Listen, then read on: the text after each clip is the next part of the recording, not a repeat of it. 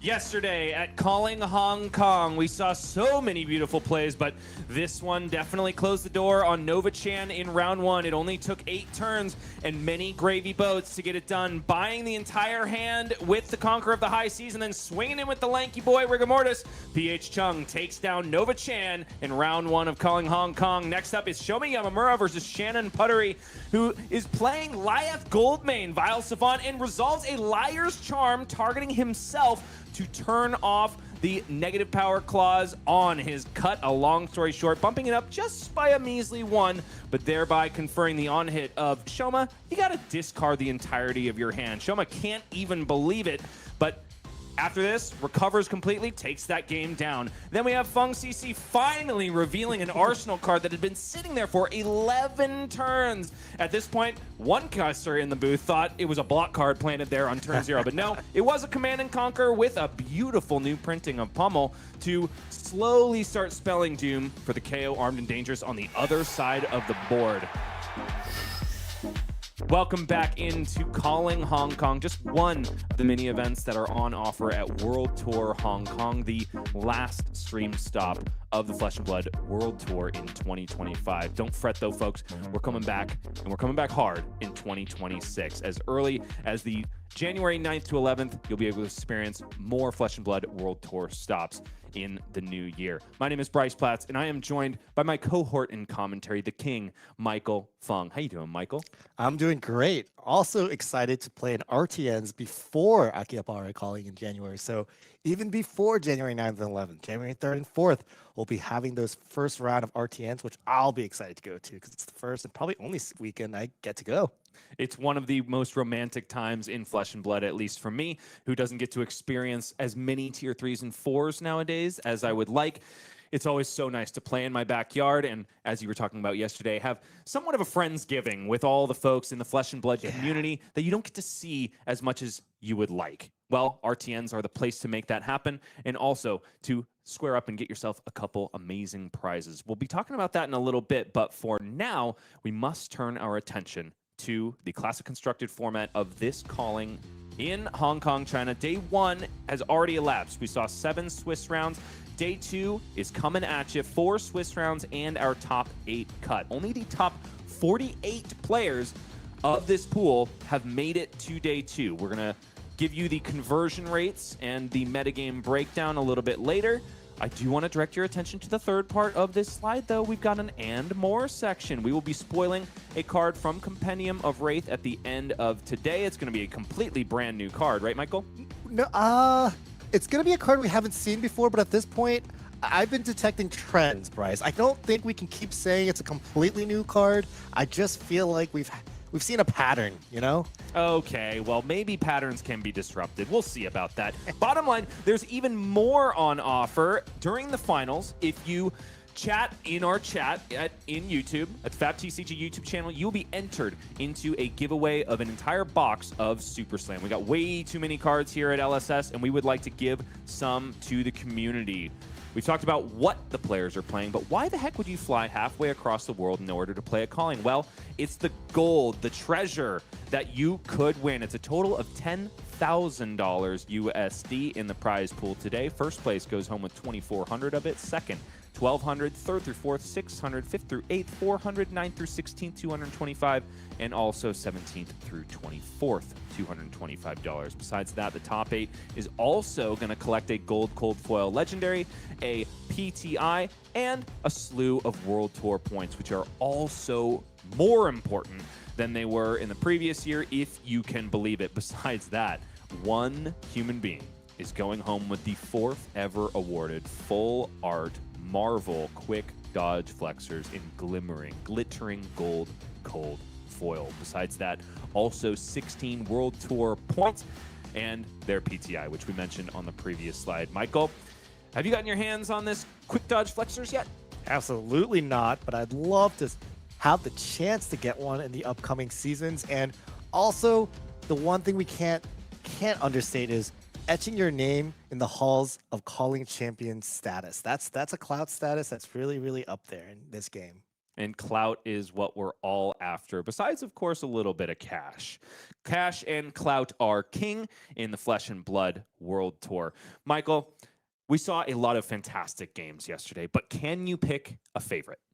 Oh, probably that first game. It just feels good to see Gravy win, at least just from my perspective. I know I'm not the good guy here when it comes to that, but I've played a lot of the games with Gravy that haven't gone so well, and seeing things line up, especially in a post, chart the high seas ban world, still, makes me feel like the deck still has legs, right? It's still a competitor. You can ban all the cards from my deck, but we'll pick ourselves up and still rise from the tides and get that victory with those Conquer of the High Seas. That was probably my favorite game. It was kind of a clinic, just showing the real prowess of Gravy Bones against decks that just aren't prepared, don't have the right tools to deal with his allies. Yeah, it's got legs, and more importantly in that game was the gold pieces in order to buy yourself a victory. Victor Goldmane is not the only person that does that, but Gravy Bones does it without the help of his dad. Yeah, which is, he just needs admirable. loan sharks. He's a self-made man. Yeah. If you want to become a self-made person, you can look forward to several upcoming events on the Flesh and Blood World Tour. It's $2 million USD given to the World Tour this upcoming year, and 36 pro level events. Get involved. Go play in Gdansk, Atlanta, Akihabara, Columbus, Charleroi, Portland, and so many more. All of these places are on offer from all of the regions that we represent, and they're all culminating, at least for the first part of the year, in the world premiere in London, where we finally get our hands on probably the most anticipated set of Flesh and Blood ever, and that's Compendium of Wraith. You will also have the opportunity to play with these brand new pre-constructed decks from Silver Age, both chapters 1 and 2. As far as the display goes, that is going to be an event to remember. And that's all the World Tour, $2 million USD. And if you are not the traveling type, if you'd rather not hop on a plane in order to play your card games, you can do it at home. Road to Nationals is coming at you in the first month of next year, and it's coming to an LGS near you, or heck, even several if you're lucky. And Michael and I have already been waxing poetic about how much this season means to individual players, and it's for calling champions and gentlemen like myself alike. It's the place where the local scene comes together, and it's where all of these metagames that we tout and discuss during Tier 3 and 4 events coalesce and become what they are. Michael, what's the most exciting thing you've ever seen in a Road to National season? Players who have never top-8'd anything. making top 8 for the first time. Just that sheer excitement, it makes it so worth it, right? We watch calling streams, we watch Pro Tour streams, and we see the metagame percentages and all these numbers and all these names. But when it's you, yourself, your friends, actually making these top 8s and actually, you know, getting some loot and achievements to your name, some living legend points to your name, that's what Flesh and Blood is all about. And you know, the loot is getting better and better. Gem packs, which have been a massive success, are there for participators. You've also got cold foil in the palm of your hand for top 4, rainbow foil in a brand new printing of Twin Drive for the top 8. Top 2 are getting gorgeous playmats, and of course the winner goes home with cold, hard, gold, cold foil. RTN season is one of the most romantic parts of Flesh and Blood for me personally. The players here, though, after going through seasons like Road to Nationals and ProQuest, think that they have found something to attack the broader metagame. It all changes when the best of the best get into the same room. So let's talk about what happened here at Calling Hong Kong. This is the way we started off yesterday. 147 players, and suddenly out of, I would say nowhere, but off the back of a banned and restricted announcement, Kayo, Armed and Dangerous, finds himself as the most represented deck. Any other surprises here, Michael? Kassai of the Golden Sand. That feels like what the whole weekend's been about. Tons of them at the top of the standings. Lots of big names like Shoma Yamamura bringing Kassai of the Golden Sand. Of course, Kassai was a winner of the last calling, so maybe not too big of a surprise, but at 14, more than Marionette, more than Verdance, more than Syndra, this is definitely a big change from the World Championship meta. Besides that, the heels of Wraith are represented here. There were 3 copies of KO Underhanded Cheat and 3 copies of Lyath Goldmane to round out the entirety of the Reviled talent. And one of each camp is still live at the top of today. We saw KO Underhanded Cheat on stream yesterday. We saw Lyath Goldmane on stream yesterday, and both of those players, respectively, are fighting for their chance at a top 8 finish, which is absolutely huge as far as the way we've been viewing Super Slam heroes up until this point. Yeah, KO definitely overperformed to my expectations, but every game we've been seeing KO just do so much work, just do so much numbers, maybe have 1 or 2 off turns where maybe can't quite convert every single card, but the numbers haven't been lying. The damage has been good. We are all about numbers here, and so let's reveal some more. Here is the conversion rate into day 2. Michael, first impressions. Guardians, Victor, and Lyath Goldmane sporting these quite high percentages. Of course, small sample size and a small actual number of players. So even a single extra player not making the day 2 cut could have converted these rates below 50%. But still, these numbers look really cool, really high. Kassai, Arachne Marionette, sporting these 40+% conversion rates. These are really high. And KO, the most represented deck, possibly the most underperforming deck as well. And that's also another story to be mentioned. Which is actually something we see kind of consistently. This was exactly the story that was told after Super Slam's release, when the word on the street was that our not so original, but our not even so original KO got a lot of upgrades and was the most represented deck at Calling Shizuoka. Did not convert nearly as well, I think, as a lot of people expected. I want to talk about really big numbers, Michael, because that's what I'm all about. 100% conversion on Rhinar Reckless Rampage, that is, of course, the people's hero, Eugene C, and 100% conversion on Arachne Huntsman, of all heroes. Very interesting things happening there. Let's talk about low numbers now. I am looking at Syndra Drakai of Retribution. Only 3 copies eke their way into day 2. Those bans must have done what they were intended to do. And yeah, if I'm looking at Syndra and I'm looking at all the other heroes above her, a lot of these are matchups that traditionally weren't so great for her. Victor Goldmane, Kassai, Arachne Marionette, these were not matchups that Syndra was really built to prey on. And even KO Armed and Dangerous, losing the dice roll could often mean losing the game. So I think it's more than just the cards being banned from Syndra, but some of her natural enemies rising up and seeing more popularity because of the other bans. For example, Verdance taking a dip is quite good for the Guardian class in general. So a lot of factors at play here that are, you know, the headwinds for Syndra's success in the upcoming future? Well, you know, the conversion rate is important, but it doesn't tell the whole story. We've got to see where these players are actually landing. So we'll turn our eyes to the standings after the end of day one. The Kassais have risen up. High tide is not just for pirates anymore. It's also for mistresses of the Golden Sand. We got Shoma Yamamura, Jake McCormick, and Lee Ming-Han making up the first 3 slots. And after that, this dual-wielding warrior does drop off in a big way, but it is a very diverse field out there heading into day 2. Kassais, Kayos, Gravy Bones, a couple of Cilios as well. That seems to be the story we're seeing here at the top tables after day 1. I'll be excited to see what happens today and if there's going to be more shakeups. So, Michael, if you were playing in this calling and you're looking at the standings, say in your hotel room or jamming games with your teammates, what are the things that you notice? Say you're kind of in the middle of this pack, X and 2. What are you trying, you know, based on your hero, what are you trying to see? What are you trying to dodge? Are you dooming? Are you feeling pretty good?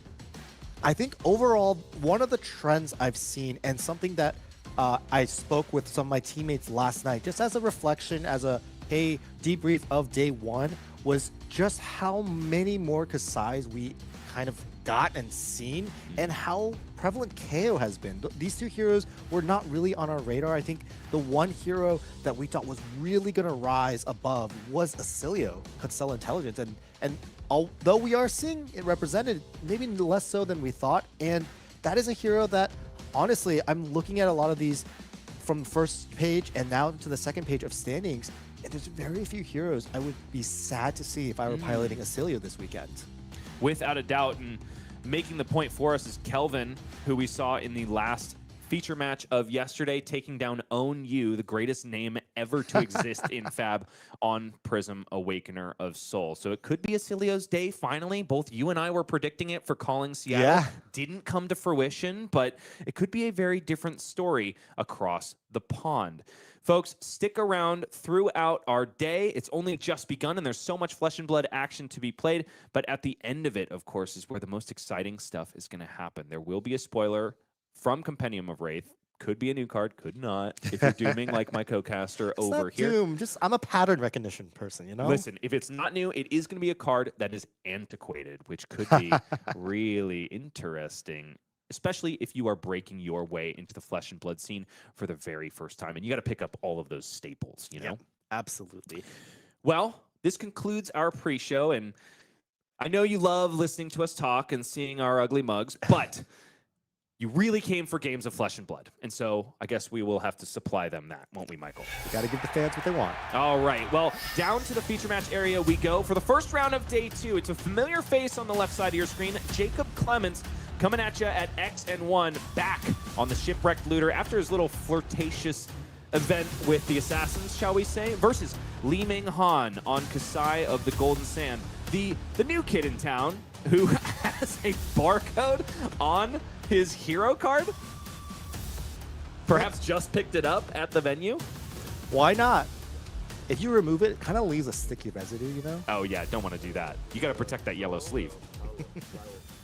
First and foremost, it's unsheathed for Lee Ming-Han, which means the Centauri Saber is coming in for 5 go again, thanks to the fact that the weapon now has more than double its base power.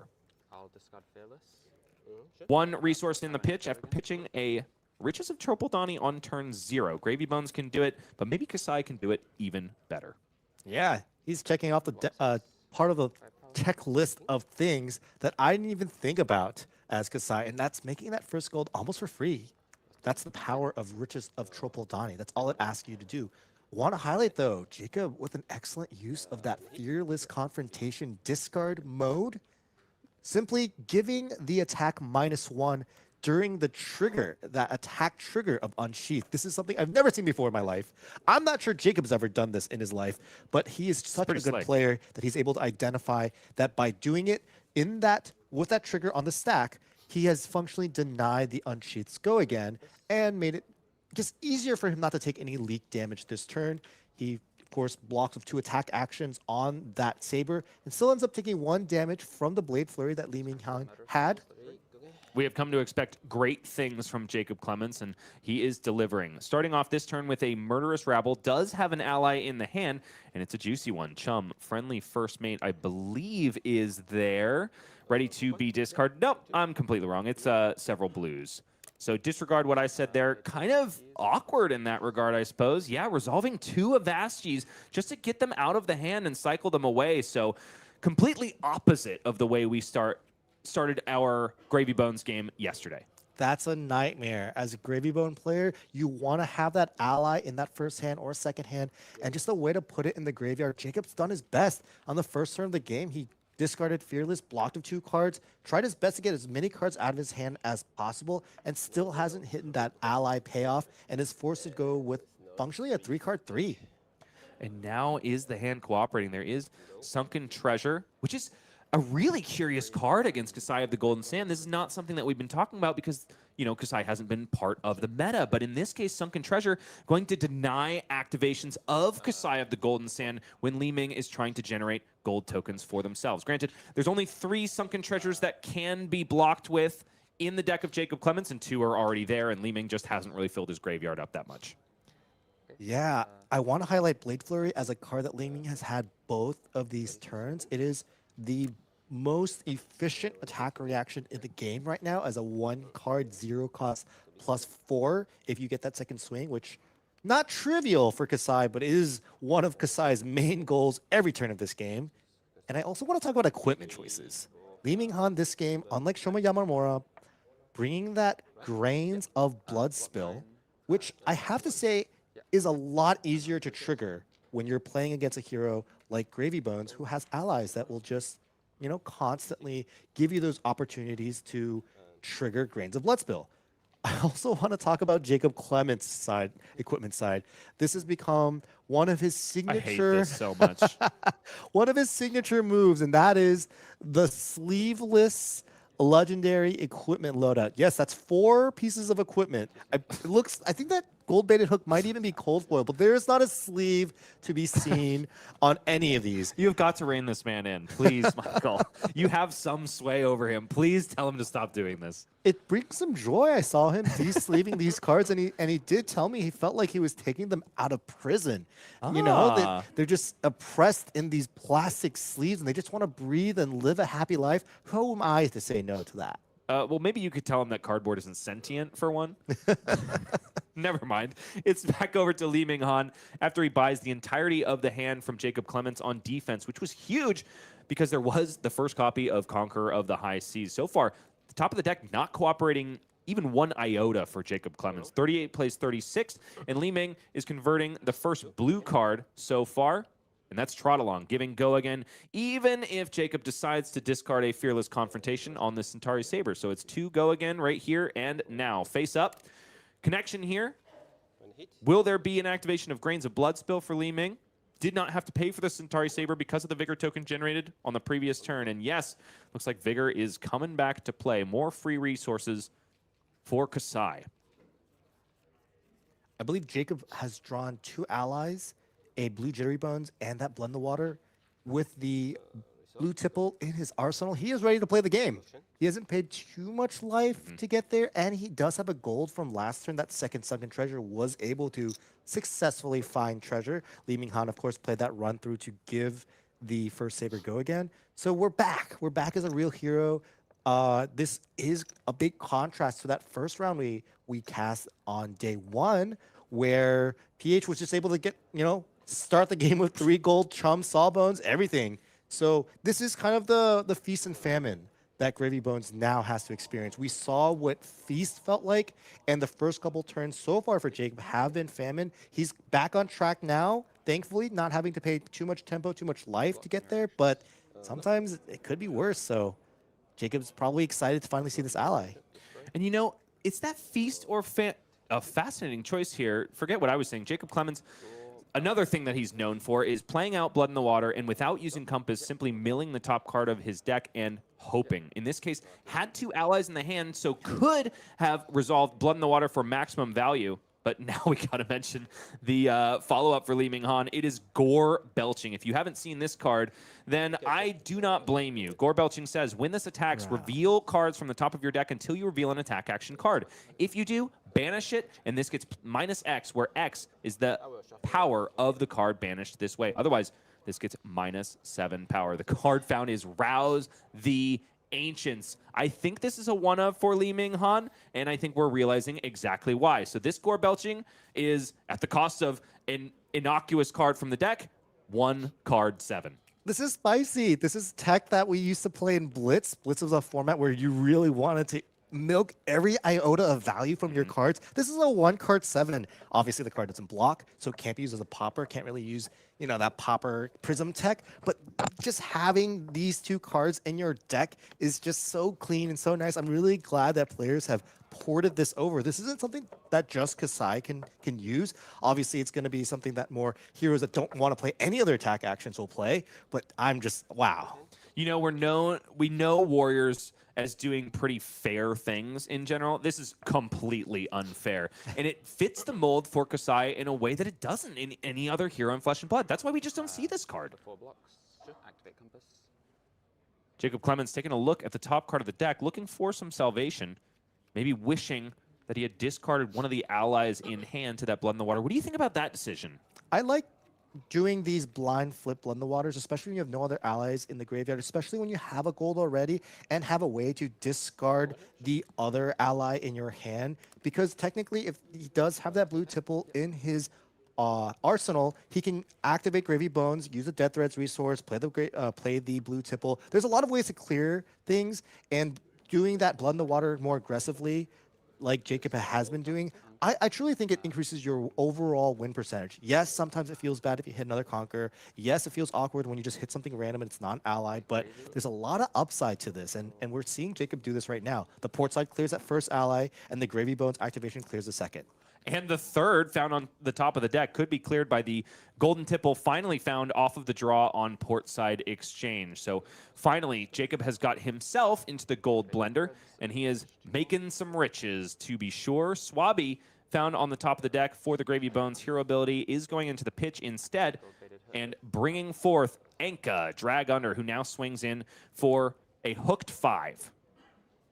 So, Michael, I want to go back to my previous point because this is something I'm really interested in. Gravy Bones, as a hero, like you mentioned, has this dynamic of feast or famine. Things can break your way, just like the tide. Also, like the tide, can very much not break your way, which is a curious thing to me when it comes to the fact that the top players in our game gravitated to Gravy Bones pretty much immediately. It feels like it's a little more slanted towards variance than a Michael Hamilton would enjoy. How do you account for that?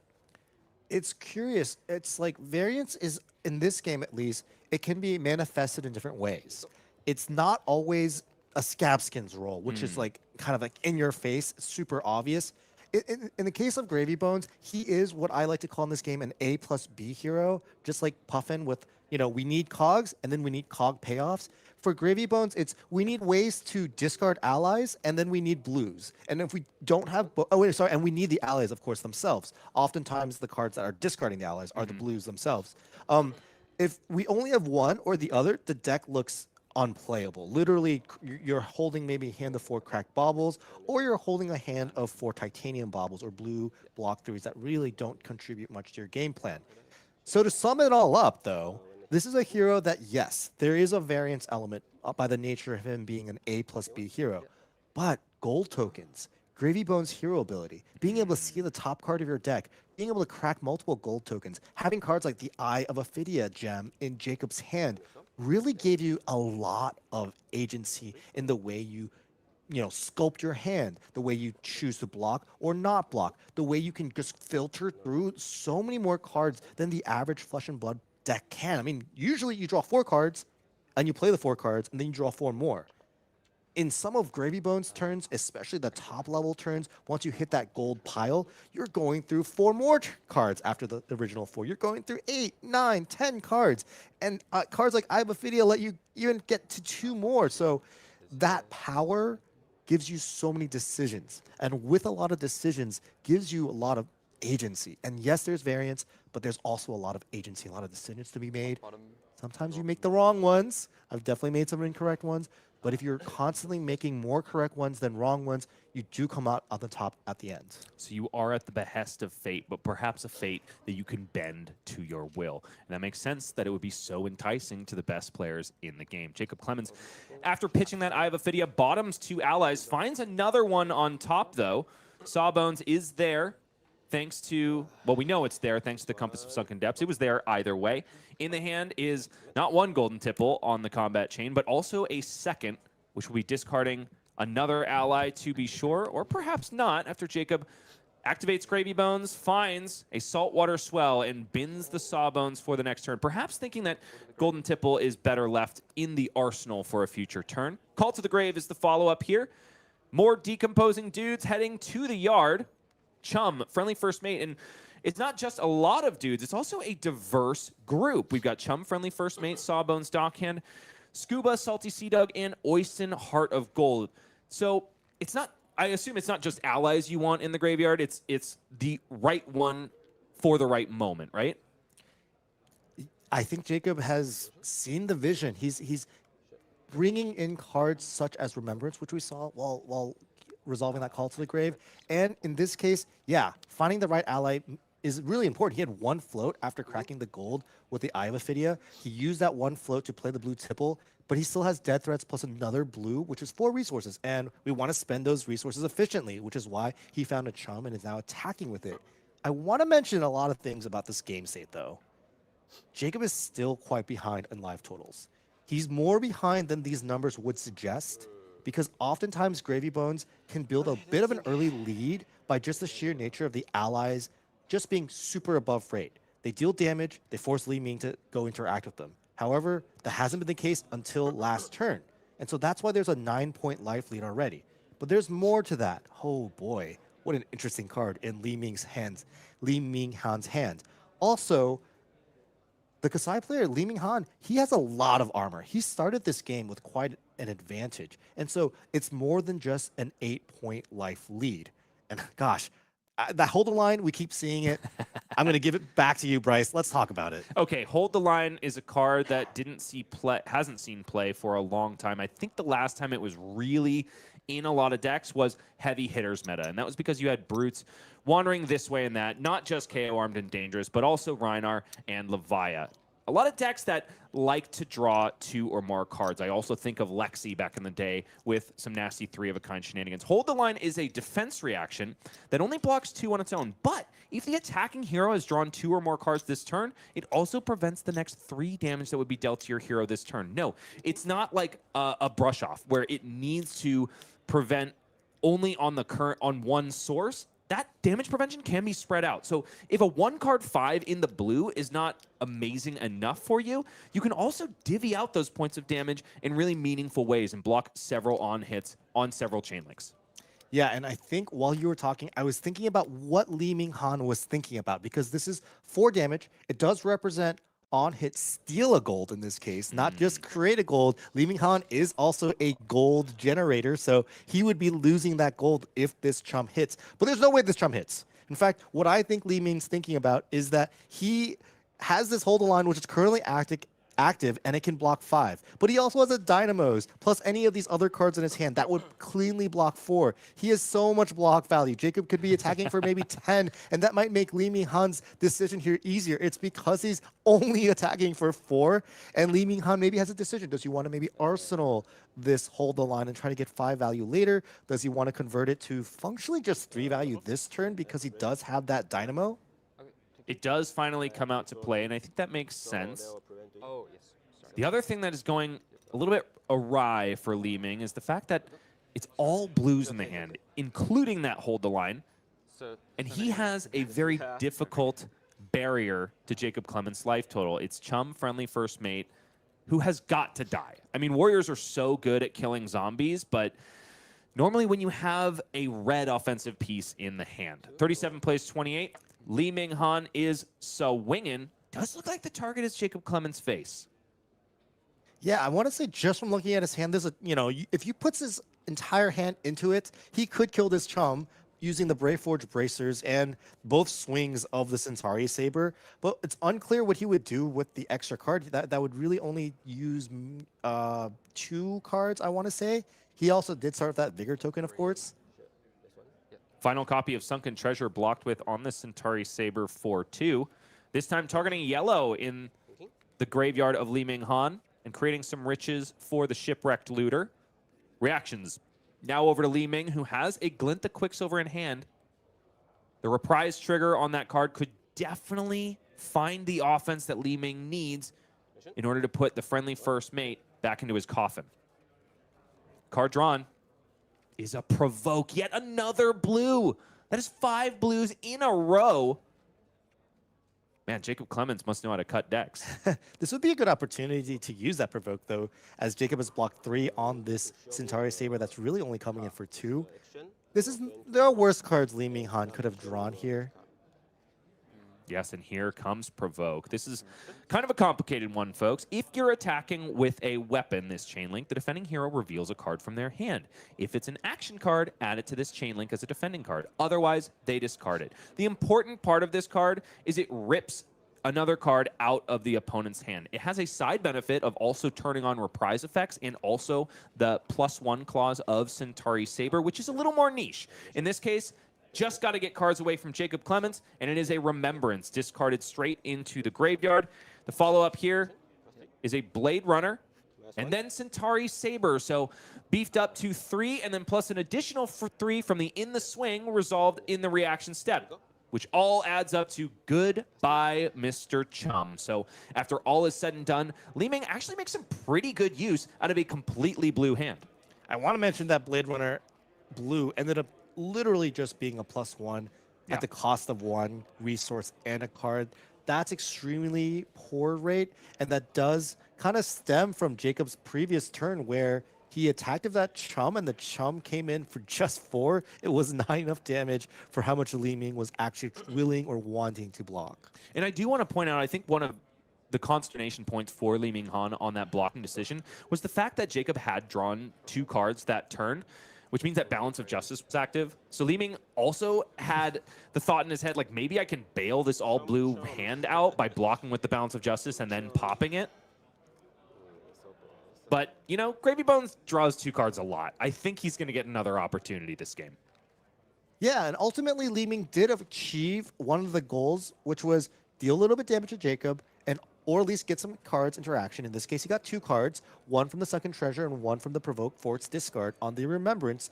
Jacob, of course, not in the business of keeping that Remembrance at this point. It doesn't seem like fatigue is a concern yet. It seems like his own life total is probably a bigger concern at this point, already behind by 8 life.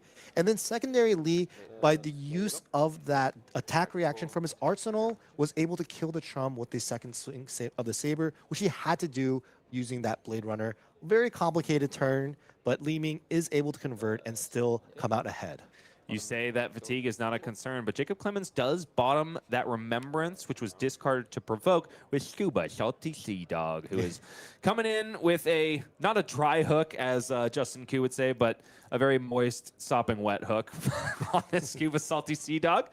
So not just 1 gold token generated by bottoming the Remembrance, there's also one on connection with the life total. Li Ming-Han, however, has plenty of resources in the fridge, and also cards that block incredibly well in the hand, too. But it is Balance of Justice plus Brave Forge Bracers. I think even though Jacob hasn't drawn 2 cards on this turn, Li Ming really doesn't want to have to ask themselves that question again. Do I need to block with Balance early? Instead, it's just going to be a free card whenever it makes the most sense. This is probably a little bit of telling to Jacob the power level of Li Ming-Han's current hand, as the turn before, I think Li Ming would have been happy to block with maybe 12 or 3 or 4 of those cards. Yo, if the last hand didn't have the gas, Li Ming is fueled up now. It's all reds. After drawing a card off of a break of gold, there's 2 resources in the pitch, and Li Ming will not have to pay for either of those sabers for the remainder of the turn.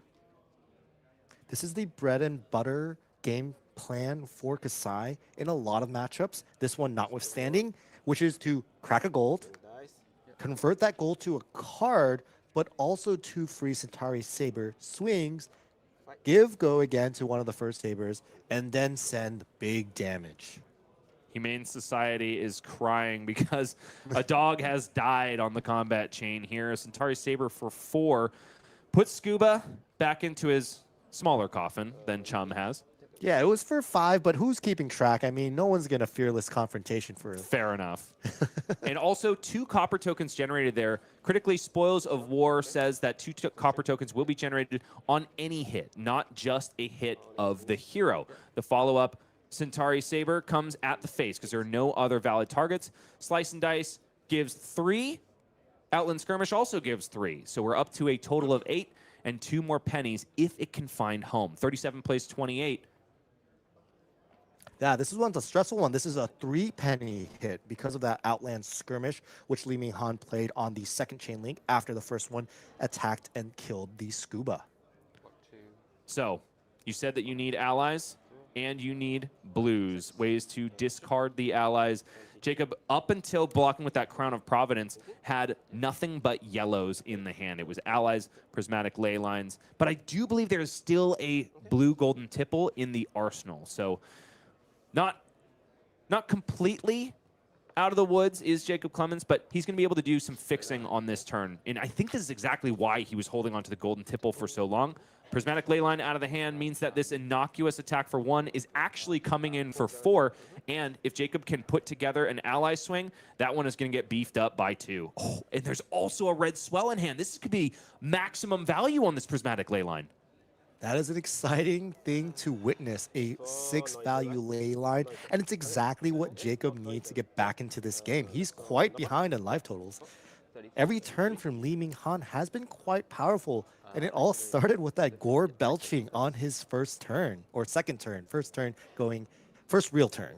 Comes to the sunken depths, finds, I'm assuming, a blue because Jacob Clements checked for it. And yes, he is tubed by a massive wave and is now resource flooded on this turn. This saltwater swell coming in for 4 thanks to the persistent effect of Prismatic Leyline. Gave +3 to the golden tipple, +1 to the saltwater swell, and probably +2, I would imagine, to the either Swabby or Chum to follow. Oh no, instead Jacob Clements draws up that card off the top of the deck, which is Rigor Mortis. So it's 2 allies in hand now after activating the Gravy Bones ability, 1 of course going to the yard. A bit of a negative variance point here. Jacob activated Gravy with an ally in hand, really hoping to arsenal anything but that ally. Oh, and it's another ally in hand after popping a gold to try to bail himself out.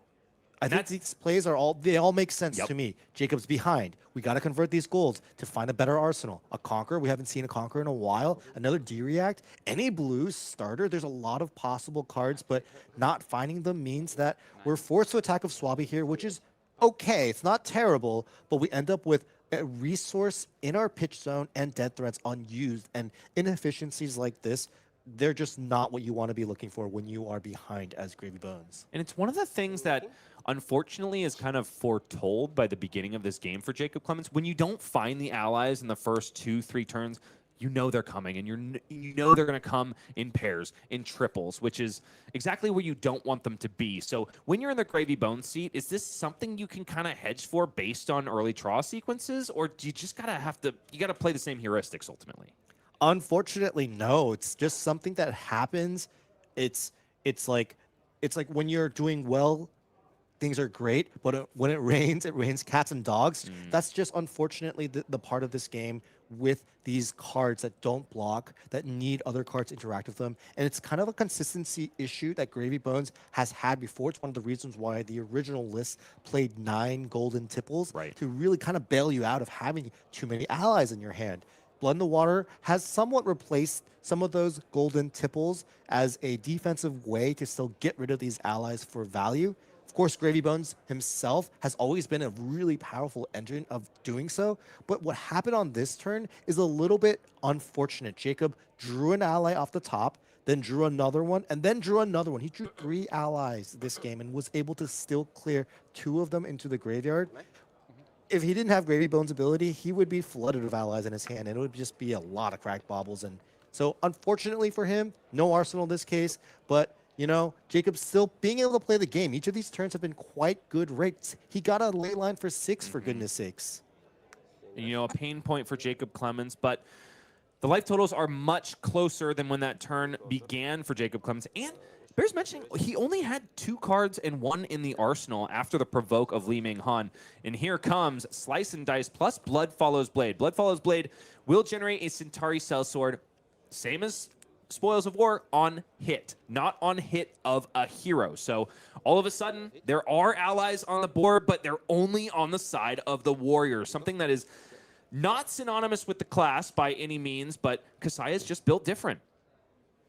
Yeah, Ming-Han also showing, hey, you can make allies, I can make them too. And so here comes 3 Go Again. A mercenary bot and swinging in does have Go Again and swings in for 3, but you can only swing with Centauri Sellsword if you've attacked with a weapon this turn. Ming has met that requisite condition. So it's Centauri Saber, Sellsword, Centauri Saber once again, coming in for 5.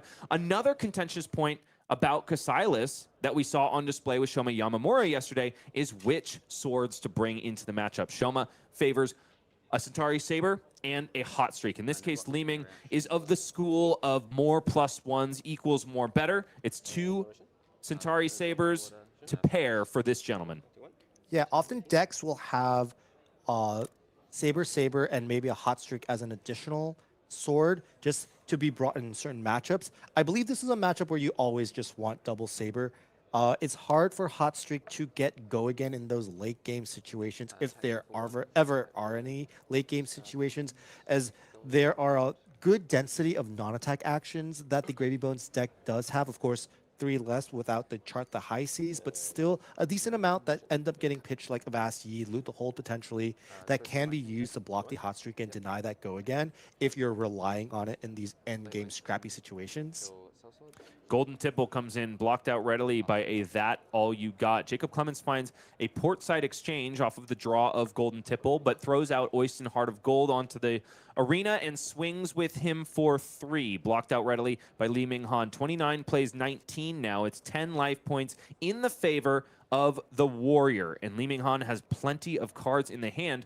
5 total if you include the arsenal, based on the fact that All You Got drew him a card once the combat chain was closed. And it's the first activation of Kassai. This is the first activation of Kassai this game, right? It's coming very late because of those sunken treasures. That's a really good point, Bryce. Yeah, 2 Sunken Treasures did sink a yellow, and yellows are often the gatekeeper of the Kassai hero ability. You don't really want to play too many yellows. The deck doesn't play as many yellows as it does reds, and by denying those yellows and sinking them, Jacob has stalled and held back Ming-Han's gold generation. Of course, he did get that free, quote-unquote, free gold from the pitch of Riches of Triple Donny on turn 0. He was doing a little bit of Gravy Bones cosplay himself, and he's also making allies. I mean, it seems like these 2 decks operate on a really similar axis, and what they're doing is something that other decks have been struggling to deal with, which is allies, consistent damage, being able to block efficiently, using yellows well. Ah, well, here are the yellows. Yes, yellow Blade Runner in a pitch of a yellow in the form of another That All You Got. 2 cards still remain in the hand for Ming-Han. This Centauri Saber coming in for 4 after 2 reactions are played to it. Blade Flurry is the only one buffing up this Saber. The following one, however, will get an additional +2 buff thanks to the Blade Runner that gave Go Again to the first. And Jacob Clements has finally pitched his copy of Riches of Triple Donny, and that's because Quick Dodge Flexors are coming out to play. I'm sure Jacob is attempting to upgrade that piece of equipment today. Do you think he's going to run it in a sleeve, for God's sake, if he gets it? I wouldn't hold it against him. I mean, at this point, he's on a journey to just emancipate every card he sees, it seems like. I think if you could play with your entire deck unsleeved, he'd probably take that option too. Can you not? I actually don't know that. I'm unsure, but I bet Jacob knows. We can assume that if Jacob is playing with sleeves, then he absolutely has to. Saltwater Swell going to give a +1 buff to the second Centauri Saber, and yikes, it's a good amount of punish here. In the swing comes out of the arsenal for Ming-Han. This one, a very highly rated warrior attack reaction from back in the days of Crucible of War. It might seem kind of innocuous if you played during the hunted season. It's just a 0 for 3 attack reaction, but like so many of the warrior attack reactions before, it has a requisite that you must meet. It can only be played if you've swung with 2 or more weapons this turn, which makes it kind of hard to overcome, but not if you are a dual-wielding warrior. Jacob, back over to his turn. 11 plays 29 now after a lot of blood is let out of the undead captain. Jittery Bones going to discard a Whaler Humperdinck and gain Go again. 2 accepted rally by Ming-Han, who descends down to 27. Combat chain closed here, and a blue in the pitch for Chum. Friendly first mate in addition to dead threads, which means it's another 4 coming at the warrior. Yeah, Ming-Han's last turn completely ignored Oyston. And this turn, Jacob, unable to punish. Oyston is remaining untapped this turn cycle, unused, uncranked, potentially. Maybe if Jacob moves it a little bit more to the right, we'll have this Oyston still alive by the end of the game. Will Oyston make its way into the tricorn of Jacob Clements? Only if Jason Lamb and Peter Budensick are to be followed. Well, Jacob, of course, did play those 2 Avastis on the first turn of the game. It was the right play to do that turn, but it was also kind of painful. These are the cards you want when your opponent doesn't kill your allies. You want to punish them. You want to give them Go again and attack of other allies. Jacob didn't have it in his hand this turn, though. Card drawn for Ming-Han at the cost of a gold piece and a red found. Exactly what he wants to see. There is plenty of Go again in this hand. Spoils of War, Blood Follows Blade. Outland Skirmish not going to give Go again, but will give a juicy buff. There's plenty of copper that are going to be in Ming-Han's coffers, and it's only a matter of time before he converts it to blood. And I think that could be the final turn of this game if Ming-Han is able to resolve a massive blood on her hands turn. Yeah, even a small blood on her hands turn at this point would be like about 16, 17 damage, and these sabers, once you are low enough life total, are quite painful to block. The Gravy Bones deck has a lot of attack actions and a bunch of cards that don't block. The non-attack action suite has been shrinking. Oh, boy. Oh, we found Here it. we go. It was in the arsenal all along, ladies and gentlemen. Ming-Han now has the opportunity to choose how many copper he would like to invest into this blood on her hands. Each one will give one of the 6 total modes that you can choose on this card. There are 3 modes, but you can choose each of them twice. Each one must be paid for by a copper. The 3 modes are: target one-handed weapon has +1 while attacking this turn. Target one-handed weapon has Go again while attacking this turn. Target one-handed weapon may attack twice this turn. So it's a curious card on its face value. Makes you think you want to invest as much copper as you possibly can. Hey, newer players will probably not invest in this card unless they have the complete 6, but I think the value falls off pretty heavily beyond 4. But listen, Ming is going to be generating so many pennies this turn, he probably doesn't care. But it's one of the heuristics that you need to understand if you're playing Kassai. He's also pairing it with a really powerful Majestic and Spoils of War. I will wager to guess he's chosen that both sabers are going to swing twice. He's giving the +1 to Centauri Saber, this one, 2 times. You can stack them. You don't have to put +1 on each one. And this one is probably the one that doesn't have natural Go again, if that makes sense. He's giving it Go again by playing this Spoils of War. But this is really powerful because Spoils of War says each time a weapon hits this turn, create 2 copper. And Ming-Han will most likely be swinging sabers 4 times this turn, which represents 8 possible damage. Sorry, 8 possible copper created. This would be a great turn to utilize something like a quick dodge flexors, for example. And, well, The 2 copper already made. The first swing slays Chum. The second iteration played this game not long for this world, and already after investing all of his money into this turn has bought some of it back. Those are amazing returns any way you slice it. I wonder if Ming is a stock man. The follow-up here is Centauri Saber for 2. Likely just naturally not naturally, but likely has Go again thanks to blood on her hands. And Ming is indicating a second swing available with those 2 die at the bottom of the Centauri Sabers. Jacob Clements accepts 2 damage there, which also means 2 more copper for Ming-Han. And already almost back to where he started this turn in terms of legal tender. That's not all that's going to be happening. This is an Outland Skirmish played right here by Ming-Han. So he's already representing 9 more damage this turn. 5 from the saber and 4 from the second swing of the other saber, and he still has a card in hand. Jacob is already on the back foot now, and he's finally found another Conqueror of the High Seas. Of course, he blocked one on turn 0.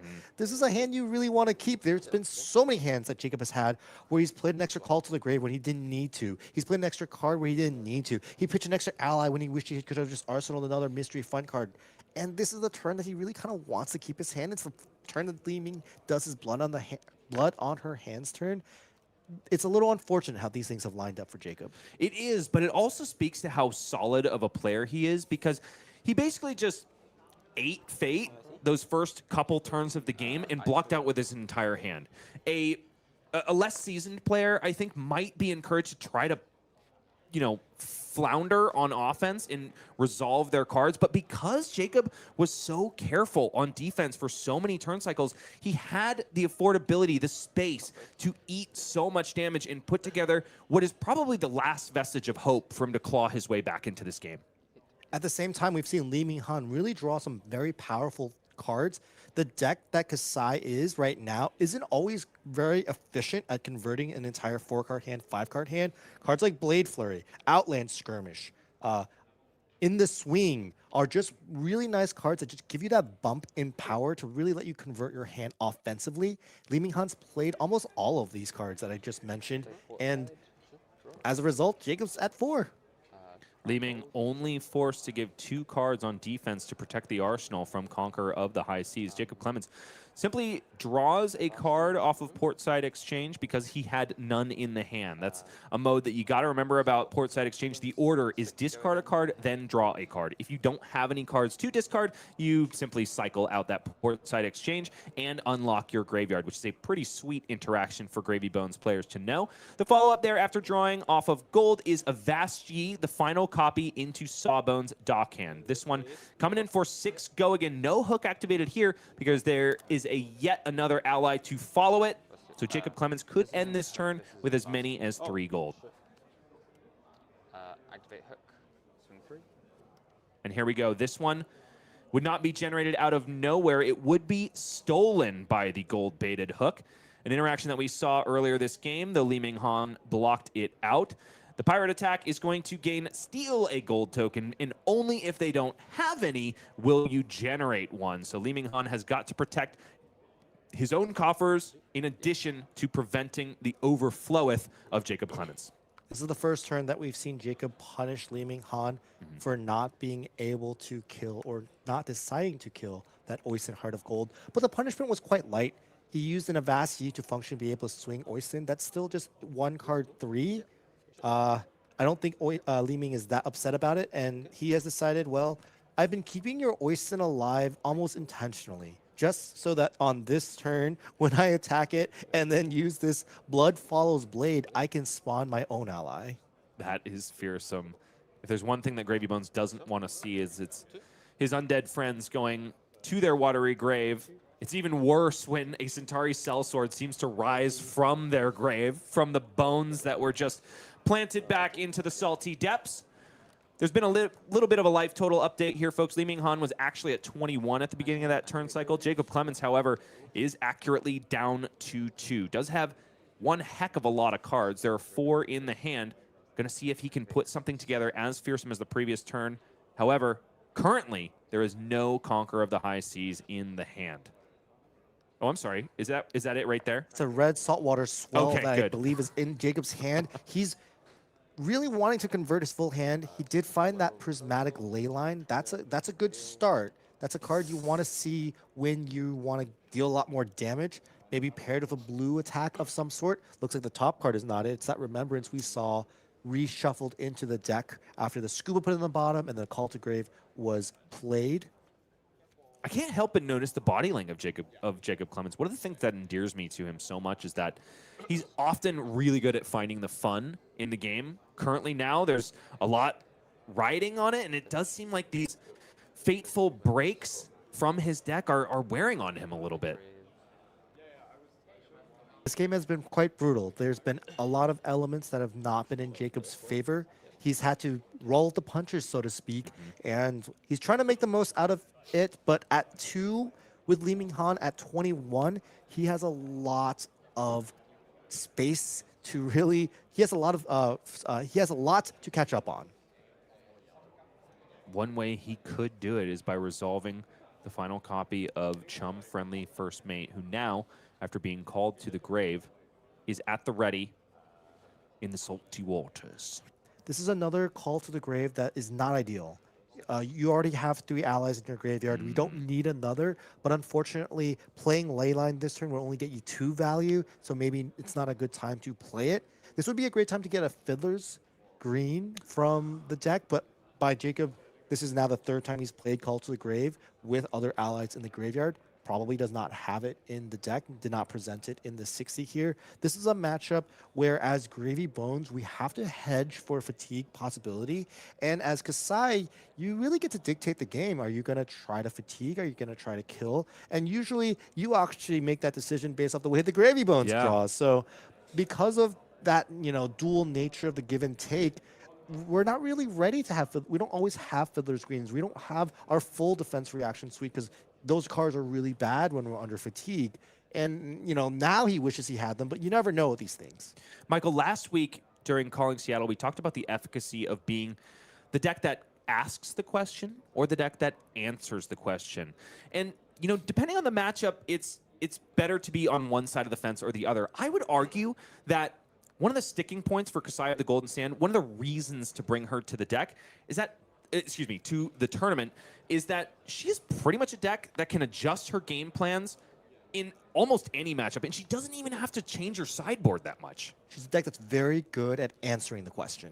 And Gravy Bones, honestly, at this point in its development, has become the premier asking the question deck. So this is just a great hammer meets shield moment, you know what I mean? It's just one deck really trying to hit through, and the Kassai deck just being a stalwart bastion of defense, value, making allies, and of course, causing some blood in hands. It's not just zombie allies that are bleeding. Ming-Han is already also trying to take the blood of their salty captain.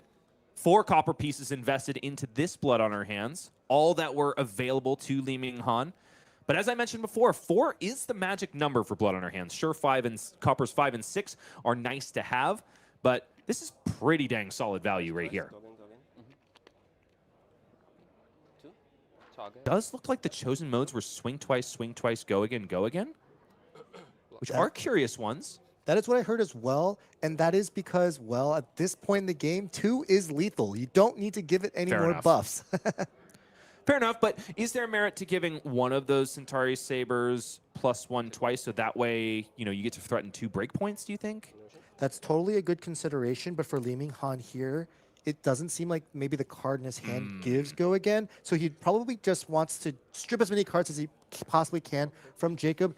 Who cares if this Sawbones is still alive at the end of that turn cycle? It won't matter much when, well, your opponent has been deceased.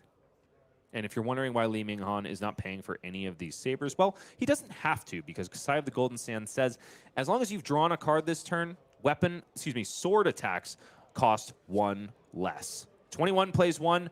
Ming-Han has bought so many cards from Jacob Clements, and he is looking for help from the top of the deck. It's Teep the Barkeep and Rigor Mortis after pitching a Eye of Ophidia. The deck is very thin at this point. Random card off the top after bottoming those 2 is a blue Saltwater Swell. There's a prismatic ley line in the arsenal, which could mean that Jacob can do some serious damage here. I just don't see a way where it's enough, though.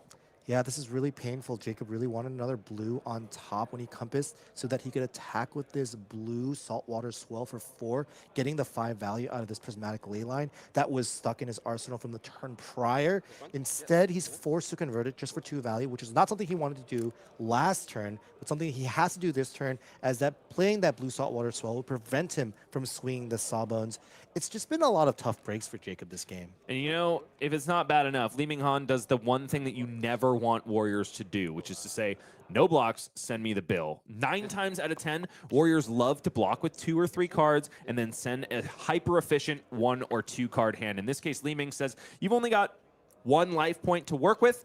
That's that's going to be plenty in terms of the offense that I've got in the hand. I think Jacob Clements is not long for this world. 14 plays 1, but that hardly tells the story of this turn cycle. It's a second Centauri Saber, and the fist bump extended by Jacob Clements, who by all accounts is the calling king, taken down here by Kassai of the Golden Sand and Ming-Han, who came out of the gate swinging with a gold piece and Centauri Cell swords to boot. Michael, is there anything that Jacob could have done better in that game?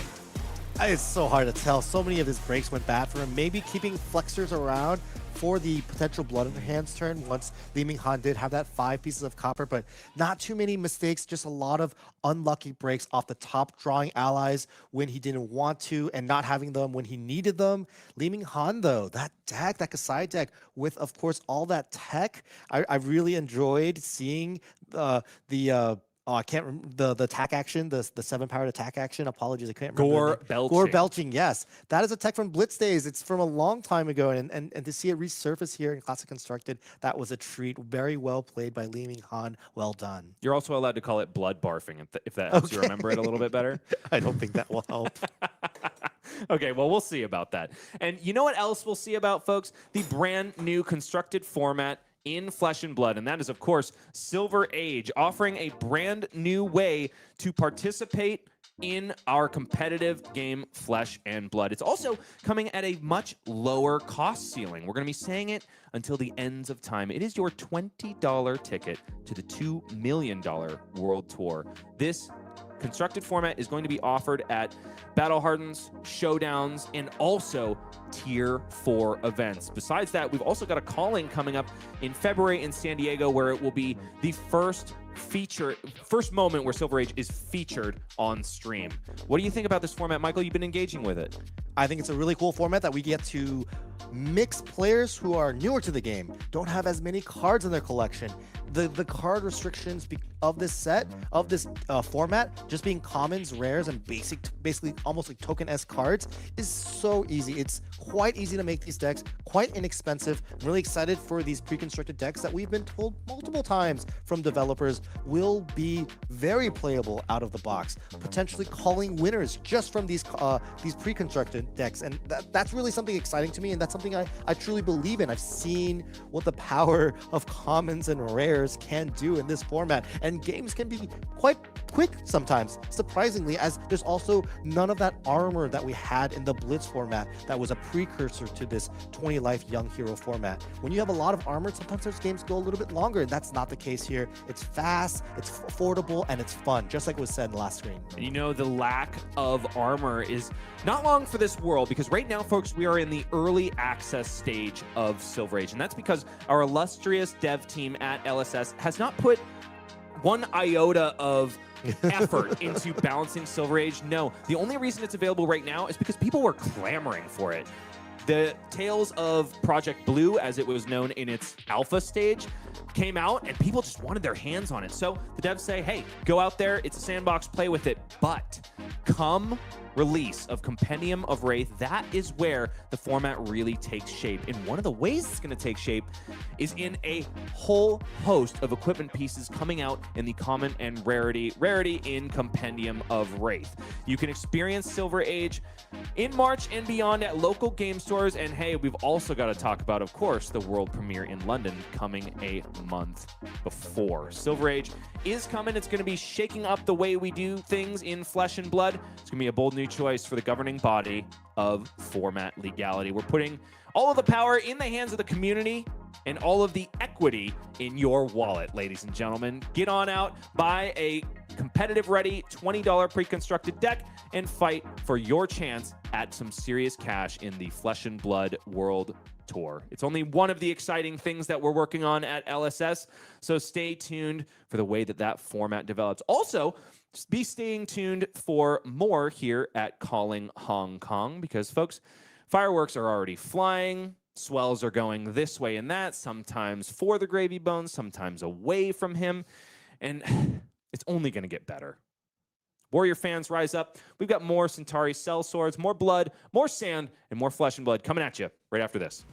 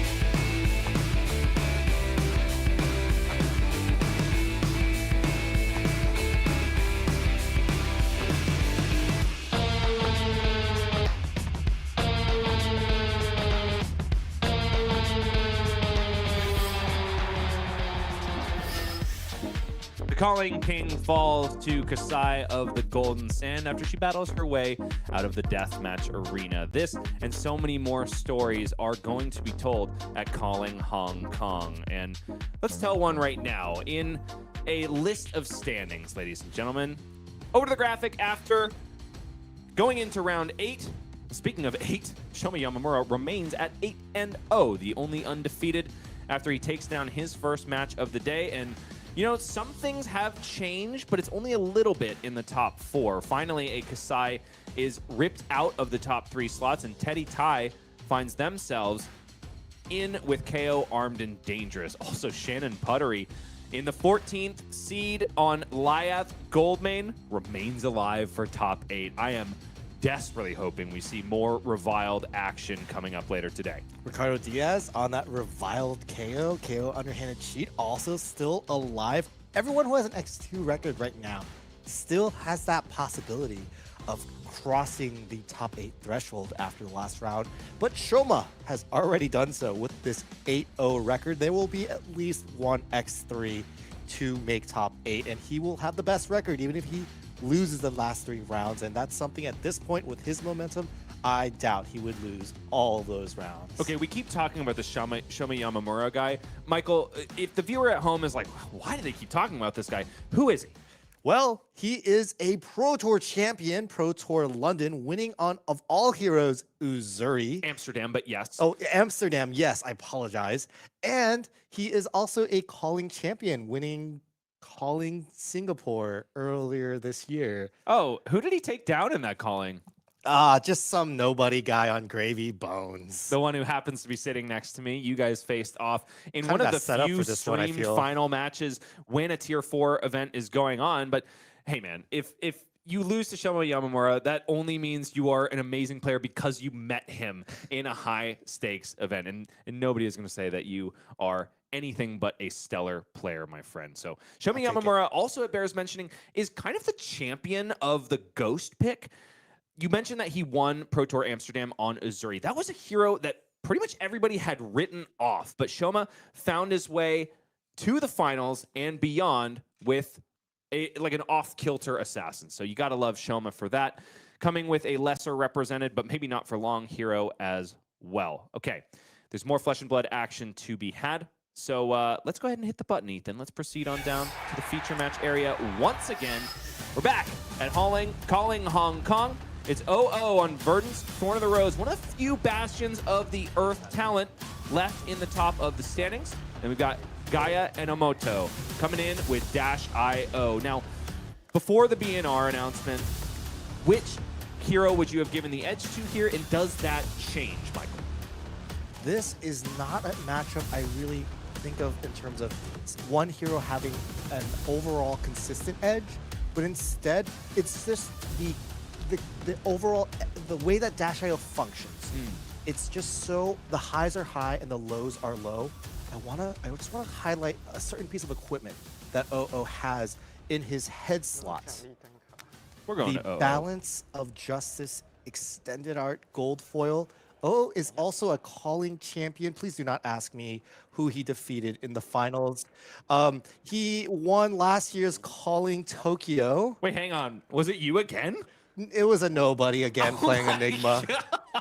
Gosh, that's insane. I'm sitting next to a man who has lost more calling finals than I've ever attended. Very fine gentleman. I love the man. He starting with great opener here. Ring of Roses, the legendary Verdance equipment. This is as good as it gets. Also gaining that life from Everbloom Life. Just a nice little start of things. And also, oh, actually maybe a little bit unlucky. His hand had 2 mental blocks, the Everbloom Life and a Ring of Roses, so he ended up not arsenaling. Still think he chose, you know, the correct things to do with this hand. Just a little unfortunate. He had a decision there. He could have used Waning Moon, but all that really would have done was given Gaia the ability to filter. So I think, you know, good disciplined play here. Gaia probably would have been happy to pitch away this backup Protocol Red, which he's cranking and playing and cranking right now, as the card's a lot worse when you have no attack actions in the graveyard, but oh, Fast and Furious. And it absolutely would have been a free filter ultimately for OO because of the head slot. Visiertronic Model 1 is a headpiece in -IO that, yeah, sure has text on it, but what it really is a source of arcane barrier 2. Mechanologist being one of the classes, like, ironically enough, Brute, that has access to AB2 just in a kind of natural part of their class identity. Sink Below blocks this Fast and Furious, which comes in for 4, thanks to the fact that Backup Protocol was cranked. Card sunk for OO and card drawn. 36 plays 41, but no blood has been drawn. No, -IO starts at 36 because that hero ability is just so powerful. Gaia is able to peek at the top card of their deck anytime they want, not just once per turn cycle like Gravy Bones, and so she's got to be knocked down a peg in terms of the life totals.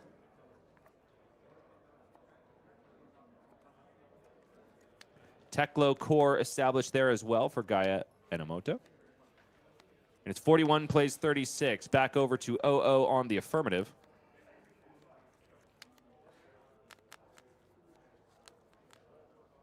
Tension is mounting here. Oh, excuse me.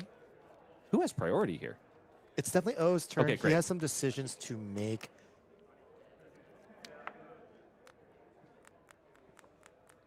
And the decision is Autumn's Touch in the red, coming in for 7.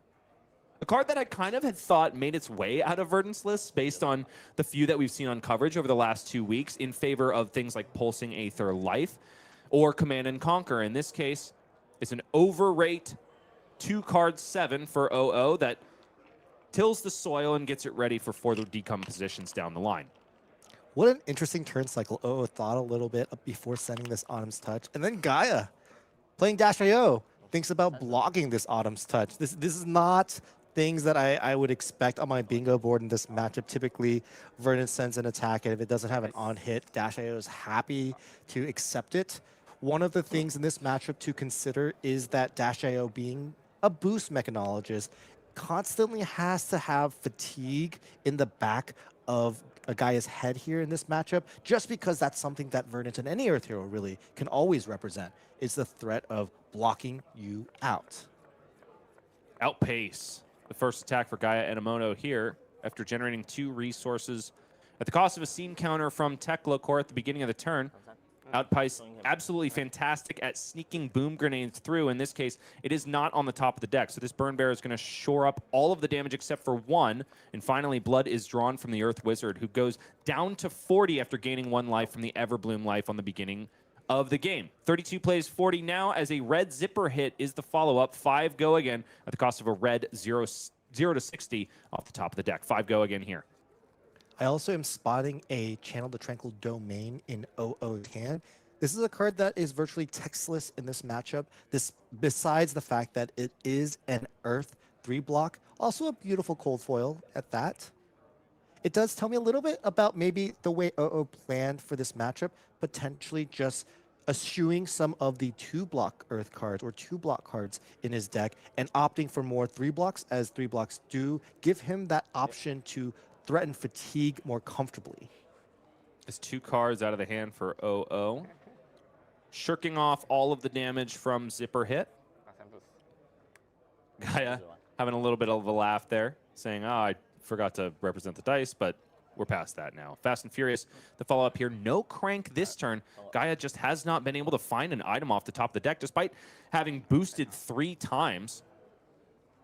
It's one of those pain points for -IO. The deck doesn't quite get out of control like you can normally expect it to unless the top cooperates. Yeah, OO's hand was a little bit hamstrung there. Didn't have a blue. If it did have a blue, he could have had a cool and clean play of playing that Heartbeat of the Candle Rose in his arsenal and then sending the Plow under, which would have been a fine thing to do with Gaia having an arsenal. The scary thing about this upcoming turn cycle as Gaia starts with that Teklo core trigger is, well, the one thing that really helps -IO push through on damage in these matchups, maximum velocity. We'll see if Gaia can reach maximum velocity and break the sound barrier a couple times this game. That is definitely going to be one of the points on which this game pivots. A little bit of a gnarly flick at the top of the deck, but luckily it was only 1 card flicked off the top, and that's easily fixed. Something that is normally required of a judge to come in and handle. And I mentioned that because Gaia Enomoto is one of the prominent members of our judge community and is also a translator as well for this game. In this case, he is let loose from the judging booth this time around, and he is doing admirably well at this calling. They don't just make calls, folks. They also play the game. It's not a big surprise. Good judges often make good players, and vice versa. Apparently knowing all of the rules really well, including not just the tournament rules, but also, of course, the game rules, actually does help you navigate this game. Especially when you are piloting one of the more complex heroes like Dash.io. Any hero that has things that you can do at instant speed definitely changes the dynamic of navigating the turns and learning how to play the hero. It's still no items whatsoever that have been able to be played off the top for Gaia Enomoto. This backup protocol red was resolved the old-fashioned way, out of the hand. This Pulse Wave Harpoon, though, besides offering 4 damage, also rips Plow Under out of the hand of OO and forces it onto the combat chain, much like we saw Provoke doing in the previous featured match. Gaia now can Arsenal with impunity and know that it won't be lost on OO's turn. Item chosen for Spark of Genius. Only Gaia knows.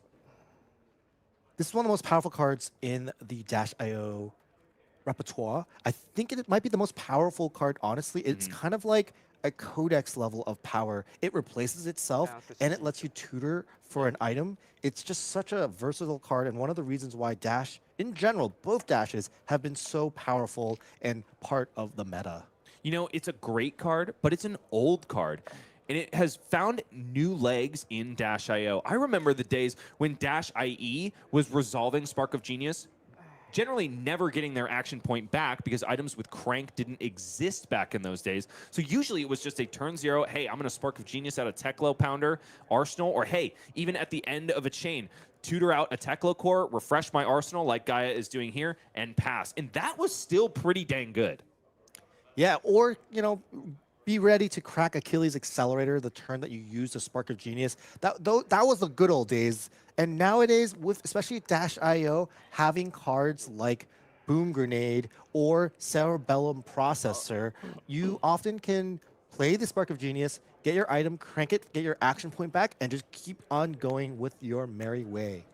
OO looking a little bit merry himself after resolving a Heartbeat of Candlehold, gaining 3 life, and then sending a Waning Moon for 2 Arcane. Gaia on blocking duty here, surprisingly enough. That is not something we normally expect from Dash.ios unless there's overwhelming pressure or on hits. It must mean that the hand is maybe a little bit resource rich for Gaia Enomoto.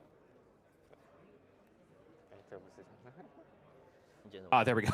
I was worried that Gaia was going to discard the pitch card by accident there, but finds his mistake before the time is too late. A little bit of shortcutting here. Gaia chose to only AB 1 of that Waning Moon damage, which meant that he still took 1 point of arcane damage, which then triggered the Ring of Roses that OO set up on that first turn, and OO gains 1 life there. Gaia, although, you know, does let that happen, is able to convert the other 2 resources from the Blue Heat pitch to crack the backup protocol, getting a attack action from his graveyard. Now, normally this hand would be a little bit awkward for Dash.io, but because of the 2 free resources generated by Teklo Foundry Heart, Gaia is going to be able to boost several chain links, and then even activate Teklo Foundry Heart if they want to be fishing for more items. The card on the top of the deck, though, right now is Maximum Velocity. Oh, excuse me. It's a Scramble Pulse. That's pretty dang fun right there. That's a card of old, but doesn't really need to be talked about now because it's in the Banish Zone to pay for a boost cost. 3 go again here on this T-Bone, forces a block of the equipment, but Wizards inherently have a cheeky piece of not even Battle Worn in Stormstriders, so can block with impunity without losing a critical piece of equipment. Now, OO was aware of this Pulse Wave Harpoon that finishes up the boost combat chain, so probably knew that he was going to be doing blocking duty on this turn, which is why he didn't leave enough resources in the hand to resolve this Cadaverous Tilling. Blocked with here, and 2 damage taken. Down to 34 goes OO. 1 resource in the pitch for Gaia Enomoto. Will there be an activation of Teklo Foundry Heart to just see if we can find an item? Yeah, normally in this spot, you would want to maybe strand OO with that Fate Foreseen, but we both players know that there's also a Sigil of Solace in OO's arsenal. Okay, it's a Teklo core off the top for Gaia Enomoto. Up to this point, has not been able to find those items on the top of the deck, but this is a doozy, and it's also the third copy of this card. So at the beginning of the next turn cycle, Gaia is not only going to have 4 free resources, but also the first boom grenade that he's been able to threaten this game, which will have lost the steam counter, but will be full steam ahead. I think it's almost time for a maximum velocity, don't you, Michael? Gaia has set up himself perfectly, beautifully to receive a maximum velocity. With 2 cores going off next turn, that's 4 resources. He won't have to pitch any resources. All he's looking for now is to actually have that maximum velocity, which I'm not sure he actually does. Not in the hand, could be in the arsenal, but I thought it was a yellow card that made its way there.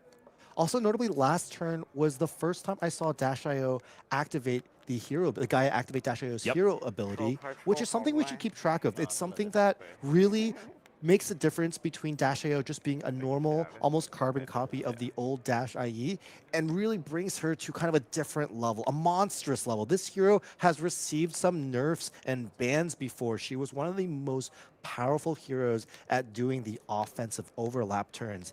And unfortunately, from looking at Gaia's hand earlier, it seemed like there were like 3 blues in that hand, and that's not really what you want to see when you have 2 cores both going off. There are lots of blues in the hand for Gaia Enomoto, but he must push as much as humanly possible to threaten the on-hit of Boom Grenade, which will explode on any connection of a Mechanologist attack. So you better believe that if OO wasn't doing defensive duty before, he will be doing it now, because every attack here is going to have on-hit 4 more damage. 2 go again now. Second blue in as many chain links resolved for Gaia Enomoto. 2 go again. But the promise of so much more. The hand for OO does have some good blocking cards, and I think a Fate Foreseen is in the arsenal, which is exactly what OO wanted to do to set up for this onslaught. We lauded Gaia for setting himself up as well as possible. OO did the same in kind, and the top of the deck definitely cooperated more for one hero over the other. 我装备买光。 3 resources still in the pitch for Gaia Enomoto. After this T-Bone comes out onto the combat chain, OO kind of in an awkward position here. Normally, Wizards want to just keep throwing Storm Striders in front of these T-Bones, but in this case, there is a meaningful on-hit, so OO decides it's more valuable to leave cards in my hand if I can, and Stonewall Gauntlet is committed to blocking duty. The final attack, likely, for Gaia Enomoto is this zipper hit in the yellow, finally coming in at a pesky breakpoint for OO, but he has the exact answer for it. The Fate Foreseen placed in Arsenal on the previous turn cycle. Now, the op decision is where the priority lies, and then it'll be back over to Gaia Enomoto, who is going to try to push through 2 more cards in the hand. I'm not sure I see a world where it happens. It's a shot of Symbiosis shot. Buys 1 more card out of the hand of OO, who simply wants to just set up another arsenal and pass back over to his judge, translator, opponent, Gaia Enomoto. 31 plays 37.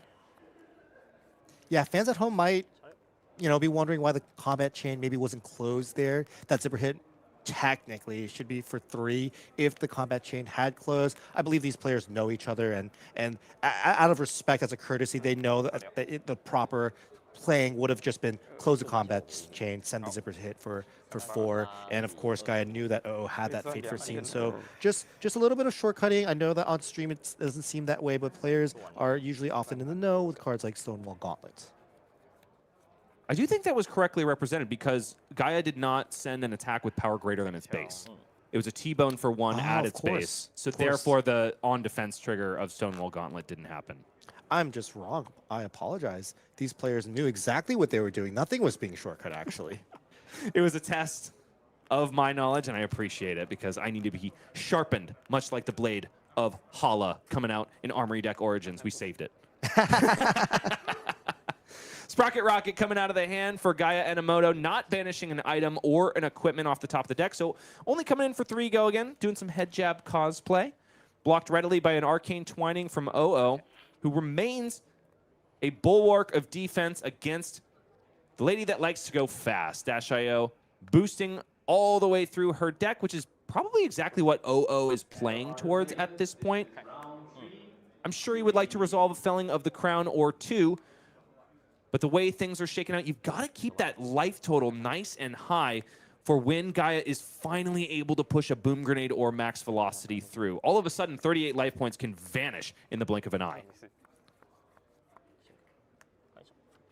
This Fast and Furious should be coming in for a big bad 7, thanks to the fact that boom grenade was cranked on this turn. It's blocked perfectly by OO with an Enlightened Strike and a Sink Below. Cerebellum Processor, the first of its kind this game, comes out into the arena, and it's perfect because all of a sudden there's 3 action points for Gaia, and one of them is surely going to be sunk by the Cerebellum Processor in order to draw a card. One of those cards that really facilitated the offensive overlap that you were talking about of Dash.io of old came out in Dash.io's very own Armory deck. This is one of the most powerful blue items Dash.io has ever had access to. Gaia, of course, having kind of a great turn here. BIOS update, finding that boom grenade, then being able to Cerebellum Processor off of the Dash.io hero ability. And wow, what a hand, Bryce.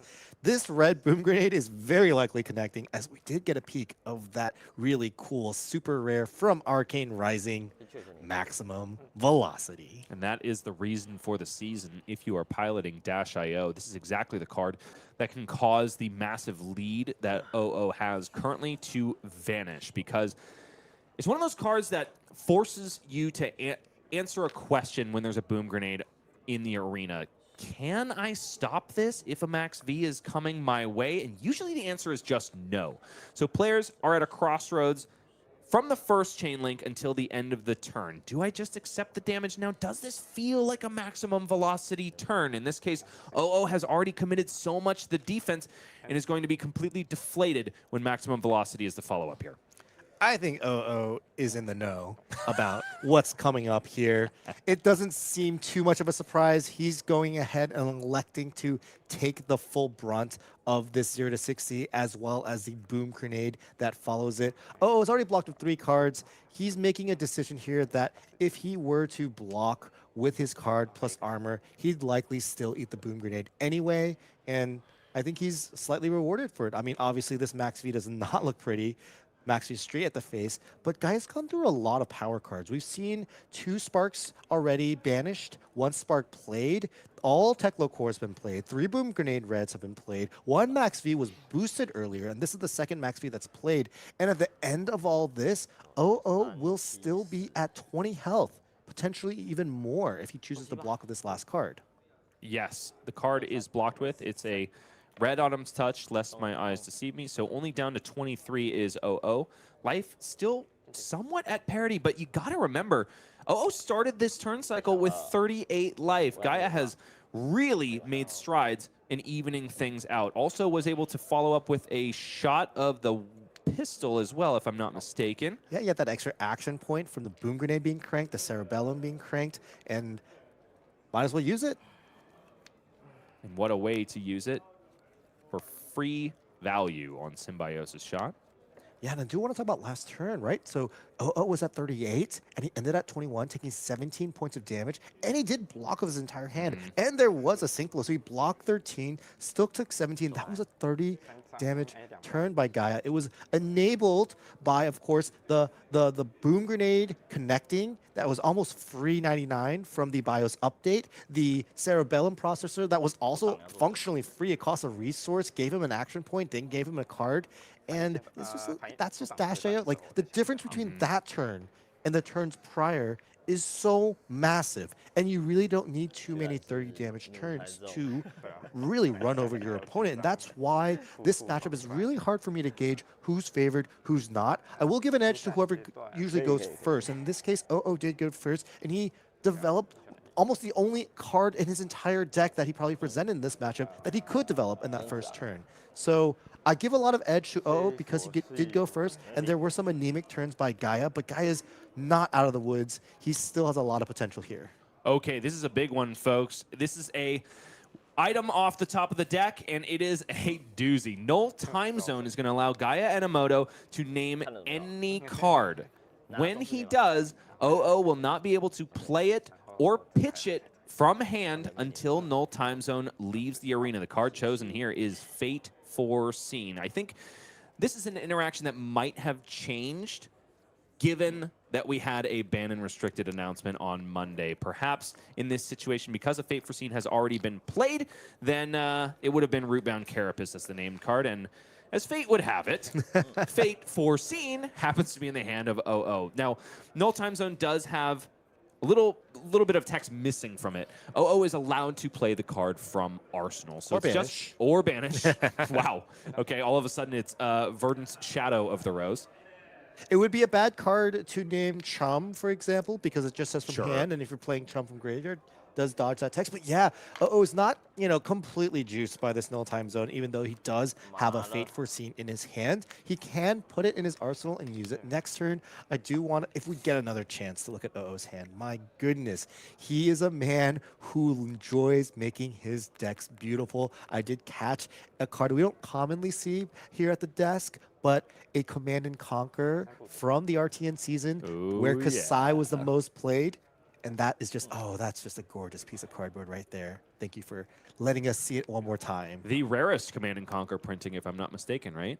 I believe so. I think there's only like 57 copies of that card. What? Really? Yeah. Holy there were cow. only 57 RTNs won by Kassai during that season. That's a trip. I actually didn't realize how scarce it is. And here it is in all her glory. What a beautiful piece of cardboard. You thought she looked good in the last feature match, folks. I would venture to say that she's even more beautiful here in one of the only 57 copies in the world. That makes me cringe a lot knowing that friend of the show, Naib Mobasir, has 3 in his decks. That's insane. That must have been a heck of a lot of dollar signs. Or just a few lucky breaks here and there. I want to say that I won my first RTN during that season, so I have one Congratulations. of these guys. Yes, yes. 6 damage on the combat chain, but it represents so much more than the pretty cardboard that we've been talking about. Glazing up. Threatens the arsenal of Gaia Enomoto. If it connects, that card will be destined for the graveyard. Comes at a great time here. Gaia, of course, arsenaling and setting up to try to have a 5-card hand. Probably really likes this arsenal. I was too busy looking and staring at the Command and Conquer to really see what he did arsenal. Ooh. That is a stinker of a hand. Boom grenades are fantastic, but not when they are being held by the pilot. No, 3 copies of Boom Grenade in the hand is just about as bad as you could draw up for Dash.io. And I do think that is why a lot of Dash.io pilots are only opting for the red variety. In this case, Gaia Enomoto punished a little bit for a deck building decision. Granted, it's a low variance thing. That shouldn't ever really happen. Will be bailed out a bit by the backup protocol red. Can convert one of those items into an attacking card. Yeah, he'll almost guaranteed not be able to hit with too many Boom Grenades in his hand. That's just how it goes sometimes. This is a deck that really runs hot when the item is the 5th card on top of your deck and not the 3rd or 4th card in your hand. And once again, one of the reasons why I really have a hard time calling shots in terms of who's favored in this matchup. Uh-oh points out, hey, that's a 2nd scramble pulse you've boosted this game. That's interesting. 5 go again here is the ask, though. Zipper hit in the red is on the combat chain. Gaia is going to be able to bail himself out of a very awkward hand. Will be able to activate Teklo Foundry Heart, and that will pay for the backup protocol red. Can even establish one of the red Boom Grenade in hand and keep the steam counter on it for next turn. Can do a little bit of setup. And it's a good situation still because the life total is high and the deck is still fairly thick. I think this game is definitely going to be told more in the story of deck damage for Gaia Enomoto and the life total for OO. Yeah, well, that's true, Bryce. I do think that the early signs of struggle have already begun to surface. A lot of power cards have been played. All of the sparks have been banished or played. Cerebellum, one was pitched last turn. Also, there's only one Max V left in the deck.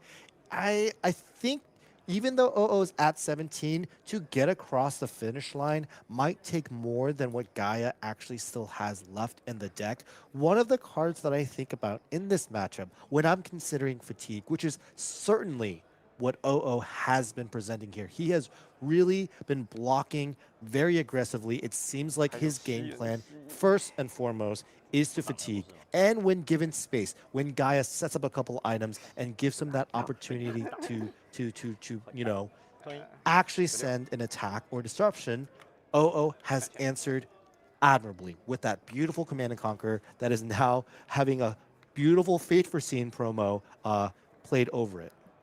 You know, both players giving a sportsman-like laugh because Null Time Zone did, of course, name Fate Foreseen. OO plunked it into the arsenal and gives a wry smile, says, "You got me when you got me," but now it's still out to be played. Gaia Enomoto setting up that red boom grenade, as we mentioned before, exactly what he's going to need to do in order to close out the this game against the defensive posture of OO. But it must connect in order to do so, and OO is going to try to do his very best to make that not the story of the next chapter of this game. Heartbeat of Candlehold going to come out of the hand, gain 3 life, back up to 19 goes OO, and is following up with a Waning Moon, which is exactly not what you want to see if you're Gaia Enomoto. Life gain is your enemy when fatigue is on the table. Bears mentioning here that OO has not decomposed a single time, and that is one of the big differences after the banned and restricted announcement that we saw on Monday. Normally, there would at least be 3 copies of Red Rootbound Carapace, so you would imagine that there would at least be an online felling of the crown coming Gaia Enomoto's way at a certain point, but it does make it very hard to opt into those lines when you can't decompose except on the affirmative. It is, but in this matchup, it's a little bit less painful, as OO's plan is not really to maybe kill Gaia, but it's to present fatigue. Obviously, gaining life doesn't hurt. But in this matchup, sometimes even if we had the carapaces, we would still be struggling to get to that third decompose. OO, just every time Gaia has a setup turn, OO has felt like he has the perfect answer. That Heartbeat of Candlehold gaining him 3 more life, then that Waning Moon gaining him another life off of the trigger of Ring of Roses. These are nightmare scenarios for Gaia. He does not want to deal with that, and he does not want to have an all-red hand where every card costs at least 1 resource. On the turn, his Boom Grenade is going to die while he has a maximum velocity in his hand. This is not what he wrote up. This is not the game plan, and because of that, OO has been comfortably in this comfortable life total and blocking state, still with that bark skin of the Millennium Tree completely unused. You know, we gave a lot of creed to OO for setting up properly on the defense when Gaia is setting up on the offense, but you got to hand it to Gaia. He's also put himself in very good positions in order to create offensive overlap thanks to boom grenades and maximum velocities, but every time he does so, he just seems to draw up an all-blue or an all-red hand. The call on Null Time Zone is felling of the crown. Gaia says, I haven't seen that yet, and the only way you could add some insult to this injury that I'm suffering so far is to disrupt me a little bit. Symbiosis shot, the follow-up to red zipper hit after pitching 2 reds and only playing 1. OO's checking if he can block with the felling that is in his hand. That Gaia very correctly identified was in there. OO has some decisions with his hand, of course. He can still...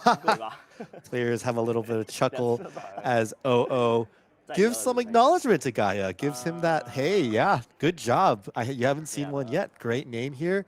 But I am going to continue my fatigue plan. Yes, this turn you start with a red boom grenade. And at the end of the turn, I have gained 2 more life. These are 2 players at the height of their Flesh and Blood careers. Both are very knowing. And the language of great games becomes all the more satisfying to speak when you have a worthy opponent on the other side of the board. Wouldn't you say, Michael? I love that you say that. This is one of my favorite parts, especially day 2 as we get later into these rounds. Just opponents who know and respect each other and just assume and, you know, like OO sees what Gaia is doing. Obviously, this game is not in Gaia's favor. But the plays that Gaia's been doing, they're all of top tier quality, and Gaia's very is very respectful of them, and just that banter, just this mutual respect. This is one of my favorite things to see. It's like sportsmanship at its finest. Finally, a Scramble Pulse resolved here. It's the third copy in the deck. The other two have been banished. This is a 2-cost boost attack coming in at 5, which puts it a little bit below rate. But something that can rescue it is the fact that equipment have -1 defense while defending this combat chain. Yeah, there's little tricksy things you can do with this. You could lead with something else, and if OO were to commit the Mark Skin of the Millennium Tree, it would get the -1 retroactively, and Temper would immediately destroy it. That's one of the tricky ways you can use this.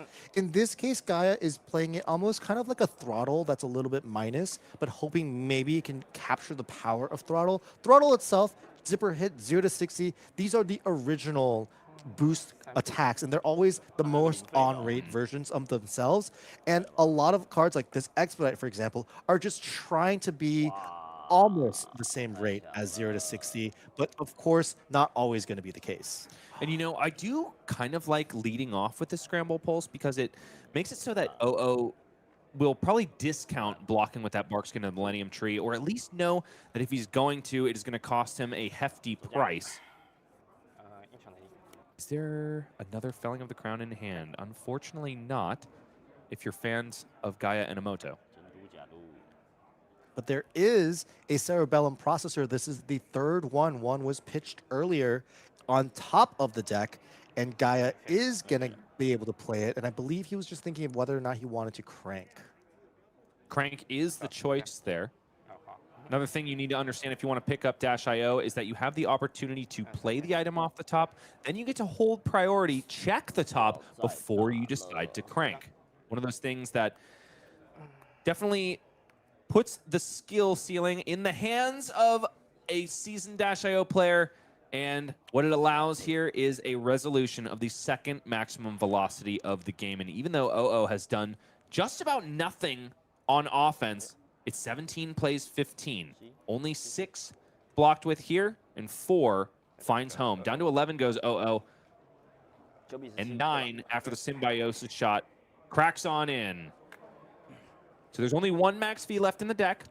No red boom grenades, but there are still yellows, which even though they clumped up some of Gaia's mid-game hands, could perhaps trick Gaia's way into a victory here.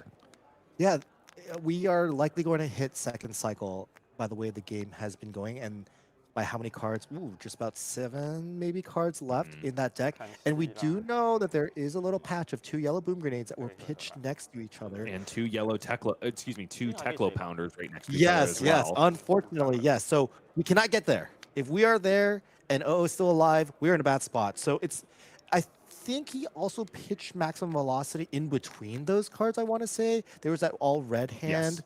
Yes. It's going to be a little bit awkward, but there is a pathway there.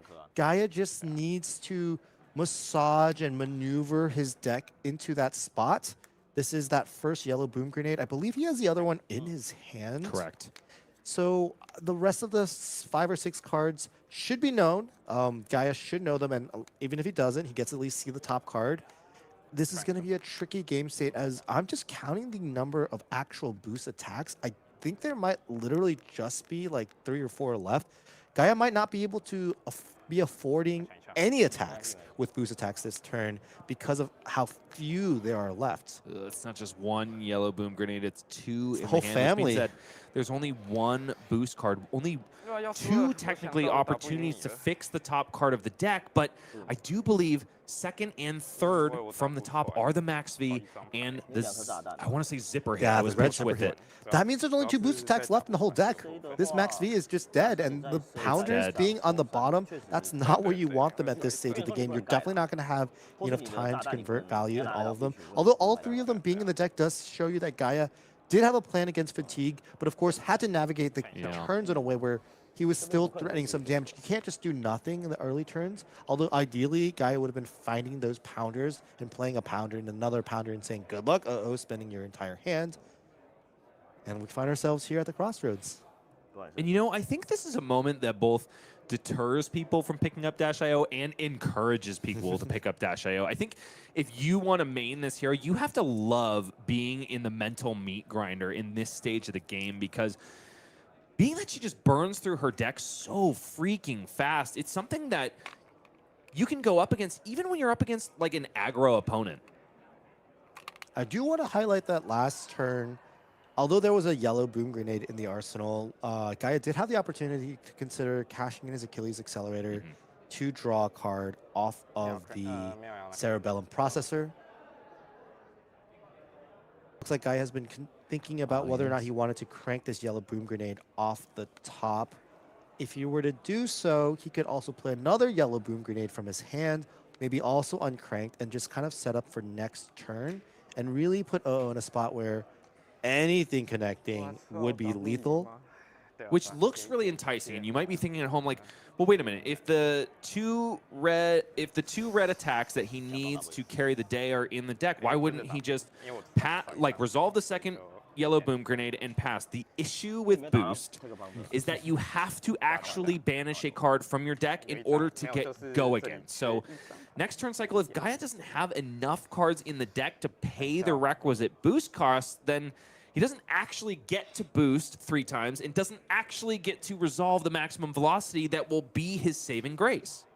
Yeah, if we think, and I think we are correct, the last 4 cards are Red Zipper Hit, Maximum Velocity, Teklo Pounder. He has issues in every single angle.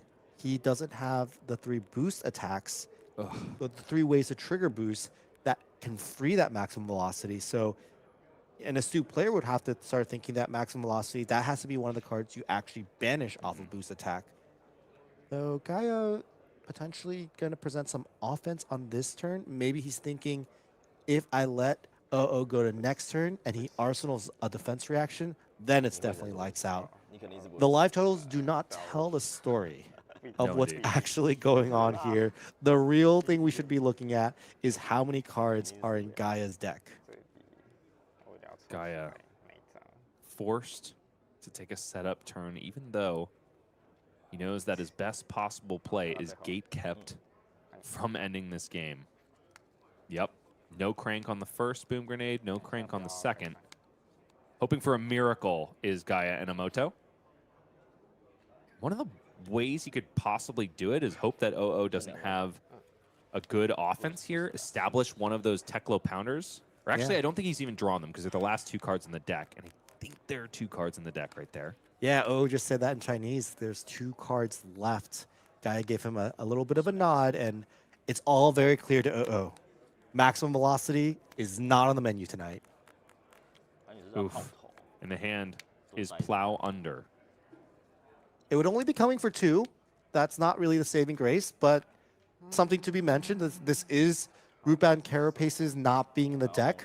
This is the first time OO would decompose. He would be trying to get rid of the arsenal. But something that OO has to consider is, if I do that, you would have 3 cards in your deck, and maybe that would help you unlock maximum velocity. So maybe I shouldn't do that. Maybe I do nothing.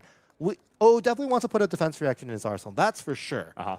But it is possible his turn is maybe do nothing, maybe just send this blue Emeritus instead. No, it is Plow Under as the choice here. After much deliberation. Says in Chinese, don't worry, okay, I'll help you. Plow Under resolved here, and Gaia, perhaps knowing in his heart of hearts, you can't do anything to help me at this point. I don't even have 3 boost cards here, my friend. 9 plays 15. After 2 damage, cracks, well, maybe limps on through to the life total of Gaia Enomoto, who now has 1 more turn cycle to turn the tide. Otherwise, it is simply lights out. And the blocking for OO is 3 cards that block 3, and of course, the Shelter from the Storm in the arsenal. Barkskin of the Millennium Tree hasn't blocked a single time yet either. And Gaia says, nope, I'm going to prolong the magic here, resolving a Teklo Pounder, eating up his action point, and going next. This is what he wished he had done earlier in this game. Just playing these pounders while OO really could maybe spend all of his cards and had defense reactions in his hand. He didn't have the opportunity, though. They were all clumped at the bottom. Really rough situation, especially when you're running 3 of them. These are... A lot of the blue base of Dash.io is made up of these powerful items. And the inherent flaw in that strategy is that you're constantly pitching them. So when you need to close the door, when you need every ounce of damage left in your deck, oftentimes it's just a bunch of pearls that you have left to work with. OO's entire turn, develop a channel Millennium Tree, and then come in for 5 Arcane. But it's more than just 5 Arcane. It's 5 Arcane on hit, gain a life off this Ring of Roses. Gaia gives a nod. He knows that's probably the best play to be done at this point. Every point of life that OO gains from here on out is devastating for Gaia. Gaia is probably doing the thing that gives him the highest probability of actually winning this game, but OO finally finds a massive response. It's Felling of the Crown right on schedule. 3 Earth cards into the Banish Zone, and because OO was finally able to decompose a single time, Felling of the Crown is at its maximum potential. Comes in for 8 now, and after OO decomposes, Gaia is forced to put a card from the hand on the bottom of the deck. Could have helped him as well. I mean, now he has 3 cards in the deck again. But also OO's Barkskin of the Millennium Tree is now active.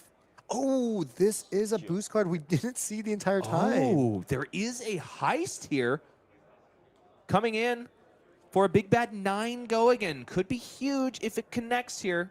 I tend to think OO is not going to let it. Cerebellum Processor was the card that was boosted away. And now that the 2 yellow boom grenades have coalesced into the gears that made up their parts, OO has found not 1 defense reaction, not 2, but of course is holding 1 back in the arsenal as well. It's going to be lights out for Gaia Enomoto almost no matter what. Boosting away the last card in the deck, which is of course Maximum Velocity, which could not be resolved even if Gaia wanted to, even if he tried so very hard.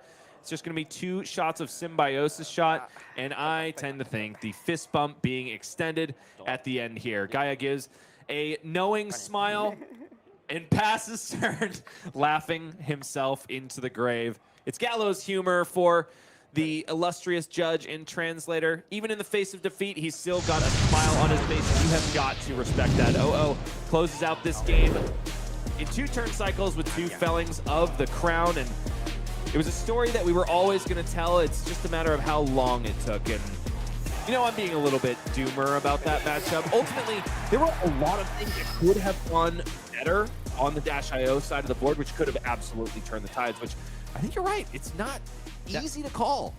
Yeah, I've lost that matchup as Verdance. Like, by turn 4, 3 or 4 boom grenades have already hit. Bunch of maximum velocities. It's the Dash.io deck is so good when it's hitting at the top, and a little bit on the lackluster side if it's not.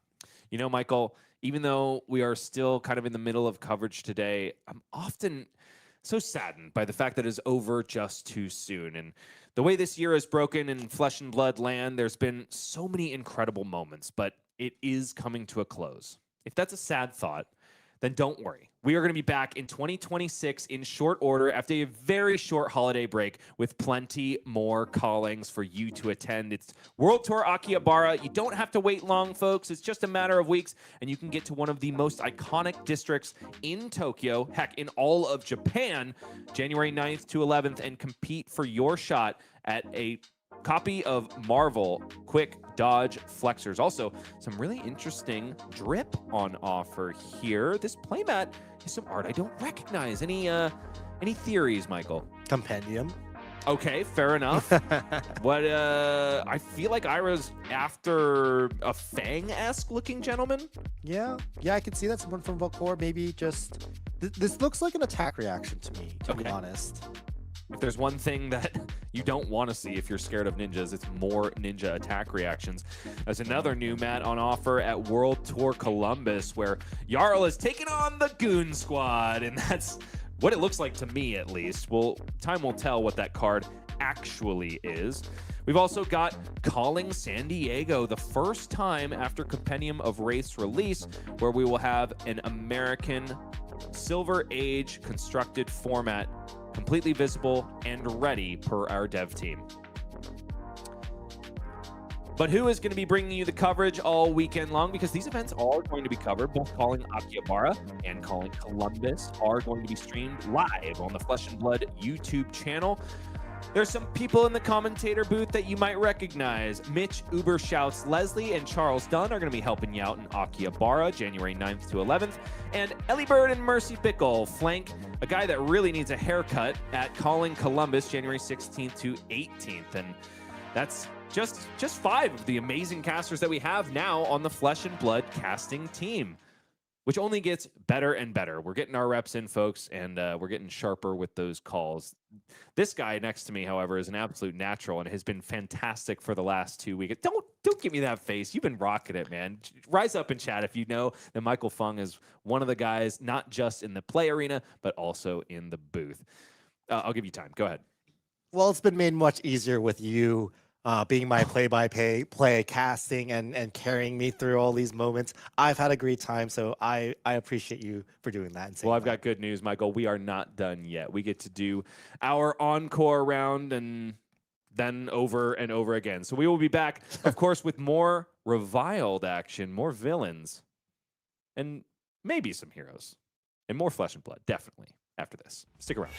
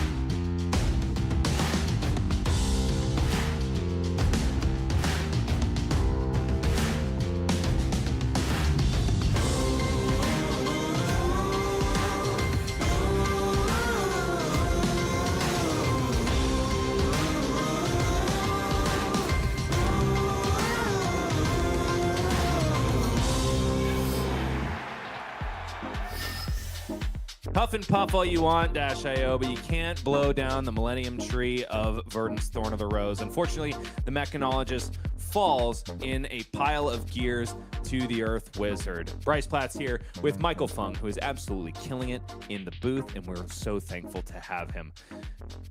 Michael, who's winning this tournament so far? I don't know. I have to see the standings to know that. Oh, well, I'm glad you asked for it. Here it is. Shoma Yamamura remains undefeated. What a stand, man. And besides that, there's not even X and 1s in his way. He remains the only guy not to just win lose 0 matches, but also lose 1. So beyond that, it's Ming-Han at X and 2. Also a fellow Kassai player. Teddy Tai remains in 3rd on Kayo armed and dangerous. And then Jacob Clements, who we saw take his 2nd loss on stream, is there in the 4th seed. I think the King of Callings is going to make his way into another top 8. Still looking really rock solid there with that X2 record, still in 4th, so pretty good X2 record as well. And we are seeing this top 8 start to consolidate itself. Only the top 11 players here really are alive for top 8 at this point. Barring some crazy things happening, of course. And looks like we have a good smattering of the meta. We've got 2 Gravies, Brody and Jacob. We have a bunch of Kassais. We have that lone Verdance and OO precariously at 11th place. He really needs to win out to have a chance. And of course, we have our Chanon Puttaree still on that Lyath gold main. So still some exciting decks. Ricardo Diaz still on that RKO. We got some cool stories to tell this weekend. We are going to see that Lyath on stream next. It will be a win-in opportunity. But also, before we navigate away from this page, I do want to shout out in the 16th seed, Nova Chan, who we saw take his 1st loss of the tournament in round 1 on feature against a Kassai of the Golden Sand. Got to shout him out for sticking it out and doing incredibly well nonetheless. Yeah, after losing round 1 to PH on Gravy Bones, it looks like they're still pretty similar in their standings. Still finishing pretty strong. I mean, just because you don't make top 8 at this calling does not mean you do not win prizes. There are plenty of prizes for 9th through 32nd World Tour points, cash prizes as well. So still looking for that strong finish. And I hope Nova does well. It's a funny thing between Nova Chan and PH.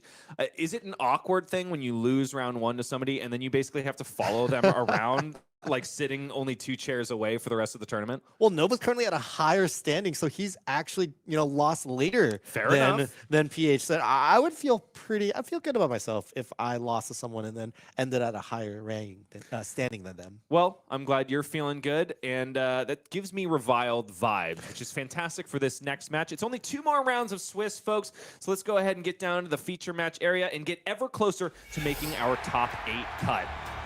This is a win and in situation for Chanon Puttaree, who we saw on feature match. And if he's looking familiar, you might also recognize the gentleman on the right side of your screen, Ricardo Diaz, the other reviled side of this matchup, who is on the underhanded cheat. Also takes a win in stream earlier on in the tournament. It's 40 plays 40, and it's a reviled off. You hate both of these heroes, but you love to do it. Who's going to come out on top?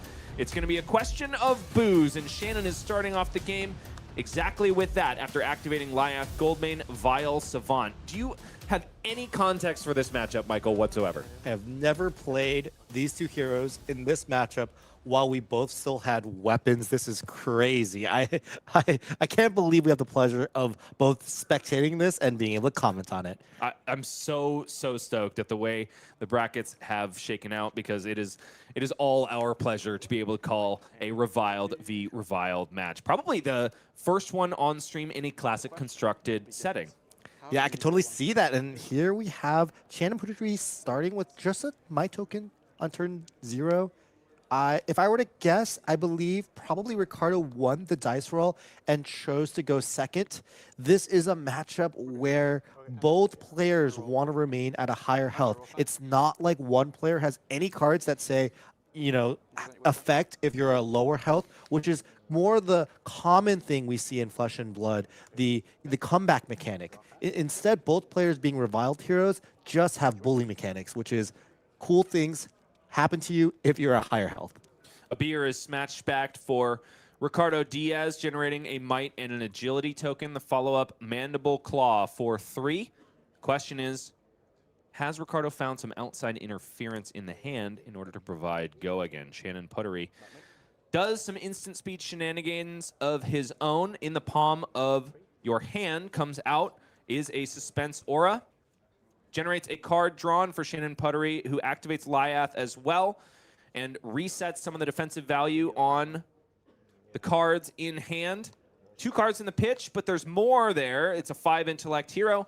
Attention grabbers plus another now 3 block out of the hand means that the Command and Conquer to follow the Mandible Claw is shored up in its entirety. Chanon only with 1 card in hand and 1 card in arsenal after starting with an effective 6 at the beginning of Ricardo's turn.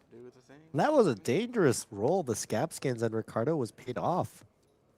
Without a doubt, Chanon Puttaree finds Minnowism plus an Escalate Violence in the hand, but it's Short Shrift doing the work here. Gonna be a total of 8 after 2 might tokens pop at the beginning of the turn, and the Minnowism provides a little bit of a buff there. Ricardo Diaz covers up all of the damage, not just X -3, for fear of a concealed object in the hand of Chanon. Yeah, there's a lot of pressure on both players to remain higher total health. Ricardo is not taking chances here, blocking 8 when it's 8, using his armor to try to accrue an early advantage. Strongest survive out of the hand of Ricardo Diaz, still with a card remaining in hand. This one coming in for 8 go again, thanks to the smashback Elhorn drunk on the previous turn. 8 Also- is a lot. 8 is also- a lot of damage. Also offers a little bit of disruption. Hard to deal with disruption, especially because Lyath Goldmane's cards are going to have their power halved, even when they are in the hand or on the combat chain. This is a pretty strong start from Ricardo. Not only did he get the advantage of going second, Chanon Puttaree's first turn was not very powerful, despite having quite a good amount of setup cards, such as the Leave Them Hanging or the Cruel Ambition that's currently in his hand. Not seeing any of those setup cards has put him a little bit behind here, but honestly, in this matchup, you fall a little bit behind and you just stay behind forever.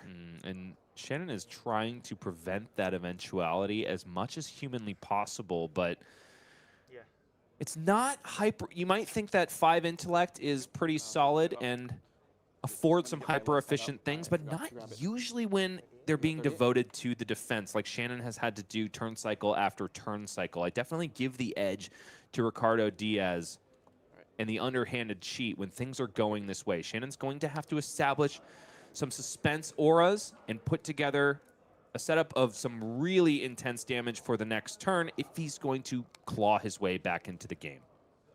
Or hammer his way back. Ah, well, here's a way to do it. Some Cruel Ambition for the Vile Savant.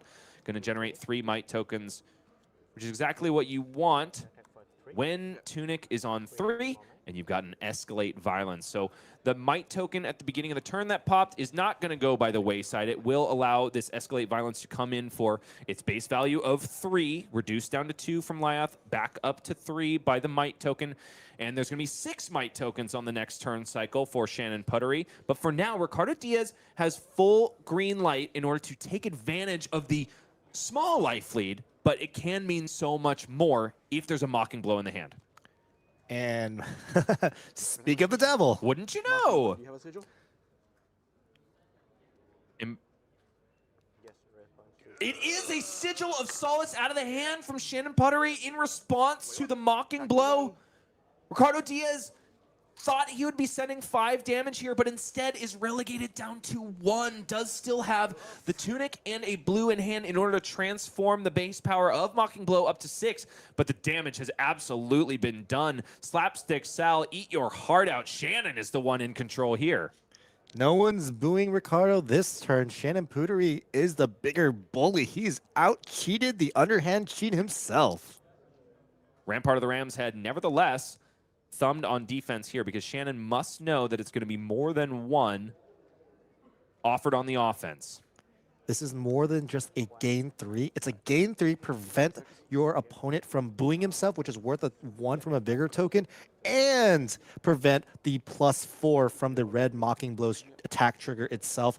What a blowout. That's a 1-card 8 played by a hero that gets to draw 5 cards per turn. Can you imagine if you can convert every card to 8, how much that would be? 5 times 8? That's 40. That would be Kayo's entire life total if Chanon's hand was always like this. The numbers don't lie. Currently, the life total still favors the underhanded cheat, but Chanon is finally in a position where he might be able to change the tide. First, it's a villainous pose struck by the Vile Savant, and the follow-up. Oh, boy. Cutting a long story short is Shannon Puttaree. No cards in the hand, so there's no tricks like a Liar's Charm or a concealed object to consider for Ricardo Diaz. Instead, it's all face up because this 14 power, cut a long story short, has its tower effect active. If it connects, now that it has 13 or more power with Ricardo Diaz's life total, he will be forced to discard his entire hand. Yeah, Ricardo just has to block 14, and then he keeps his entire hand. Pretty simple. Okay, so Chanon buys the entirety of the hand from Ricardo Diaz, and a hefty amount of damage is going to get through because one of those cards is a Fiddler's Green, but the value is going to be made up once Fiddler's Green goes into the graveyard. And after all is said and done, Ricardo Diaz remains in the lead on life. But this is exactly the kind of thing that Lyath needs to do time and time again. Just steamroll setup turn into offensive turn. Setup turn into offensive turn. When 5 cards can be used on offense for Lyath Goldmane, it becomes a completely different conundrum. Ricardo's turn is not without actions, though. He does roll Scabskin's Leathers just to see how he's feeling. Only gets 1 action point and has to pass the turn. Unfortunate. 36 plays 37. Life still in the favor of Ricardo Diaz, but it's a cruel ambition out of the hand for Shannon Puttaree. Really needs to find a villainous pose on this turn. It's the tricky balancing act of Lyath Goldmane. You got to be doing setup as well as affirmative stuff every single turn. Ooh, there is a lot of those suspense auras, but they're all in the red. Less than ideal for Chanon in this turn cycle. That's how crazy that 1 life point difference between Chanon and Ricardo is. It would have been 1 entire more might token off the attack trigger of this Mocking Blow plus a +4, but instead we find ourselves just attacking for 2, even though we had 5 cards in our hand. And that is kind of the downside of Lyath. Ricardo here thinking maybe there's going to be some tricks. So blocking with the Scowling Flesh Bag, and then of course Chanon Puttaree on Lyath. That's a different hero than RKO. RKO cannot boo himself readily, but Chanon can do so by activating Lyath Goldmane. So yeah, we got like 10 value out of that hand. Not terrible. More importantly, you bought the Scowling Flesh Bag, which in Calling Seattle was worth, I don't know, like your life, your friend's life, your family's. In this case, it has been used pretty innocuously by Ricardo Diaz, thinking that he was maybe taking a Razor Reflex line out of the hand of Shannon Puttaree. I mean, he just had so many cards in hand, you're probably priced into doing it no matter what. In the case of Chanon, it was just pitch 2 reds, keep the arsenal that I wanted anyway. Ultimately, changes nothing for Shannon Puttaree, except for the fact that he doesn't have to think about Scowling Flashback for the remainder of the game. Yes, this is totally correct. And it's just so easy for us to say, wow, that was maybe not a great application of Scowling Flashbag. But Ricardo doesn't get to see those cards in Shannon Puttaree's hand. So there could have been a lot represented, or a Snapdragon Scalers into some other threat. And, you know, the moment you get lower life heal, the second Mocking Blow starts becoming a lot more enticing. So I still think Ricardo, you know, maybe correctly identified that that was a good opportunity to use the Flashbag. Shannon Puttaree still had so many cards in hand, and you really don't want to take a lot of damage. That's kind of the major thing you want to avoid. Okay, the action continues here. Leave Them Hanging comes out into the arena from Shannon Puttaree's hand. From the arsenal. It's the namesake card of Lyath Goldmane, but it's not even a specialization. It's a suspense aura that gives Guardians the ability to intimidate. Previously, a famously only brute class mechanic, but Super Slam turned a lot of things on its head. So Ricardo Diaz does have a banished card face down and will not be able to access it until the end of the turn. edge of their seats. Only blocks for 2 here. One damage connects with Puttaree, who still has the life lead. Enlightened Strike, the follow-up for Ricardo Diaz, almost assuredly choosing the mode buff power, which is a sticky situation for him. Going to be forced to IP a card here thanks to the banish of Leave Them Hanging. That one is seeming much more effective than it was in Shannon's previously streamed matchup. Yeah, Ricardo really would have wished to maybe block with an additional card on this turn cycle. And at least he's still higher life. And I believe last turn or a couple turns ago, he did pocket a pummel in his arsenal, and his tunic is going back up to 3. So there may be some flashy plays coming up. Wait a minute. That's not a pulverize, is it? That's a pulverize in Shannon's deck? Well, okay. We did see he had a Liar's Charm, and that would be a fantastically fun play. Fair enough. Okay. Normally, Lyath Goldmane is the, shall we say, upside-down Guardian in that he doesn't want to run a lot of the cards you expect from a Guardian, Pulverize being one of them, comes in for 14. But the rub for Lyath Goldmane is that all the power and defense of all of his cards are reduced by half. So you could invest a heck of a lot of resources into only sending 7. But Liar's Charm is a tricky piece of tech. Would remove the hero text of either your opponent or heck, yourself. So send that Pulverize and turn it back into 14 when your opponent least expects it. For now, it's big numbers on the side of Ricardo Diaz, who is still in the life lead, exactly where the underhanded cheat wants to be. Swing big on the combat chain, but Shannon is about to have some serious power pop at the beginning of his turn. And he does have a Leave Them Hanging in his hand, which could intimidate a card from Ricardo Diaz. But I think Shannon is at least willing to consider that intimidating might not do anything this turn. Ricardo might have stealthily, intelligently, correctly put a pummel in his arsenal to avoid that exact situation. Nothing can stop his pummel from arsenal using that tunic resource that he ominously has. Shannon in the blender here gives a grimace. Ooh, yeah, he does have 2 Millisms and a Nibbleism, but no attack that can receive the buff from these non-attack action buffs. And we can assume it's not in the arsenal. Otherwise, Shannon would probably be saying snap no blocks. It is Leave Them Hanging plus Nimbleism.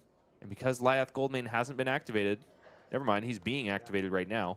Even so, this is still only a block for 4 because Leave Them Hanging isn't instant. It is not an action card. Lyath Goldmane only fixes the defensive capability of your action cards, which does make a deck building rub, right? You have to include some of these suspense auras in order to make sure that you're using your cards for offense. A fatigue slanted Lyath has not come to light that does super well in these tournaments yet, but then you can't actually make them block well. So you're priced into using the 5 intellect to kill your opponent. Yeah, I think this is the turning point of the game. I do not think Chanon Puttaree was thinking about pummel at all in the last turn. I believe his plan was to swing the Titan's Fist for 2 with that booze in his last hand. And so this pummel discard represents more than just preventing a Titan's Fist swing. It also prevents the Leave Them Hanging trigger and that Might token that Chanon made. That's an extra 5, so the pummel discard was worth like 8 value. Gosh, insult to injury too. A Scabskin Leathers roll at the beginning of the turn. Ricardo Diaz rolls a 5 and then sends a Command and Conquer. It's effectively with go again because 1 action point remains. I don't care if it's a Mocking Blow. Cue up the boo, Ethan. This guy deserves to be booed into oblivion. That should not be legal. It felt like it was a snap decision. There wasn't any hesitation. Ricardo looks at his hand, Shannon passes, and this is just the way you win. You're not winning the game if all you do this turn is send the Command and Conquer. It's an activation of Lyath Goldmane with 2 cards in the pitch. One of them, of course, being used to play a second copy of Leave Them Hanging. Booze plus Wee Wrecking Ball is going to block out this Command and Conquer in its entirety. Shannon really posturing to protect that arsenal as much as possible, but gives a shake of the head, not proud of the way that he has been anticipating the plays of Ricardo Diaz so far. Mocking Blow is the follow-up here. Ricardo definitely has the lead here, so we'll give him an actual boo for this one. This Mocking Blow only coming in for 3, but also generating a Vigor token. Rampart of the Ram's Head gets in the way. So down to 18 goes Shannon Puttaree, and even more insult to injury. Sigil of Solace out of the hand for Ricardo Diaz. 32 plays 18. At the end of that turn, yikes. This is not feeling good if you're fans of the shortest Guardian in the game. Yeah, that first Sigil of Solace played by Chanon Puttaree was a blowout, but at this point, he is quite behind, 14 life behind, and fully passing back to Ricardo. This is really where the big bully himself starts to shine. I'm feeling I'm watching a blood belching be resolved, but it's not even here in the decks. Enlightened Strike. Wait, did I say blood belching? I meant what was the thing I said before? Anyway, I don't know, blood regurgitating. Yeah, sure. That's a lot of syllables, though. And I get paid by the syllables, so that's getting out of control. Enlightened Strike with Go again, followed up a Strongest Survive, coming in for 7. Chanon does find a useful defensive piece, but it's not one that you might recognize. No. This one is only going to prevent 4 damage and also generate a might token with the power of peace. Yeah, it's actually quite good value. He's going to be able to use 2 cards to functionally block for 5 and create a ponder. So net of 1 card. And when you're a hero that gets to have 5 cards in hand, it's quite nice.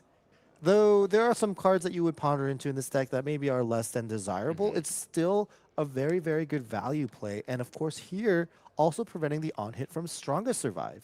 Over to Chanon Puttaree, who is popping the Leave Them Hanging for its offensive capability, +4 to the next attack this turn. 13 plays 32, though, and there is quite a mountain to climb. Villainous Pose struck by the Vile Savant, and a Boo gained to power up this short shrift that follows. So it's 4, 5, 9 plus 3 is 12 here. On Crush, Ricardo Diaz will be forced to discard a card. Oh, 11? Yeah. Did I do my math wrong? 3 plus the 4 from Villainous plus the 4 from the Leave Them Hanging. I don't think there was a might token that popped this. Oh, turn, I'm so sorry. just I was calling 5 on Villainous. That was my mistake. It's functionally 5, just 4 now and 1 later. Sure. You're being awfully generous to me. You're still doing revered stuff. Show of strength. Someone has to balance it out. We got 2 reviled heroes here on stream. Fair enough. Fair enough. The halos are above both my head and Michael Funk's. Yeah, Ricardo wasn't able to fully block out that crush trigger, so he just chooses to block a little, get a little value from his arm piece, the Apex Bonebreaker, and if you're going to give a card anyway, might as well give up that pummel, which really didn't synergize with his hand, and that's because he really wants to send this looking for a scrap while ominously holding up 2 more resources, representing a whole host of attack actions that could be played here. Show of Strength, Swing Big, another Command and Conquer. One thing can be ruled out for Chanon at this point, probably because it doesn't make sense anyway, but also because the resources aren't there. No activation of KO underhanded sheet. Damage accepted readily by Chanon Puttaree. It's a coup de grace to follow. Swing Big after 6 damage finds home to Chanon Puttaree's life total. Down to 7 now and facing a Swing Big. First time that lethal has been threatened this game, but Ricardo has definitely been on the front foot. He has grasped this game with an iron fist and has not let go. And a lot of these turns really are exposing kind of the difficulty that Lyath has in this game overall. There's a lot more bells and whistles and moving parts in the Lyath Goldmane side. Chanon has to juggle these while having 5 cards, which increases the complexity of how he deals with hands. Ricardo, definitely less of that complexity. The hands play a little bit simpler. They're a little bit more intuitive to what we're used to in Flesh and Blood. And so because of that, it's like doubly painful for Chanon, who's really gotten off on the wrong foot here. And it not only is behind, but likely going to be behind for most of this game. A little saving grace for Chanon, was able to block out that Swing Big very cleanly with the help of another piece of mind. But it's Steel Victory, robbing the Ponder token of Chanon Puttaree. And man, Ricardo is definitely cosplaying the Revile player. What, did you see the way he snatched that Ponder token away? Smiled and smugly, kind of just like, yeah, that's mine. Sigil of Solace played for Chanon, though. Back up to 10 he goes. And Short Shrift blocked out in its entirety. So no crush there. The follow-up after the Quicken token seems to just be pass, unfortunately. 10 plays 25 now. Back over to Ricardo Diaz for some more big damage. Show of Strength coming out of the hand. Another reason I guess you run Pulverize is to reduce the power on this card? Yeah, yeah. Pulverize is also basically one of the only poppers you can have if you're not Liar's Charming yourself against Prism, for example, just because of the nature of Lyath Goldmane's hero ability. Rampart of the Ram's Head out onto the combat chain along with a bunch of actions. Yeah, that's a Goon Beatdown, a Razor Reflex, oh boy, here we go. Battered, beaten, and broken. You got there, okay. my man! No, another pummel. That's the perfect answer here because he has a Ponder token. It's that one of yellow pummel from Ricardo Diaz, too, that had alarm bells ringing for us when it was pitched very early on in his previous streamed matchup. I'm so surprised because on paper, Pummel might not be the most important card in this matchup when your opponent has 5 cards. But when you put your opponent so low in terms of life total and you're just sending these beatings turn after turn, oh, Ricardo is putting on a clinic here. It's not just smashback ale horns inebriating Ricardo Diaz. It's also booze. So Ricardo Diaz just gets a boo because he's drinking. I don't know. He must be a belligerent drunk. A Vigor token generated there, and that aura will stick around and boo Ricardo on the next turn as well. Something that might be useful to pair with a Mocking Blow, but in this case, Ricardo Diaz has such a massive life lead that Slapstick Sal was always going to be calling Chanon a buffoon. 3 here with the promise of more with the activation of Kayo Underhanded Cheat. It's almost guaranteed he's going to activate KO Underhanded Cheat this turn. Ricardo has been very, very quick to roll Scab Skins. Otherwise, if he wasn't able to convert his hand, although he has now built a reasonable lead that he can continue playing kind of this style of KO Underhanded Cheat we've seen. Basically, this is phase 3. Phase 1 is get that early life lead. Phase 2 is use that early life lead to big bully your opponent into a bad spot. And phase 3 is, it doesn't really matter what I do at this point, as long as I'm representing 8-ish damage every turn, I'm going to prevent you from ever keeping a full grip, which for Chanon would be a really big full grip. And because of that, you're going to be in this blocking pattern where my cards, like even the lowly blue Mocking Blow, still take multiple cards from you. I will win the game of attrition, of deck damage, of life totals, and this total victory style, play really is really satisfying. Like, this is something I kind of am tempted to play at my RTNs in the upcoming season. It just feels good if you're a value-driven player. It's total victory and total war between these two reviled heroes. 5 plays 25 Chanon attempting to pass priority after establishing an edge of their seats after blocking only 6 on the blue Mocking Blow sent by Ricardo Diaz. 2 damage finds home, and Chanon is still in the meat grinder here. Agility token generated after Ricardo Diaz discards an Agile windup. Not what you want to see here. Ricardo could also discard yellow Agile windup on his own turn to give the Mandible Claw go again.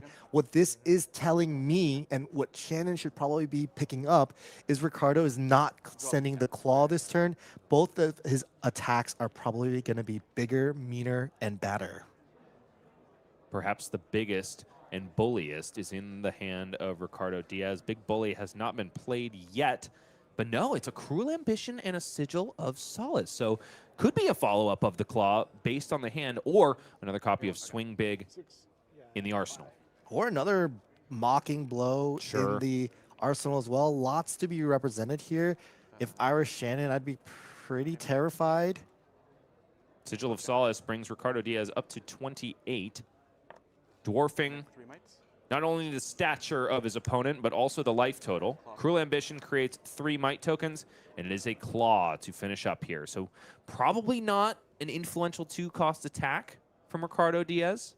Yeah, but by playing it this way, Chanon had to consider the implications of a KO activation on that first Mocking Blow. He blocks in a way that functionally respects it. He blocks in a way that he doesn't die immediately to the KO Underhanded Cheat, but he still is taking some leak damage this turn. This is a turn, though, that he really needs to keep some cards. He has these edge of their seats that is activating its or losing its last suspend counter and triggering. So he wants to get advantage of it. He's already lost some value on an earlier turn where he was pummeled, lost the only card in his hand, and could not activate and get activate a Titan's Fist to get that value. So Edge of their seats pops at the beginning of Shannon's turn.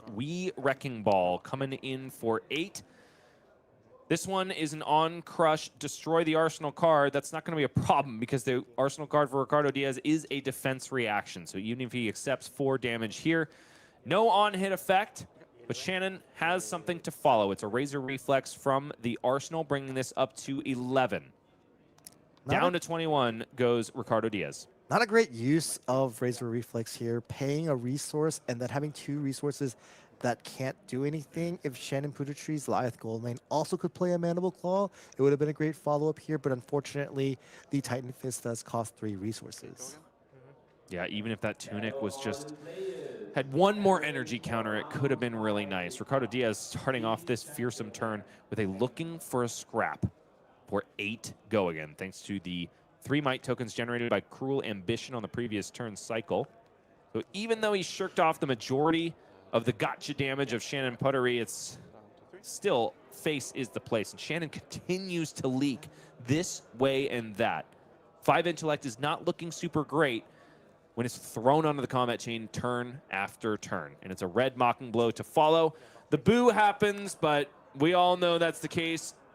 Kayo, underhanded cheat activated here. Up to 10 goes that Mocking Blow. The fist bump is extended, and in complete heel churlish fashion, Ricardo Diaz ascends to top 8 with Kayo, underhanded cheat. We saw this last week, and we're seeing it again. Kayo underhanded cheat, squeaking his way into the top 8. Ricardo Diaz this time, Tater Chamomere last week. This is a force to be reckoned with, and definitely a deck that should be on your radar as well, especially with the upcoming RTN season. I think it will be a great deck to pilot. I think there will be players who don't know how to play against it, and so using the time now we have until the RTN starts, which is imminently in just a couple weeks. January, they start up in January 3rd and January 4th, that first weekend. I think that's in 15 days. It's going to be exciting. What is also exciting is the gold, the drip, the treasure that you can gain by participating at these events at your local game store right in your backyard. You can earn yourself gem packs for participation, an alternate art rainbow foil twin drive for making top 8, gold foil in the palm of your hand for the top 4 prize, in addition to qualifying for your state's national championship. The top 2 prizes, of course, an alternate art New Horizon and an old-fangled art of a brand new-ish card in Call to the Grave. Of course, the winner is also going to go home with a gold cold foil, mysteriously packed in a Legend Story Studios envelope. Michael, when you win gold cold foils, as I imagine you do pretty much every weekend that you're not in the booth, are you one to open them, or do you like to just kind of pile them up, I don't know, in the side of your desk where you keep all of your quick dodge flexors and Crown Providences? I do like piling them up, and I do like opening them occasionally. I usually open them when I'm feeling a little bad, a little sad, as a little pick-me-up, right? Like a reminder, hey man, you still got it. You remember you won this thing last month? You haven't won anything since, but some people don't win stuff, and I don't want to, forget how lucky I am to be able to have these opportunities and get these wins. Totally, that is a really fun thing that you do. The reason I am laughing, of course, is if it were me and I were to wait for a rainy day when I'm feeling a little glum to open my cold foils. Usually it's a threadbare tunic or something else for me. So I've definitely opened stinkers, but that's okay. Down in the dumps and even further down as we go. Thank you, Old Knocker, for completely invalidating my gold cold foil. What the heck are we talking about? Flesh and Blood, right? Yeah. Okay, we're still playing Flesh and Blood. We have one more round of Swiss coming at you before we slice the top cut, probably with a Centauri Saber based on the way the standings are going. But bottom line, there's going to be more Flesh and Blood after this. You better not go anywhere.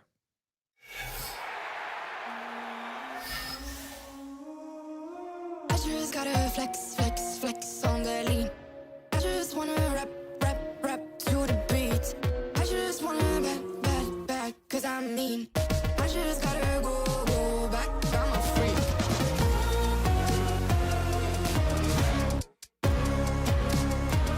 Gotta go. I just wanna rap, rap, rap to the beat. Move of emotion, they drunk at their problems, they always on road and they stuck. She knows just cause she's the same. She's trying to stop playing games. Move of emotion, they drunk at their problems, they always on road and they stuck. She knows this cause she is the same. She's trying to stop playing games. Where the people at, what they really want to know. Who's your lovers and who are your bros? Who are the enemies you do keep close? Who are the people that you shouldn't know? Where the people at, what they really want to know. Who's your lovers and who are your bros? Who are the enemies you do keep close? Who are the people that you shouldn't know? I just gotta flex, flex, flex on the lean. I just wanna rap, rap, rap to the beat. I just wanna back, cause I'm mean. I just gotta go back, I'm a freak.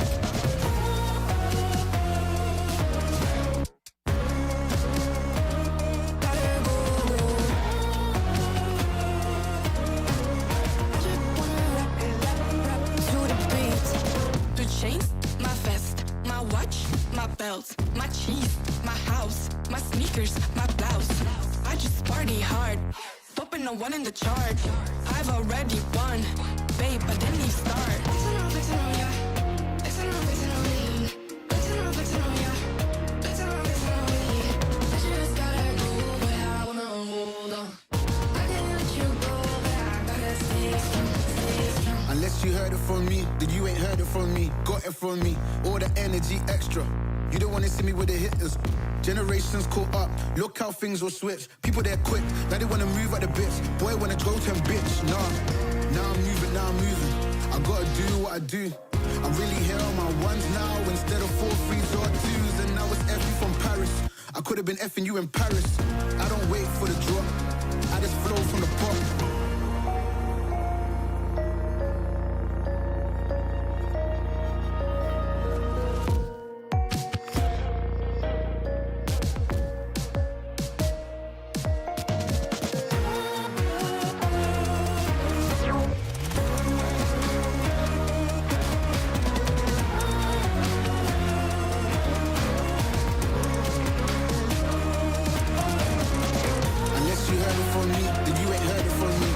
From me, all the energy extra.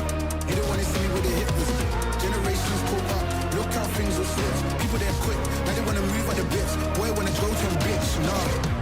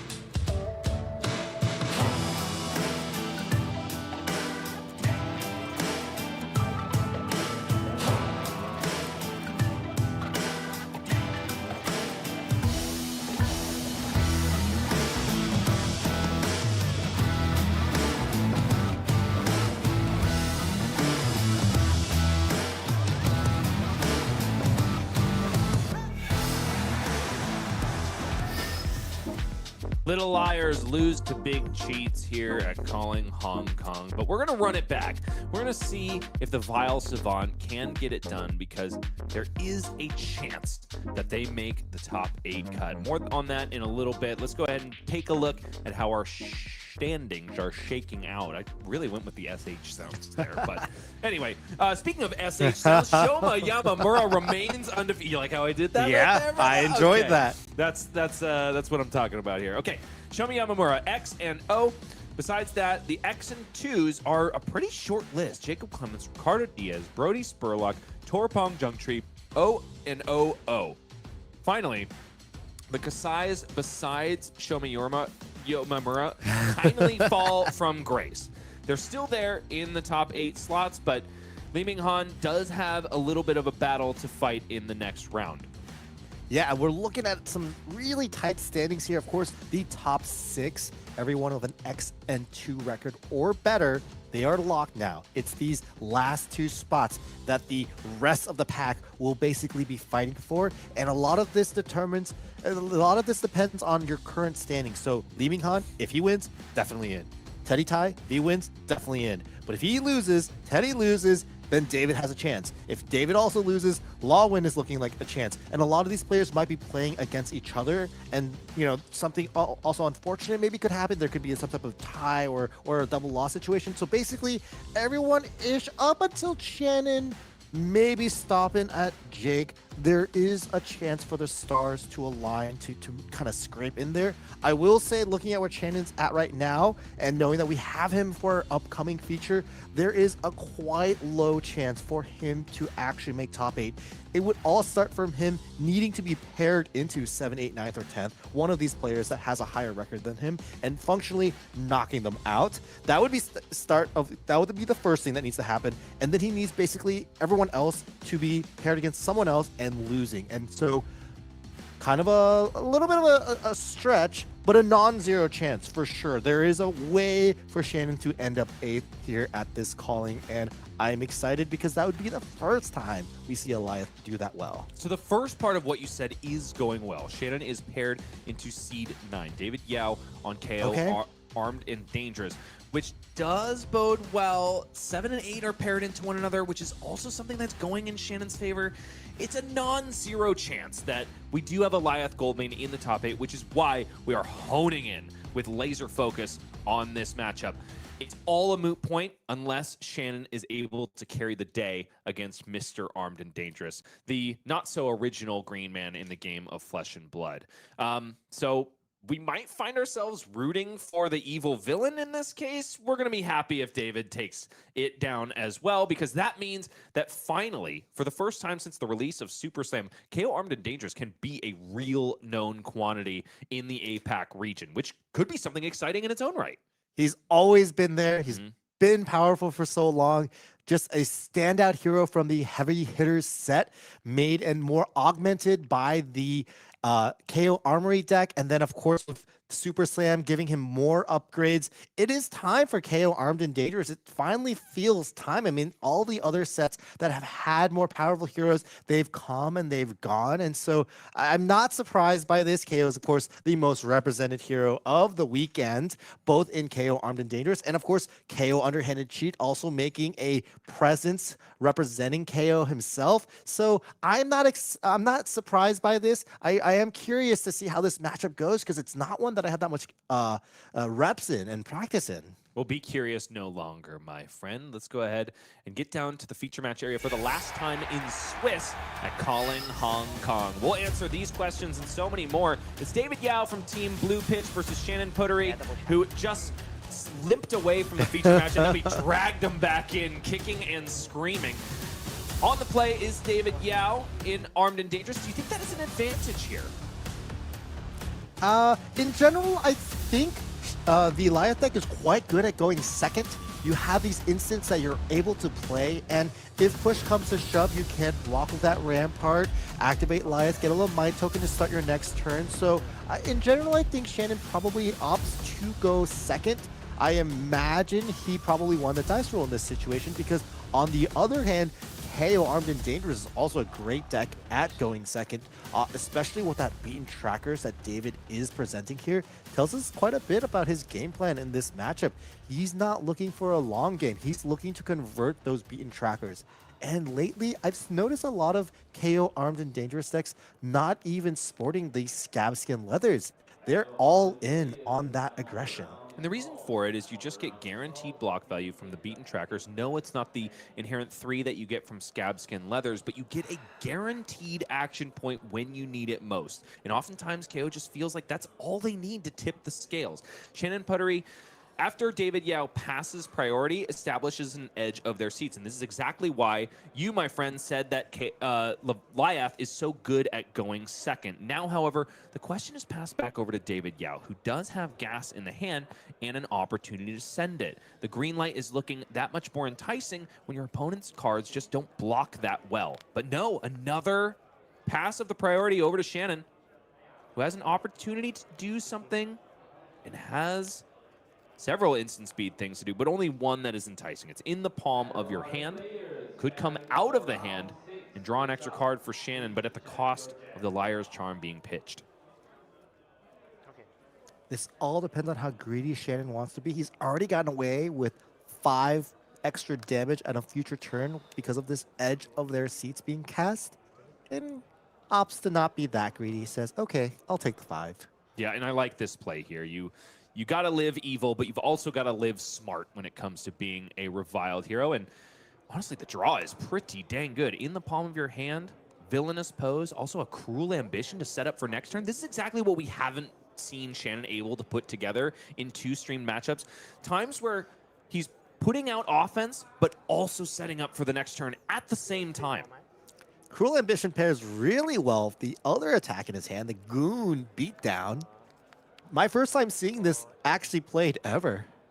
And pretty sweet here. This is one of a 3-card cycle, all in the blue from Super Slam. All of them require you to control 3 or more auras in order to get a buff and an on-hit. But this is the one chosen by most Lyath players because when this hits, if you control 3 or more auras, the crowd will boo you, and thereby generating value that you can just intrinsically count on. The other 2 copies will mill the top card of the opponent's deck, and the other one will steal an aura token the opponent controls, which are things that are not exactly known quantities. You don't know if your opponent's going to be generating auras. You don't know if your opponent cares about fatigue. And there's a quick judge call there. A little unfortunate situation. The last half second there, I saw David hit his deck and spill it out over onto the playmat. Probably an easy fix there, but the judge is being called over now for 2 reasons rather than 1. Yeah, I'm not sure what David is calling a judge for, but looks like that's a pretty good first turn. I mean, Lyath is a hero that can be clunky because he is a guardian still. He can have cards that maybe don't synergize with each other that well when put together. And also, we have seen Chanon also have issues with resources sometimes. Drawing an all red hand, not having a resource card. Liar's Charm there being a yellow actually is quite clutch. It's absolutely fantastic start. Compared to what we've seen with Chanon, there's a clash coming up here, thanks to 2 vigorous smash-ups. David Yao takes a minute to read just about every single card he sees from Chanon. Maybe doesn't have a whole lot of reps into Lyath as of yet. Also could just be a really stellar player and knows that reading the card unlocks the information inside the card. And you know, you got to cross your T's and dot your I's if you want to be a calling champion. That's for dang sure. But one thing is absolutely sure. David Yao is winning both of these clashes and generating 2 Vigor tokens, which are so sweet and brute. Excuse me, 3. Possibly 3. Also, the energetic impact that he's using. Oh, is that an energetic impact? It is, yes. That he's using the block, and when paired with the yellow vigorous smash up, that is a lot of Vigor tokens. He blocked 3 cards and still has a blue pitch in his hand, which very, very aptly played as his team name.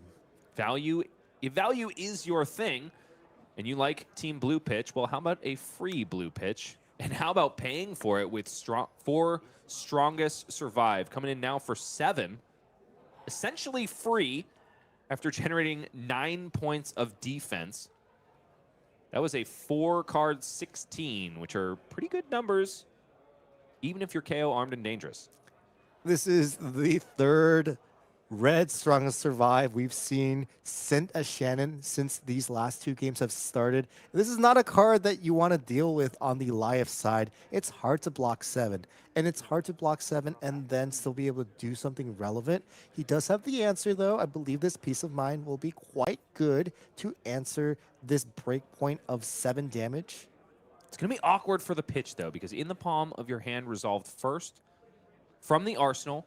So now Chanon will be required to pitch yet another card for the Peace of Mind. But this also unlocks the Arm Piece. Attention grabbers will gain an extra +2 value on the block over its base of 1 if Shannon is able to remove a suspense counter from an aura of suspense that he controls. Now he has one from in the palm of your hand, so could have a very clean block. And we did see him use the attention grabbers quite early in his game against the reviled Kayo, Ricardo. And it's because attention grabbers, while of course a very powerful equipment, is very specific. You need to have a suspend aura with a counter that you're willing to remove. For example, you would not want to remove the last counter on this edge of their seats because you don't want it leaving play on the beginning or on your opponent's turn. It seems like maybe not disciplined from an outsider's perspective, but it's something you just have to do when you actually have it. Ooh, it's clean here, though. I said it was going to be awkward in the pitch, but it is a fantastic cleanup of all of this damage. It's 4 from the rampart of the Ram's Head and the attention grabbers, plus 4 from the Peace of Mind, generating a Ponder token, as well as preventing the last 3 damage on Strongest Survive. So no need to reveal a card with power greater than the amount of damage dealt by Strongest Survive. And also, Chanon sets himself up for a horrendous 1-card play if you are in the seat of David Yao, because the suspense counter removed is from the second copy of Edge of their seats, also resolved on the opponent's turn. So it's not just 5. It's not just 5 plus 4 from the Might tokens. It, oh boy, is 14 damage. That is going to be beefing up the last card in the hand of Shannon Puttaree. And boy, howdy, it is cut a long story short. The exact card you want to pair with a power turn from Shannon Puttaree. This is going to be huge, and it is exactly 17, 4 damage over the requisite tower that gives cut a long story short one of the most fearsome on hits in the game. Discard your entire hand. I discarded card. One thing I've noticed from Shannon's deck is that it seems to have a hard time generating evasion. He hasn't generated a single confidence token in the 2 games that we saw from him prior. And so I do wonder if that could be the difference between, say, his list and the Jason Rolfe list that performed so admirably at Calling Valencia. There are some options in the Guardian suite, of course. There is an aura that can do that, emerging dominance from Crucible of War. There's also Terra Sunder, which I'm positive is in this deck. I believe we've seen him block with it. There's, of course, the leg piece from Mastery Pack Guardian as well that could give things a crush attack dominance from the arsenal. There's some options here, but besides Terra Sunder, they're often a little bit inefficient and not really cards that you want to play if you're trying to go for big numbers. David, of course, here having to decide whether or not he wants to have this beast within discarded by the cut a long story short trigger or just converting it to 3. If he chooses to have it discarded and he draws a red, for example, it would be a little awkward, might not be able to convert the rest of the hand, and of course still lose life, and he wouldn't be blocking and take 3 more damage. So making the more disciplined play of I'll just block my hand. Which is why evasion is one of those things that you have to mix in to Lyath Goldmane. Yeah, we do see that Chanon Puttaree draws that Terra Sunder like we just talked about. And he's probably happy to see that David doesn't have a turn. And this is Chanon's opportunity to turn the corner. He's going to draw another card from the in the palm of your hands that, oh, right. He hasn't drawn yet. He might be thinking about doing something on David's turn. It's an activation of Lyath Goldmane, which indicates to David Yao that Chanon has too many cards to work with. Yeah, I thought that he had already drawn, and I was like, did Chanon forget that he needs to be a 5-card hero? The card drawn here off of in the palm of your hand is a red Minnowism. Lots of buffs to pair with either Short Shrift or Wee Wrecking Ball. This is a devastating turn. He'll be able to pitch this blue Escalate Violence to play the Terra Sunder, then pick up the litter. He has a Short Shrift and I believe a Wee Wrecking Ball. So that's correct. Does he want to destroy the arsenal or have David discard a random card? So it's only 7-8 on the buff here. 8 plus 3 does not equal the requisite 13 for tower. So I do think, yes, Short Shrift is going to be the attack of choice here. Both Still, are crush. Both are crush. We Wrecking Ball is tower. and It's destroy also the arsenal. crush. It's also crush. Oh my gosh. Is Yeah, it? yeah, but Sorry. it doesn't really matter too much in this spot. I think Shannon just has to decide whether or not he wants the Arsenal one and play the other, or vice versa. It's interesting. It could be an angle to play the Wii Wrecking Ball, as David's not guaranteed to have an Arsenal next turn, but this is kind of just like another, I'll just buy your hand. This is 11 dominate, and if it at all just touches David, David is forced to discard 2 cards from that Terra Sunder, and if it crushes David, he's forced to discard yet another card. This is a back-to-back series of powerful plays from Lyath, really flexing to show you what you can do when you have 5, 6 cards plus an arsenal. 11 dominate here versus David Yao. Facing down, I would call it the red in the ledger conundrum, where Yep. you're red in the ledger if you block it out because you gave up all of your cards. You're red in the ledger if it connects. Obviously, when you're on the side of Azalea, or I would venture to say the side of Lyath Goldmane of this equation, you would much rather be getting the on-hit and as much damage through as humanly possible, which is why that the evasion portion of it is so, so important. Terra Sunder coming in off the Ponder token from Peace of Mind. Worth its weight in gold here.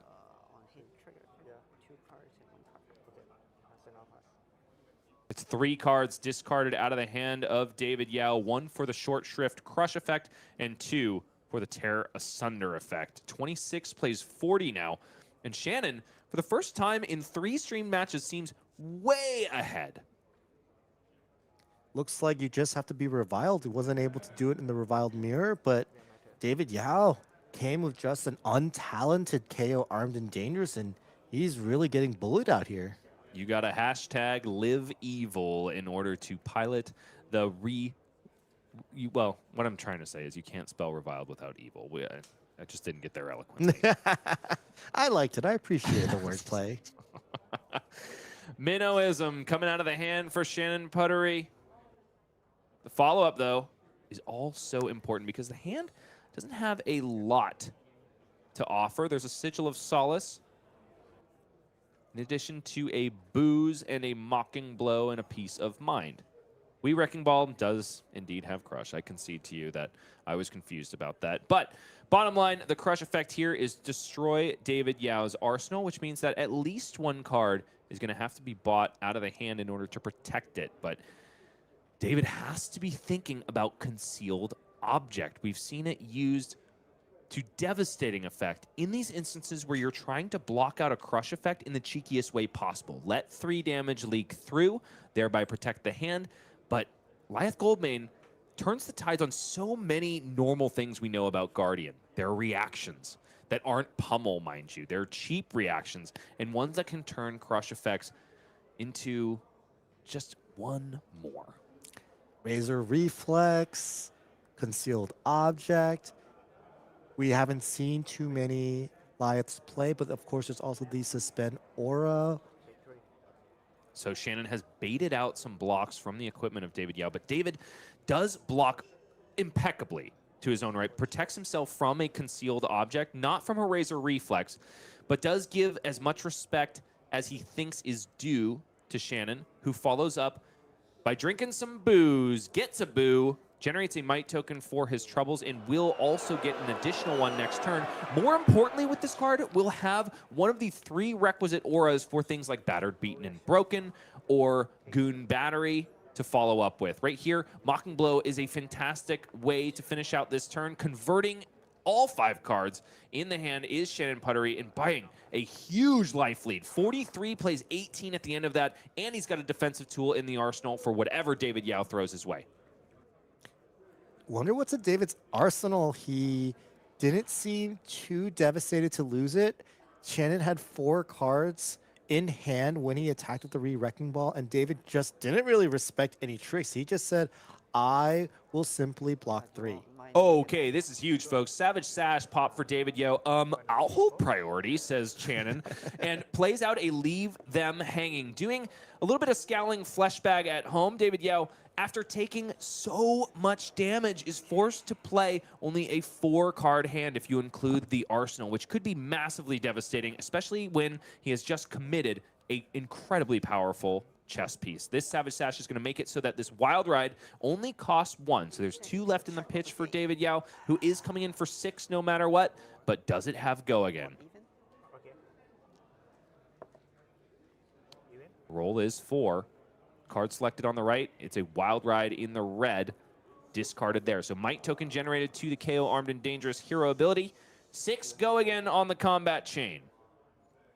Chanon's hand does have another Leave Them Hanging, but no other blues to really punish David on this turn. The second Leave Them Hanging often can be quite brutal. These Intimidate effects scale very well when you do them on your opponent's turn, because the second one is almost guaranteed to make sure they cannot Arsenal profitably. Follow up here. I think we're seeing exactly why a Savage Sash was popped at the beginning of this turn is yet another Wild Ride. And yet another Wild Ride is discarded to pay the cost. So this one is coming in for 5 go again. It's in the yellow variety. But it's so important because it meets the requisite condition for Balance of Justice. Chanon Puttaree blocks with it immediately because he's allowed to now pop it at instant speed in order to draw a card. David Yao has not resolved the Blood Rush Bellows, which is exactly the reason this card exists as a counter to it and things like Art of War, Dearly Departed. But the important bit here, Chanon is going to be blocking for 2 and also getting a card for his troubles. And if that is not bad enough, David Yao finishes this turn with a yellow Bear Fangs and discards a Blood Rush Bellows. Yikes. This has not been the weekend for Blood Rush Bellow enjoyers. I believe there have been 3 that have made their way into graveyards, and somehow 2 of them were off of random discards. So not the best showing. And it's really been more of like the RKO weekend, a hero who doesn't rely on Blood Rush Bellow at all. Another interesting thing that happened on that turn cycle is David marked the life totals slightly incorrectly when calculating the damage off the Balance of Justice. He thought that the balance blocked 2. Chanon had to remind him that, no, I am Lyath Goldmane. Balance of Justice only blocks 1 for me. But still worth 4 value, and them's the breaks when you are a Vile Savant. Cruel Ambition plus Mocking Blow is the retort for Chanon Puttaree. After David Yao did receive an Intimidation from Leave Them Hang, but really put together a stellar turn off of Savage Sash. This is the blue pitch difference. This guy knows how to play Flesh and Blood.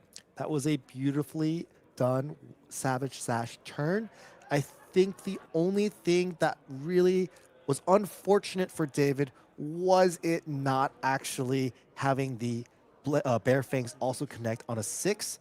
And the Blood Rush Bellow was discarded, so it's a double whammy. He also doesn't get it for next turn. Holy cow, we're going wide. Chanon, another thing that Lyath does different than any other Guardian is go multiple chain links wide. Not just because of the Snapdragon Scalers, but also because of this cheeky, generic attack reaction. Razor Reflex has finally hit its stride here in Lyath Goldmane. It's going to give go again to an attack action card would cost 1 or less if it connects. And then, worse yet, the follow-up here is Battered, Beaten, and Broken, which has its condition met. Chanon does control 3 or more auras. In fact, he controls 6, 5 Might tokens, and 1 Leave Them Hanging. So this is coming in for 4, but it's also intimidating a card out of the hand and threatening to destroy it on connection. Another thing that makes Lyath look a lot more like a brute than a Guardian. David just shoving his Crown of Providence and his Gauntlet of Apex Rex onto this attack does not even factor, does not even think about the possibilities of a concealed object. We're past that point. We're behind. We're just gonna try to assume the best, and you know, if he has to discard and lose a card, then he's sending the claw, and that's life. But I like it. David Yao is behind and trying to find his way back in. David is currently sitting at half the life total of his opponent, but that could very well change because there's a show of strength for 9 and it's accepted pretty immediately by Chanon. There's going to be fireworks on this next turn. 14 plays 19 now, and before all is said and done, Edge of Their Seats is resolved out of the hand for Chanon Puttaree, trying to set up for the following turn cycle by accelerating out Edge of Their Seats and removing a suspense counter immediately rather than waiting 2 turns to get the value. But there's value popping at the beginning of the turn. Anyway, it's not Edge of Their Seats. It's Leave Them Hanging and 5 Might tokens. So 9 total damage given to the next attack on this turn. You better believe there's going to be an attack. But wait, there's more. It's a Nimblism plus a Spew Obscenities. Might token is controlled, so it's 2 base plus 1 from the fact that Chanon controls a Might token. Then we've got 3 from the Nimblism. We're up to 6. Then we've got an additional 9, so it's 15 big ones coming the way of David Yao. This is the first time that lethal is being threatened, and David is at 14. This on hit creates that confidence token that we were talking about. Unsure, though, how much value that actually has against a deck that on average has a card that doesn't even block. But it is something. It's still free from the Spew Obscenities. One of the few reviled Guardian actions. The other one being one of our favorites. One of these auras that has been doing a lot of work as well. The Leave Them Hanging that also popped. I think that's like the third Leave Them Hanging or the second Leave Them Hanging that has been used here. Yeah, it might be the second. Okay. I want to say because he had one. He had 2 in the hand at one point. Had to strand 1 there because didn't have the blue. Okay. To do a double intimidate. I believe the arsenal still though is a peace of mind. Chanon Yes. hasn't taken any defensive posture since essentially hitting the go button several turn cycles ago. If you like sending massive attacks, then boy, do I have the hero for you. Spew Obscenities, by the way, has some of the gnarliest flavor text that I have ever seen in Flesh and Blood. Is gallbladder, privy with a blast, and that is Fugger Grimes of the Baleful Horde, who may be the only other person in the world of Wraith that I want to see enter our canon as a hero than Slapstick Sal. I would take Fugger Grimes over Slapstick Sal any day. Yeah, he looks like a really mean slugger. Oh, you think that's him? I assume so. I think it's the guy he's talking to. I think Fugger Grimes is the blonde. Oh, that would certainly be a very out of character experience for me to be introduced that way. Am I leaving you hanging? Oh, absolutely. Okay, confidence token. Hanging dry and high here. Confidence token generated along with a Might after Spew Obscenities and Fugger Grimes connect with the life total of David Yao, bringing him down to 9. It's 19, the life total valley that he must cross in order to win this game. Bear Fangs might be the card to get it done, though. Finally discarding a non-Blood Rush Bellows. So coming in for 8. Chanon posturing with a card to block with. And it is overcrowded, which looks fantastic in the Lyath Gold main deck. Because he controls 2 unique aura tokens, it will get +2, thereby bringing it to the value of a normal blocking card, 3. He also does have that peace of mind. This could be a good turn to just free it from the arsenal. 2 steps ahead, pitched in order to pay for the peace of mind and the rampart of the Ram's Head on the combat chain. Ponder token generated, and the majority of that damage shored up. But not before a Lyath Goldmane activation generates 1 more Might token. A curious thing that was the best thing that Chanon could do with yet another blue in hand, but all he needs is more buffs and a 0-cost attack. I see a Minnowism. I saw a Nimblism. But what is going to be the coup de grace on this game, Michael? It could be so fun if it's like another cut a long story short. But honestly, any attack that can receive these buffs will do the trick. Here's the answer. Minnowism, Nimblism. It's Spew Obscenities! Fugger Grimes got us into this situation, and now he is going to get us out. This bump is extended. So much damage in much evasion coming the way of Chanon Puttaree's opponent. Blue pitch falls to the Vile Savant and, of course, Fugger Grimes. Smile across the board, though, David. Such a good sportsmanship showing there. Just realizing, yeah, you really got me. You really did it to me with these big attacks. So love to see that. Of course, this was a win-in situation probably for David as well, but he took it with stride and just the grace that he extended. I appreciate that. I want to call that out whenever I see it. Players being good, genuine humans. David still going home with a little bit of cash, has definitely crossed the top 16 threshold, so it's not all bad for David. And we must thank him very much for joining us in the feature match. Always fantastic to see members of Blue Pitch on stream. because boy howdy do they run the APAC region, even after losing 2 of their own to the dev team at LSS. Folks, let's talk about how the entirety of the tournament shook out before our top 8 cut. We'll view our standings page one more time. Shoma freaking Yamamura has not dropped a single game in 2 days so far. That is honestly a fearsome proposition for him. I mean, like, massive skill, massive shout out to Shoma, but I feel like I have never seen a player enter a top 8 in a calling undefeated and not lose in the very first round. Yeah, but you know, that's a curse that's meant to be broken. And if someone's going to do it, I think Shoma is your man. Well, that could be the victory story of calling Hong Kong, but one of the most tragic is the feature match that we just watched. In the 9th seed, our evil bubble boy is Shannon Puttaree. Fugger Grimes was not enough to overcome the tiebreakers, unfortunately, perhaps relegated to the 9th slot because of spewing too many obscenities. Boy, did that deck look good in that game, though. Like, it was running on all cylinders. That Terra Thunder turn just ripping apart David Yao's hand. Still a great showing, and I would be happy to end 9th at a calling like this, playing a hero that no one really has on their radar. And I think this is just the stepping stones for more Lyath Gold main players to really build on, improve upon the deck, practice their skills, and maybe we'll see some top 8s in the future. And with this, Shannon Puttaree does supplant the previously highest performing Lyath Gold main, Jason Rolfe. So there's a new kid in town, and like you mentioned, it starts the deluge of people who are inspired to build this deck and therefore refine it. So it's entirely possible that we're going to see more villains in our arena sooner rather than later. 10th place, we also have Prism, piloted by Wayne. This is a diverse group of heroes. Of course, the top 8 itself with 2 pairs of Kassai and 2 pairs of Gravy Bones, but then 4 other different heroes. I am liking this, and I definitely have to attribute a lot of these changes to the BNR. Without a doubt, I do agree with you that a lot has been changed, but I kind of think we need to knock Gravy down a peg again. You could argue that. Yeah, reasonable. Let's get rid of Chum as well while we're at it, right? At a certain point, yeah, I approve of that. And then Sawbones and like, if we're gonna do some bans, just like don't get me tempted to play that hero again, please. Well, your kinsmen from Team Super Army are definitely convincing you to pick him up once again. So shout out to Brody Spurlock and Jacob Clements for keeping the man exactly where he's supposed to be, in the throes of a saltwater swell. We'll be back with more undead allies. We'll be back with more Centauri Sabers. And we're going to be back with our top 8 cut here at Calling Hong Kong after this.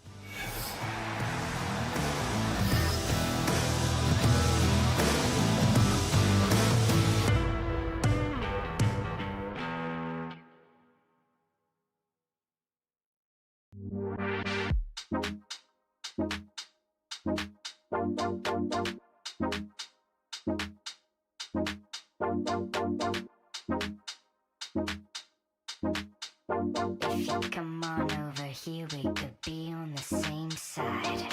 Same side, same side. Same side, same side. Same side, same side. Same side, same side.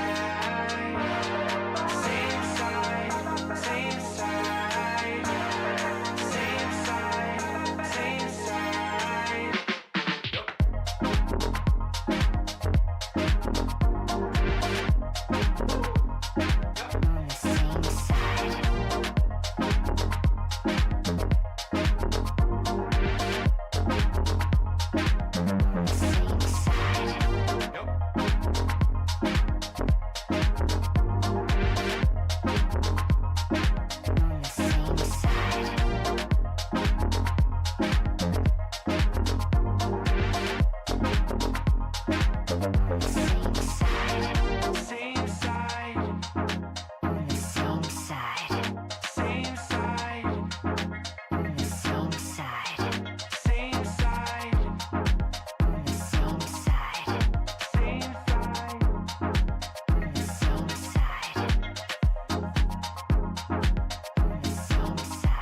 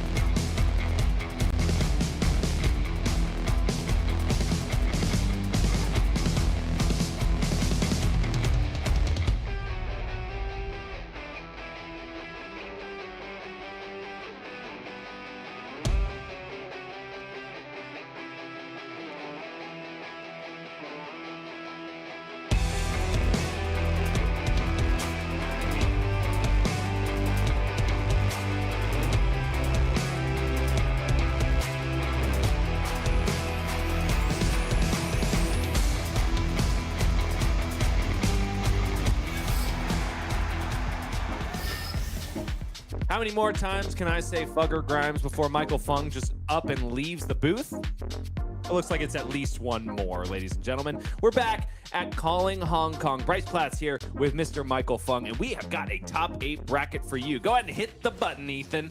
Shoma Yamamura versus Law Wen on Arachne Marionette, 1st seed through 8th seed. Bears mentioning here that Shoma Yamamura has not dropped a single game at this calling.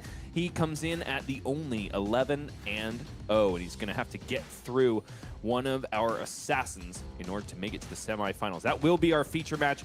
Moving down, 4th and 5th seeds are going at it. Jacob Clements versus Ricardo Diaz, who has looked so good on the underhanded cheat all weekend long. Following is Torpong Jung Tri, another Kassai of the Golden Sand Chad, following his what am I trying to say? He is a disciple of Shoma Yamamura is what I'm trying to say. He takes on Verdance Thorn of the Rose, though, which is going to be a very different hill to climb for Kassai. Brody Spurlock in the 2nd seed takes on Teddy Tai. Kayo armed and dangerous. What do you think about the prospects of your shipwrecked looter in this top 8 bracket? Both of these matchups are, in my opinion, a little bit Gravy Bones favored, and one of the reasons why we haven't seen Kayo Armed and Dangerous and Underhanded Cheat as represented for the last few months with High Seas legal. Of course, anything could happen. I also do want to highlight that there are no Asilios here. This was a hero that I truly felt was going to pivot and show up a little bit more. I do know that a bunch of these players did bring Amulet of Echoes, and not just one, maybe multiple. They had a couple of free slots that were freed after last week's Why is Living that? Legend when Kano hit the boot and made his grand farewell. No more wildfires to be cast, and that has given players the opportunity. I wouldn't be surprised if we get to see some open deck lists and see that Kassai's also are bringing the Amulet of Echoes, because that is also a bad matchup for them. So maybe it worked, and maybe Asilios will have to adapt, but I do not see any represented here. And maybe it worked, but now those sideboard slots, hey, much like the extra A-B slots that you have to pack for Kano, are now burning a hole in these players' pockets. But the important bit is making top 8. That is always the first, I don't know, maybe it's your third objective. If it's your first calling. First objective, of course, is have fun. Second objective, hey, make day 2. Third objective, top 8. And that is the way we progress in competitive Flesh and Blood. And progress we must down to the feature match area where Shoma Yamamura defends his undefeated title here at the World Tour Hong Kong. Oh boy, Lawin, can you get it done? The third member of Team Blue Pitch that we've had on feature match. Haven't had a single one take a game down yet. Who do you give the edge to here? This is traditionally a Kassai favored matchup, in my opinion. The older build of Stealth Mario really struggled into this matchup to offset that advantage of that Dynamo, and the sheer fact that a lot of these Kassai decks often have multiple defense reactions, which can really put a damper into Marionette's game plans. It's hard to plan out your turn when you're trying to get on hits to proc, because some of the times your on hits are your sources of go again. So because of all that, it's traditionally Kassai favored, but we've seen a lot of topsy-turvy, upside-down, flipperoo, switcheroo things happen, especially in these top 8s, and I'm excited to see what Law Wen brings here. Most notable, the flipperoo in Kano versus Kassai at Calling Seattle in the finals just last weekend.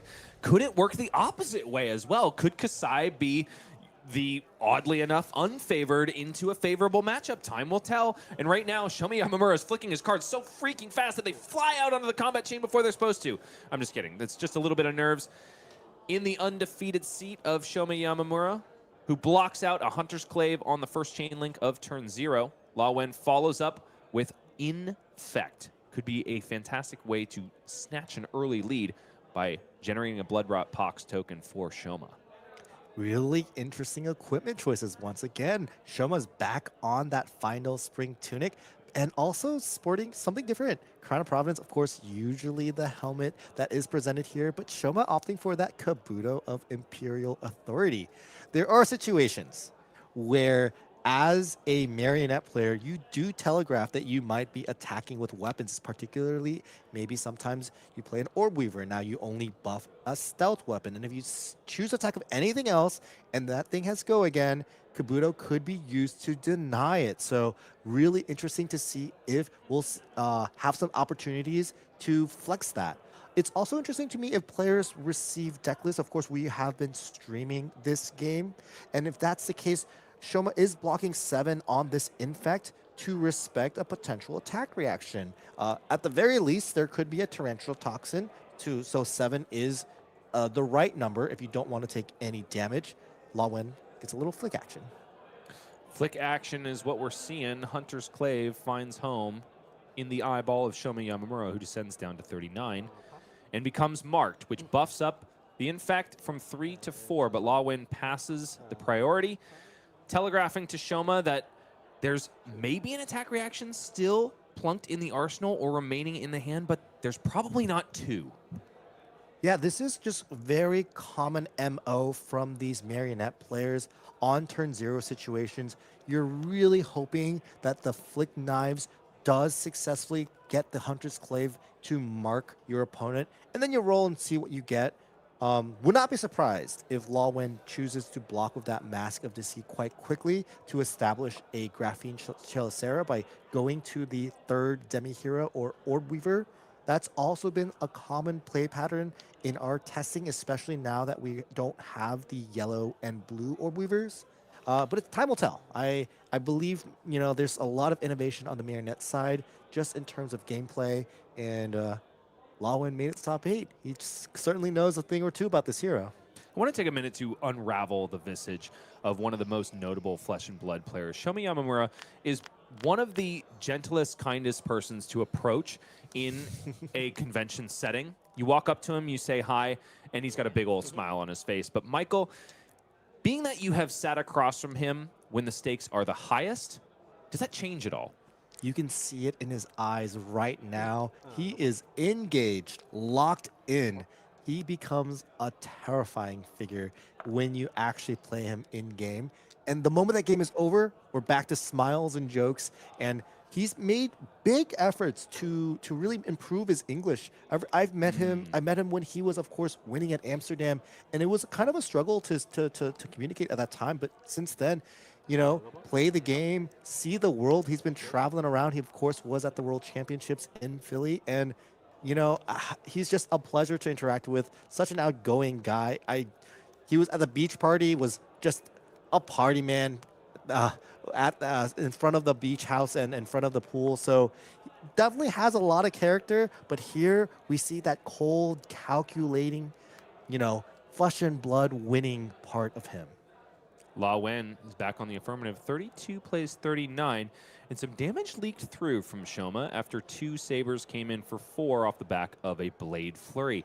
And something curious, something that we've come to expect from Arachne Marionette is that we want to mark on turn 0 and then block with Mask of Deceit on the opponent's turn. Transform into Arachne Orb Weaver, get the Graphene Chelicera online. That is not what Lawin decided to do here. So could that hint to Shoma Yamamura about what is in the hand? Well, it seems like the moment Lawin detected that Shoma might be keeping an arsenal, staying in Funnel Web did seem a lot more attractive. This is a very scary infect. Lawin can be representing quite a few things, and if you choose to overblock it as Shoma, Lawin, of course, can go under you with those Stalker steps. So Shoma not having a D-React in his arsenal, we do know there's a Nourishing Emptiness in his arsenal that he couldn't really play the last turn. He could not give his second weapon swing go again. He's been in a pickle. A card that could bail him out here, of course, is a Crown of Providence, which he does not have right now. So he just has to factor how much does he want to block here, or does he want to respect the Funnel Web at all? Maybe he just has to give up this Nourishing Emptiness. That's also a very valid thing he could do here. Okay, Michael, I know you're on your revered arc right now. You're playing fair Flesh and Blood with your opponents, but there was a time where you were an Oldhim stand, and in that case, you're bluffing a lot of things. Defense reactions, Oldhim activations, pummels, if you weren't involved back in the day.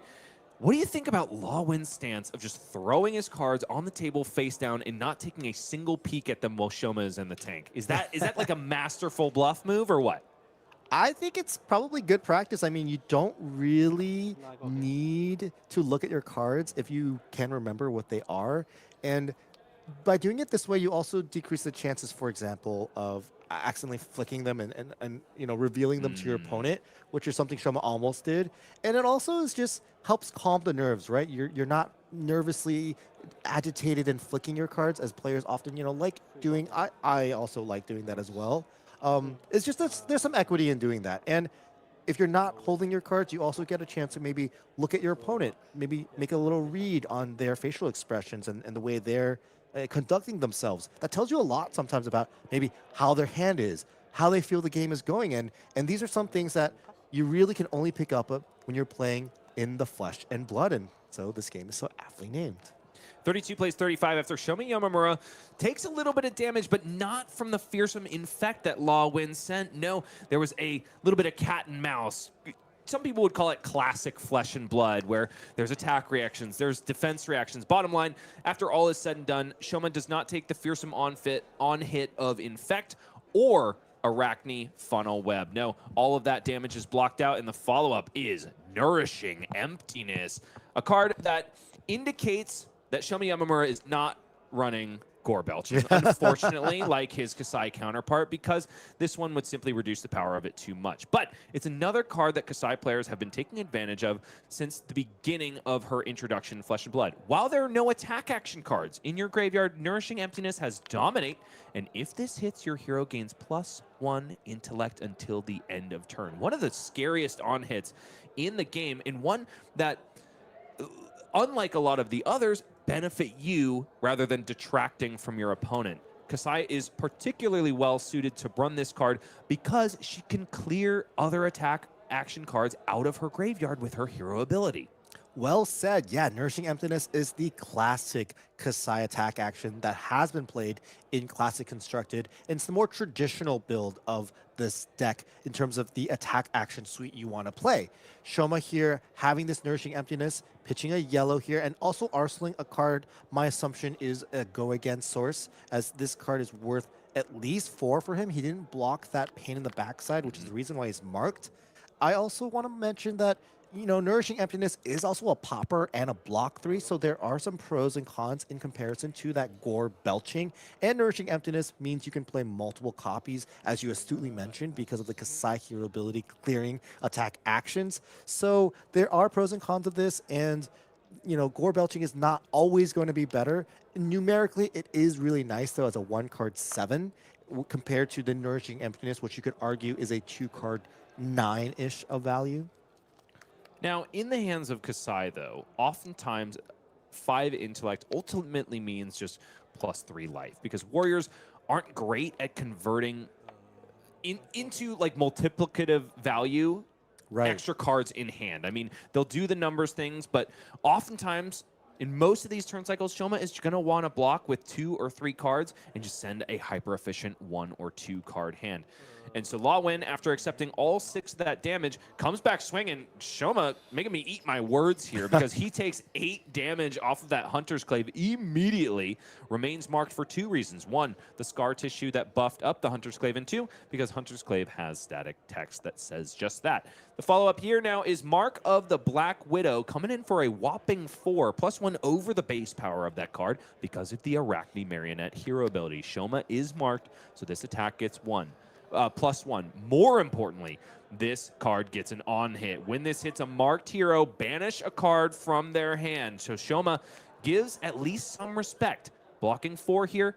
Lawin follows up with a Flick Knives activation, keeping Shoma Yamamura marked and getting 1 damage through. But is there an attack reaction? No. Shoma keeps 4 cards in hand and 1 card in arsenal. 26 plays 26, and Shoma's about to huck some cards onto the table, but not before there's a transformation into an Arachne Chaos Demi hero. The choice, fate would have it, is Arachne Orb Weaver, which is fantastic. Lawin has cleared out the right dagger slot, and it's ready for a Graphene Calycera. That's what you want to see. Orb Weaver is perfect, and Lawin is perfectly set up for it, as he did flick that extra Hunter's Clave that he just retrieved. A very heads-up flick, if you could ask me. And I think he must fear what Shoma's cooking up here. Shoma had 5 cards in his hand and really was not interested in blocking, so this is probably a very powerful turn, and a powerful turn indeed, as it seems like he is going to go double Saber. And I think there was a Blood Follows Blade as well. So I wonder if Shoma actually has a plan for that last action point. Perhaps another Nourishing Emptiness, maybe a Kassai activation. I don't know. It's exciting. Let's find out. So the second Centauri Saber has been swung with. So no, it's not going to be a Kassai activation unless he's willing to not actually represent the on-hit. The on-hit here, though, from Blood Follows Blade, a brand new expansion slot card from Super Slam, is create a Centauri Sellsword token. We've seen it all weekend long. It's probably doesn't need explanation at this point, but a Centauri Sellsword is a dude. Yes, allies can be created in the warrior class, but only for Kassai. She's fighting her way through the deathmatch arena for gold pieces, but also an army to go back and take her home back in Volcor, I think. I'm so sorry I don't read the lore that much, but I think that's what we're dealing with. Bottom line, the Centauri Sellsword is going to help Shoma get through this game by offering extra damage as long as he has swung a weapon, and also a little bit of life if he can convince Lawin to attack into it. Here comes Centauri Sellsword. 3 go again here. Shoma still with a card in hand and a card in arsenal. Ah, it's just a Sigil of Solace. Perhaps making Law Wen think, what is this, a Command and Conquer? Another Nourishing Emptiness? What's happening on this turn cycle? But Sigil of Solace, the premium block, the best block 3 card and the premium bluff card in this game. Yeah, I thought Shoma also had a Sigil in his hand, so maybe that's the new card in his arsenal. Unsure, but he has built himself a sizable lead now, and Lawin is answering back with one of the best cards in the deck. And that is Savor Bloodshed. The next dagger attack Lawin attacks with this turn will get +4, much like the up sticks and run that followed it. The important bit about Savor Bloodshed, though, is the fact that once a dagger connects with a marked hero, Lawin will draw a card. And actually, I think we could have detected that the Orb Weaver Spinneret coming from the arsenal was there because of that preemptive flick of the Hunter's Clave that came a turn prior. So now that Law has not had to do the bread and butter play of block with Mask of Deceit on your opponent's first turn, what do you think the best use case scenario it is for it? The biggest blowout typically in these newer Marionette builds is blocking and getting Inertia Trap when you identify your opponent having an opportunity to arsenal maybe a defense reaction or something of that sort. That is kind of the biggest blowout you can get, right? You get 5 value from your hat, which is a lot, and potentially also make them bottom a defense reaction. Also, it just bails you out of some situations when your opponent is marked and you rolled into something that you can't really use, like you rolled into Tarantula, but you don't really want to swing daggers the next turn. You want to be Black Widow because you drew Kiss of Death, and that's kind of a really good combo. By not having to deploy his hat, Lawin is more set up for future turns. This turn, however, is looking to be extremely powerful. You don't really ever want to block Graphene Chillicera. It has kind of the text that Tarantula Toxin really puts you in a bind. But the odd hit here is drawing a card, and that makes a card like Savor Bloodshed, when utilized in this fashion, very similar to the numbers of Codex of Frailty. And it's kind of the reason why Marionette, and for a while Slippies were playing this off and on, has so much power because of these powerful Majestics. Shoma, in the think about blocks here, because there's 12 damage offered on the combat chain and more on offer. Still 2 cards in the hand for Law Wen, but Shoma giving a huge amount of respect here. It's 12 on 12 and a Kabuto of Imperial Authority blocked with here. Law will not be allowed to attack with weapons for the remainder of this turn. Does he want to do that? That is the question, but Shoma is going to make sure it can't happen. I love this block. If you're going to play Kabuto, this is a great opportunity to deploy it. The main reason why is because if Law Wen were to hit with that Graphene and then draw a card, there's such a high chance he draws a card that interacts with daggers. And if he can't swing his daggers, drawing that card would not be good for him here. Also, we know that he is Orb Weaver, and so a likely follow-up on this turn would be to discard 2 Orb Weaver and then swing another Graphene. So just a nice little play. Especially after drawing off of the Savor Bloodshed after flicking the Graphene Chillicera. And here is the blowout, the rub. Kabuto of Imperial Authority now makes it so that Law Wen cannot swing any of these weapons. I think he's about to blow out Shoma. He's about to discard to Orb Weaver and then play the Codex and just play any of the stealth attacks in his graveyard. And Codex of Frailty is not a card you want to see on the Kassai side. The Frailty somehow has so much text against you when you have 2 sword weapons. And also, it's just such a high value card. Law Wen is going to be able to fully utilize his hand. The Kabuto on this turn really had not much text.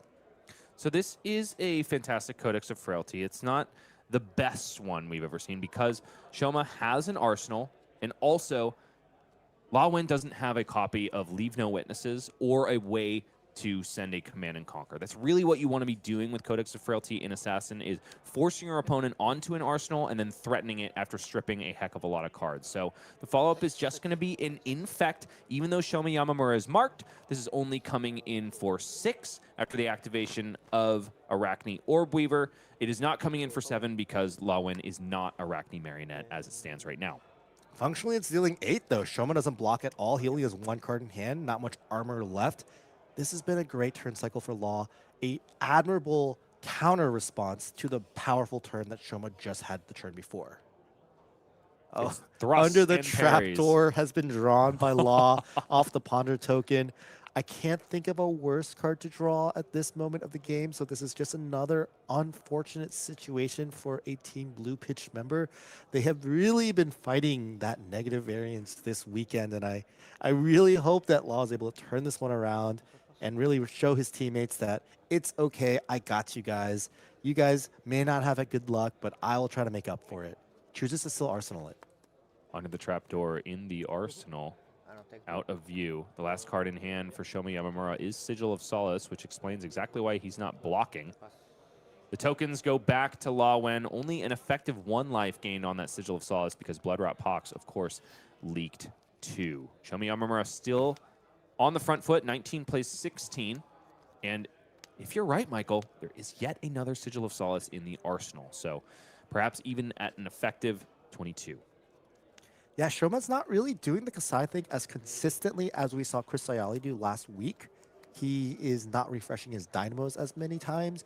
This turn he didn't do it. Last turn he did, but the turn before that he played Nourishing Emptiness, which has pros and cons, right? One of the cons is it's hard to swing both sabers and still play that Nourishing Emptiness and still have that action point. Here, Law Wen doing a very disciplined play. We've seen some pesky allies survive for quite a long time, longer than both of us would imagine. But no, that sellsword is immediately getting taken out by the pain in the backside. And it's probably because Shoma Yamamura did not hide the sellsword in his head slot, which is now empty. Now, Wow. there are no attack reactions in the hand for Shoma Yamamura. He is face up because of the cut from the same cloth resolved by Law Wen, which forces the opponent to reveal the entirety of their hand if there is an attack reaction, which there normally is for Warriors. The opponent becomes marked. For now, though, it's just a buff of the next dagger attack for 4. So this Graphene Calycera comes in for 5. Does not currently have Go Again, though, and cannot gain it except for a Stains of the Redback. That is an on-attack trigger for Graphene Calycera, so this flick of the Hunter's Clave will not give Go Again in the reaction step. It'll give Go Again if it hits because of the base Arachne Marionette. It came to me that last turn, I don't think Shoma has a Sigil in his arsenal, purely because if he did, he could have done a really tricky play in response to the Codex of Frailty. He could play the Sigil in his hand, play the Sigil in his arsenal, get a Nourishing into his arsenal for free. Because of that, I'm making the deduction that I must have looked at it incorrectly, and there is a third Sigil of Solace in his arsenal. Under the trapdoor, doing the thing that no player wants it to do. It's attacking for 1, but there are 2 cards in the hand for Law Wen. But One is still greater than none. Sometimes you take what you can get.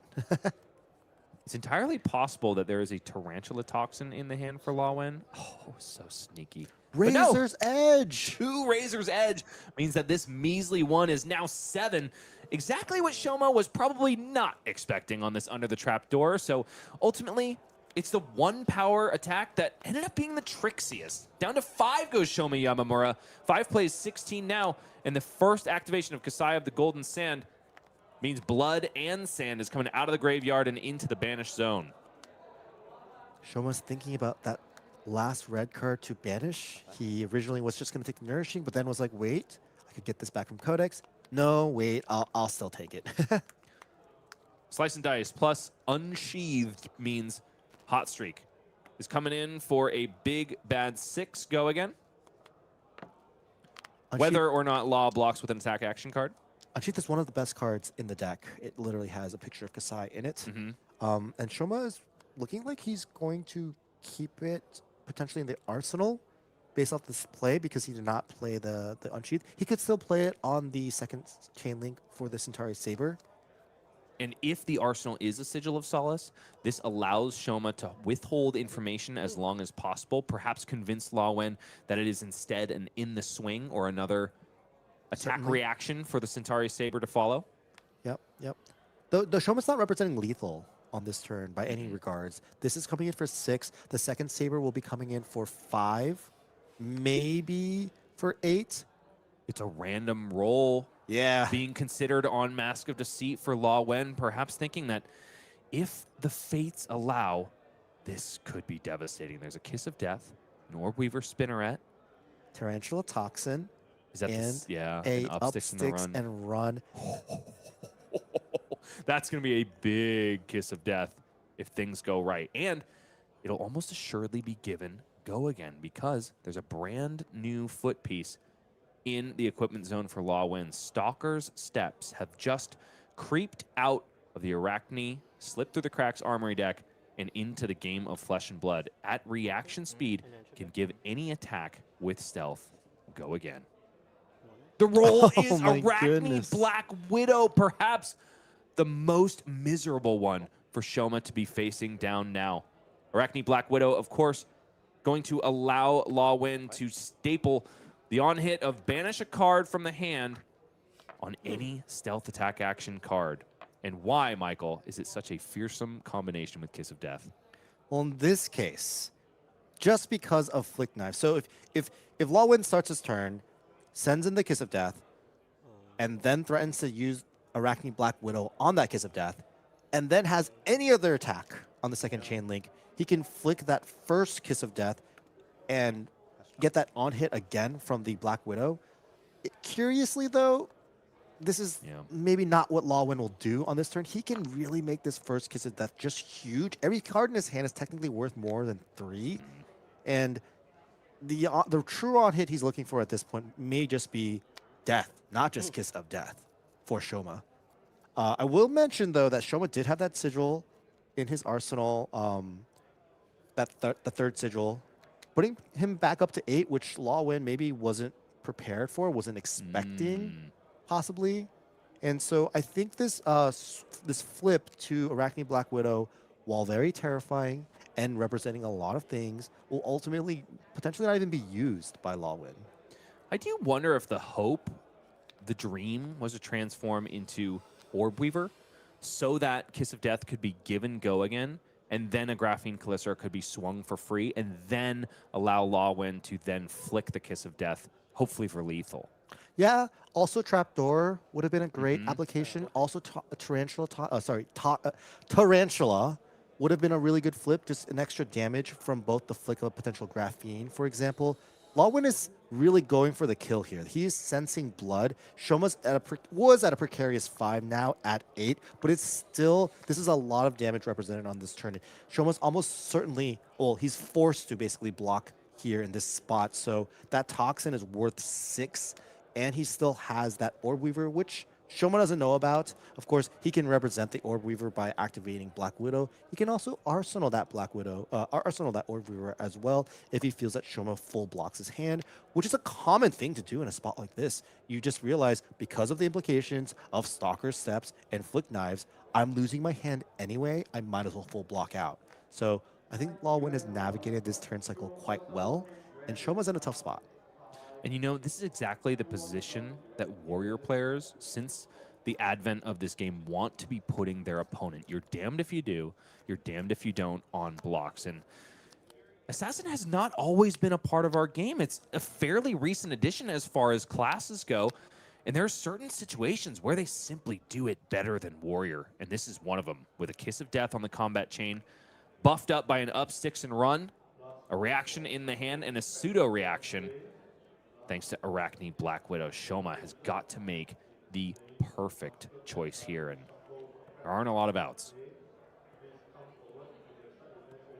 Yeah, people have been calling some of the Mario builds Wario just because how similarly they do play to Warriors, especially the more recent versions. Not sure exactly how close Lawin's deck is to those builds, but the more recent versions that really had a lot of dagger reacts, and you almost felt like a Warrior where you just send a dagger for 1 or 2 and suddenly it becomes 12. Blocks are 7 on the side of Shoma Yamamura. Valiant Dynamo, Run Through, and Blade Flurry. Could be holding a defense reaction back. He definitely runs them, and we haven't seen a whole lot. We know his arsenal's not a defense reaction, it's an unsheath. And I also want to highlight Shoma's, the way he set up his 3 zones, his graveyard, his deck, and his banish zone. They're all like this like really neat little angle. I like it. It's so neat. Shoma is not just the champion of the Dark Horse decks. He is also a guy that likes to play at 45 degrees. Orb Reaver Spinneret discarded to the activation of Arachne Black Widow. Up to 10 goes the Kiss of Death, and a fearsome on-hit conveyed as well. Flick Knives, sending Graphene Callistra into the eyeball of Shoma Yamamura, descends down immediately to 7. There's 3 damage leaking through here, but so much more. Up to 13 goes the Kiss of Death. From the Tarantula Toxin and down to 0 defense goes the Blade Flurry on the combat chain. It's 4 on 13 right now. Yeah, this This is is death. super lethal. Even one defense reaction does not get Shoma out of this bind. He would need both of the cards in his hands to be defense reactions. I already see a blue hit and run as one of them. It is going to be lights out for the ex-Pro Tour champion. It's a fate foreseen. He was holding something back, but he immediately bottoms from the opt. He's counting it all up. It's only 8 on 13. Another dude actually gets there. I apologize. That's not lethal, but he does lose his last card from the Black Widow trigger. Down to 1 goes Shoma Yamamura. Must banish a card from the hand. It's that blue hit and run. So no, it's not over yet, folks, but it is not looking good for Shoma Yamamura, who is already blocked with Valiant Dynamos. Not going to be able to refresh it on their turn. 1 plays 7 now, and Law Wen is absolutely in the driver's seat. If you're a fan of the Puppet Assassin, then you are happy now. Shoma does have something to do on the affirmative, though. It's not all bad. Vandal Spring Tunic cashed in for a swing of the Centauri Saber. A play we've seen from Shoma over and over again throughout the weekend. And the hand of Law Wen will really tell us what is going to happen at the conclusion of this game. There are no daggers in the equipment zone at the moment, and I don't see a single retrieve effect either. Yeah, Law Wen's hand is a little awkward, but it still plays. Razor's Edge, double Art of Desire body, plus a blue Stains of the Redback. That blue Stains of the Redback could be a good arsenal target. Law Wen using the Stalker Steps and just hidden zone information. I mean, he'll start with this Art of Desire body. It could be anything. It could be anything. There could be another Razor's Edge. There could be another Tarantula Toxin. Shoma, of course, this turn, though, having 2 defense reactions, maybe feeling a little bit safer than usual. 5 plays 1. Shoma does have way more options than on the previous turn cycle. But Law Wen is saved by the Armory deck that just released in December. Stalker Steps makes it so that this is so much harder to deal with. I think about the days when the foot slot was a de facto Black Tech Whisperers, which means Shoma can pull back on the defenses and try to bait out more reactions. As long as he can cover it up, there's no go again, there's no extra action point. Right now, Law Wen has the opportunity to just go to the next chain link if Shoma decides to disrespect, or over-respect, I should say.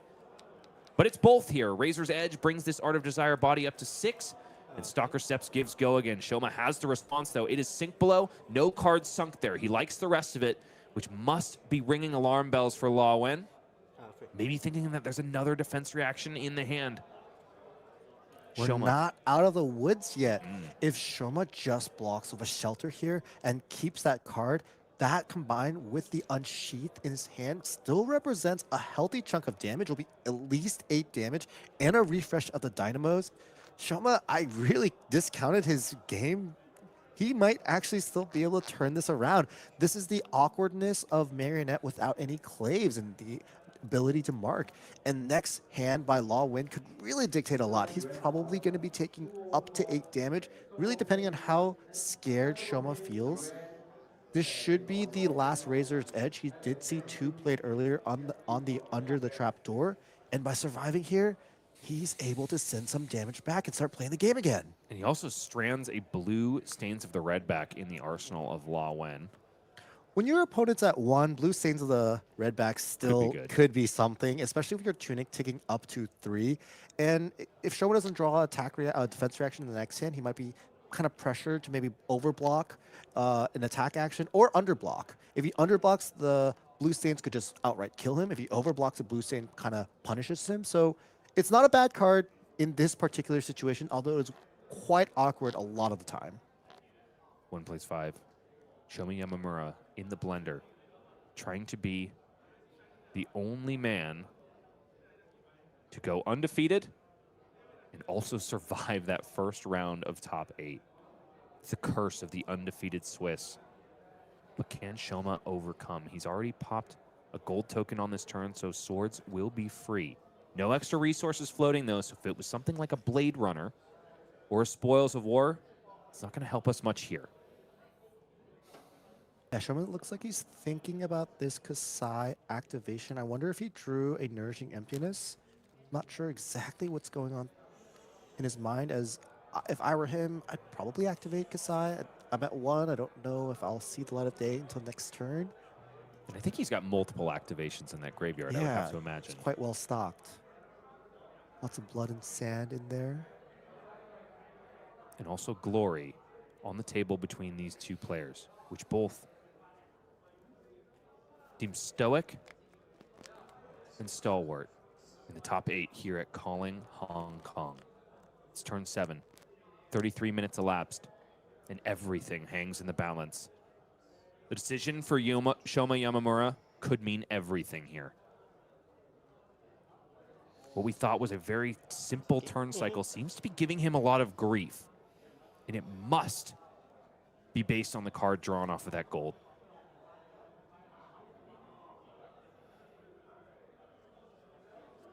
We know that Shoma has a fairly strong turn in Unsheathed from Arsenal and 2 Saber Swings. Refreshing Dynamos and perhaps allowing him to circle the drain one more time. Play value. It's blood on her hands, resolved for no copper whatsoever. And immediately sent to the Kassai activation. Maybe he was low on yellows. Yeah, factoring in that he's probably never going to be able to keep enough cards to make copper. But by playing this blood on her hands for basically no value, he does get to activate Kassai and potentially get a gold, which would be a lot of value. So tough decision that he had to make here. And, well, we'll see if it pays off. And I think, you know, you got to make those tough decisions. If you draw well, playing out your hands when everything is working out well, that's on the easier side. Ooh. Speaking of tough decisions, the guttural noise from my co-caster is because there's plenty of 2 blocks in the hand of Law Wen, and not just 2 blocks, things that buff up daggers. Was there an Orb Weaver in there? Because if there is, I think we're I saw saved. one. Scar tissue. I think that's a cut from the same I think it's a cloth. double trouble on the far left. Really? It looks like a Kiss of Death, just based... I love this game, by the way, that we're playing. This is one of my favorite games. Yeah, it is a Kiss of Death. Okay. So cut from the same cloth, Kiss of Death, Scar tissue. Okay, never mind, we're gaming. We're gaming, Right? but this is 8 damage. We got to give at least 4 defense or of blocks somehow. Lawin might be kicking himself for not blocking for 2 with that blue stains that's currently in his arsenal. He didn't know that Shoma would do functionally a 1-card 8 with the help of the gold token and this Unsheath. He kind of did, though, because that Unsheathed was revealed from cut from That the is same true. cloth. That is true. That's true. So if he's keeping good mental notes, could be kicking himself for not cashing in the block value. Yeah, so he has to give 4 here, which likely means that if he wants to keep maximum number of cards, it's a block of a single card and then a block of either the Tunic or the Flick Knives. You never really want a block of Tunic right when it's at 2 counters, imminently going to 3.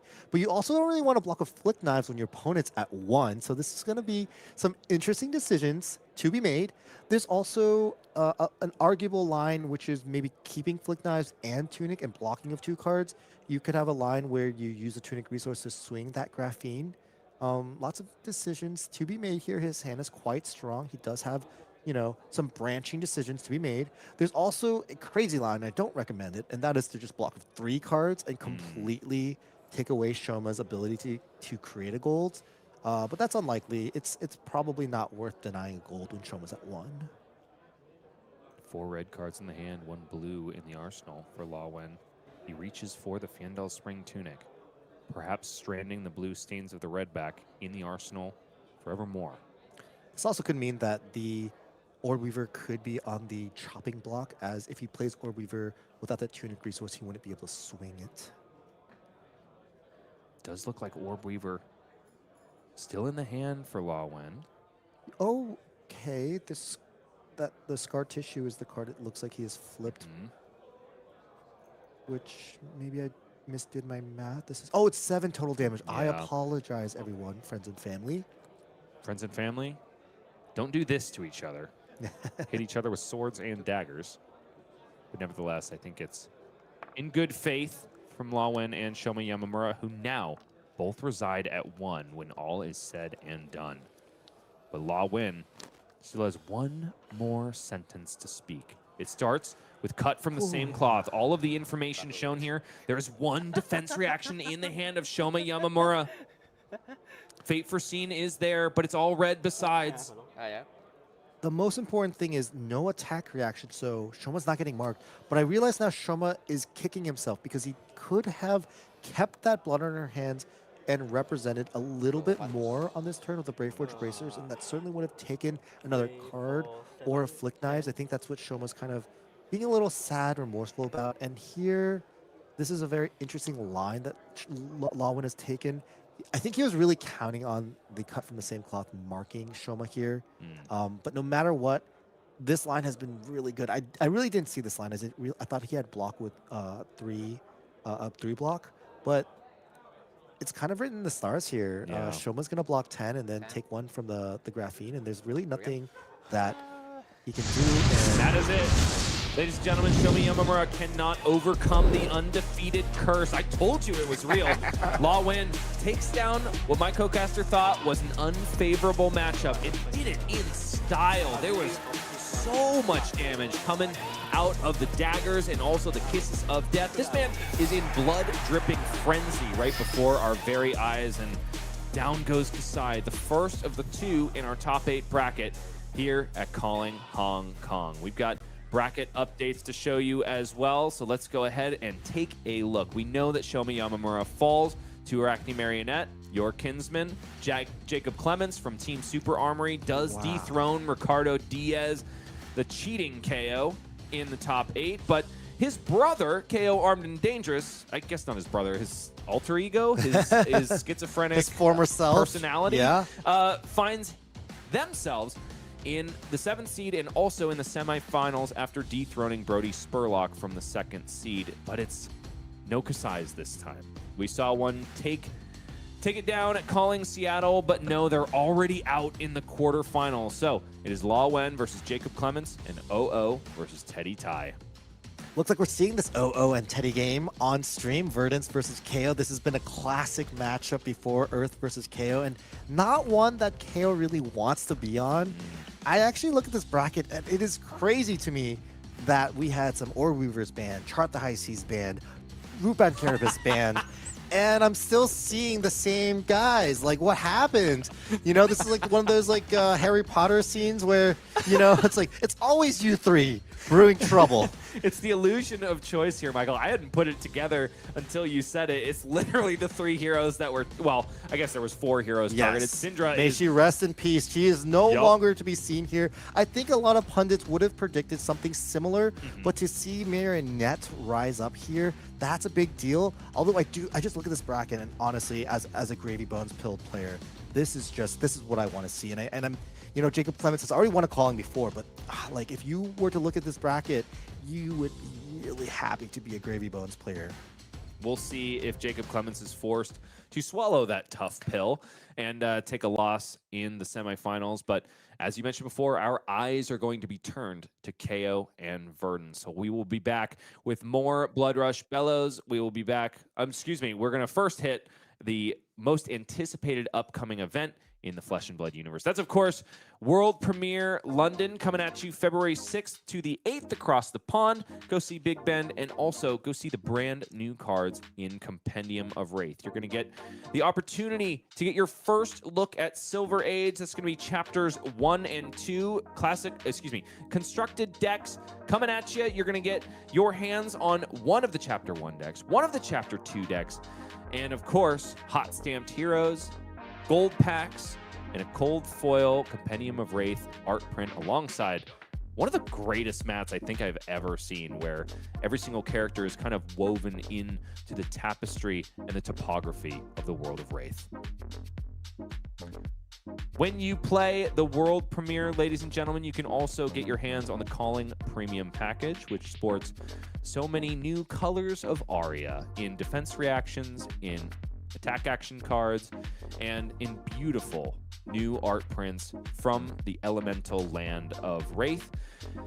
World Premiere London is going to be the first look at, I think, the most highly anticipated set of Compendium of Wraith, and there's still more questions to answer. Some mystery sleeves, either that or we're being completely bamboozled and these sleeves actually have yellow question marks printed on them. Which of that do I you would think it use is, them. Michael? I actually would too. That's probably the most reviled way to put your cards into plastic, except for, of course, not putting them into plastic at all, like Jacob Clements. The tournament pack is also making its debut at the world premiere in London. We have no idea what's in it. We do know that it looks absolutely gorgeous in the threads of plastic that have been put on top of it. So get down to world premiere. Don't only find out what is in Compendium of Wraith, but also what is in those juicy tournament packs. And that's all happening February 6th through 8th at the world premiere in London. Jolly old London. We will see you very soon for some new cards and some Flesh and Blood action. But for now, we have got to take a quick break, and we will be back with more Blood Rush Bellows, more leaves that have been lit up, and more Flesh and Blood after this.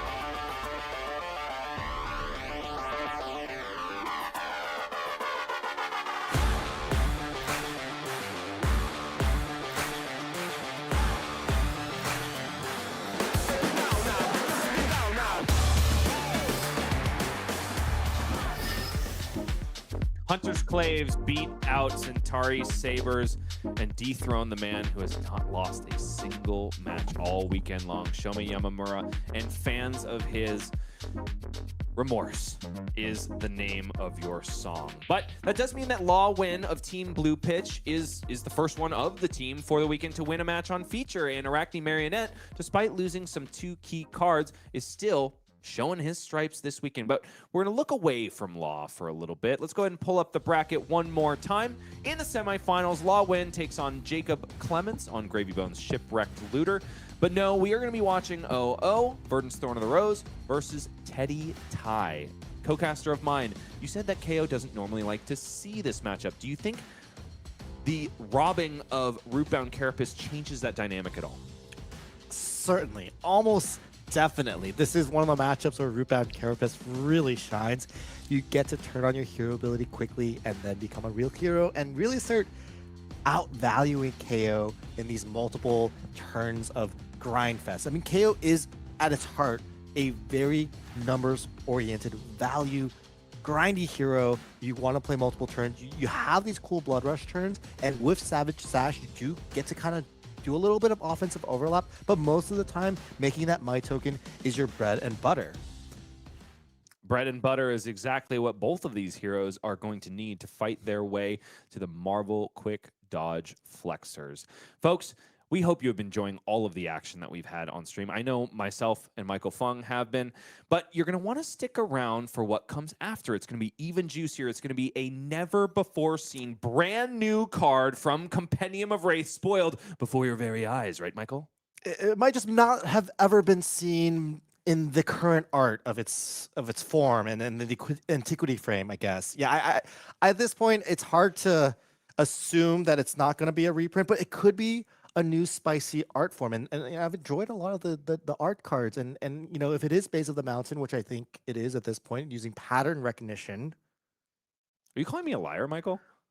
Well, Base of the Mountain was a very new card when it was spoiled. So no, not necessarily. Yeah, you're still on your revered arc. I can't take it anymore. Hashtag live evil. Let's get down to the feature match area for our semifinal round. It's 0-0 on Verdance Thorn of the Rose versus Teddy Tai on the left side of your screen.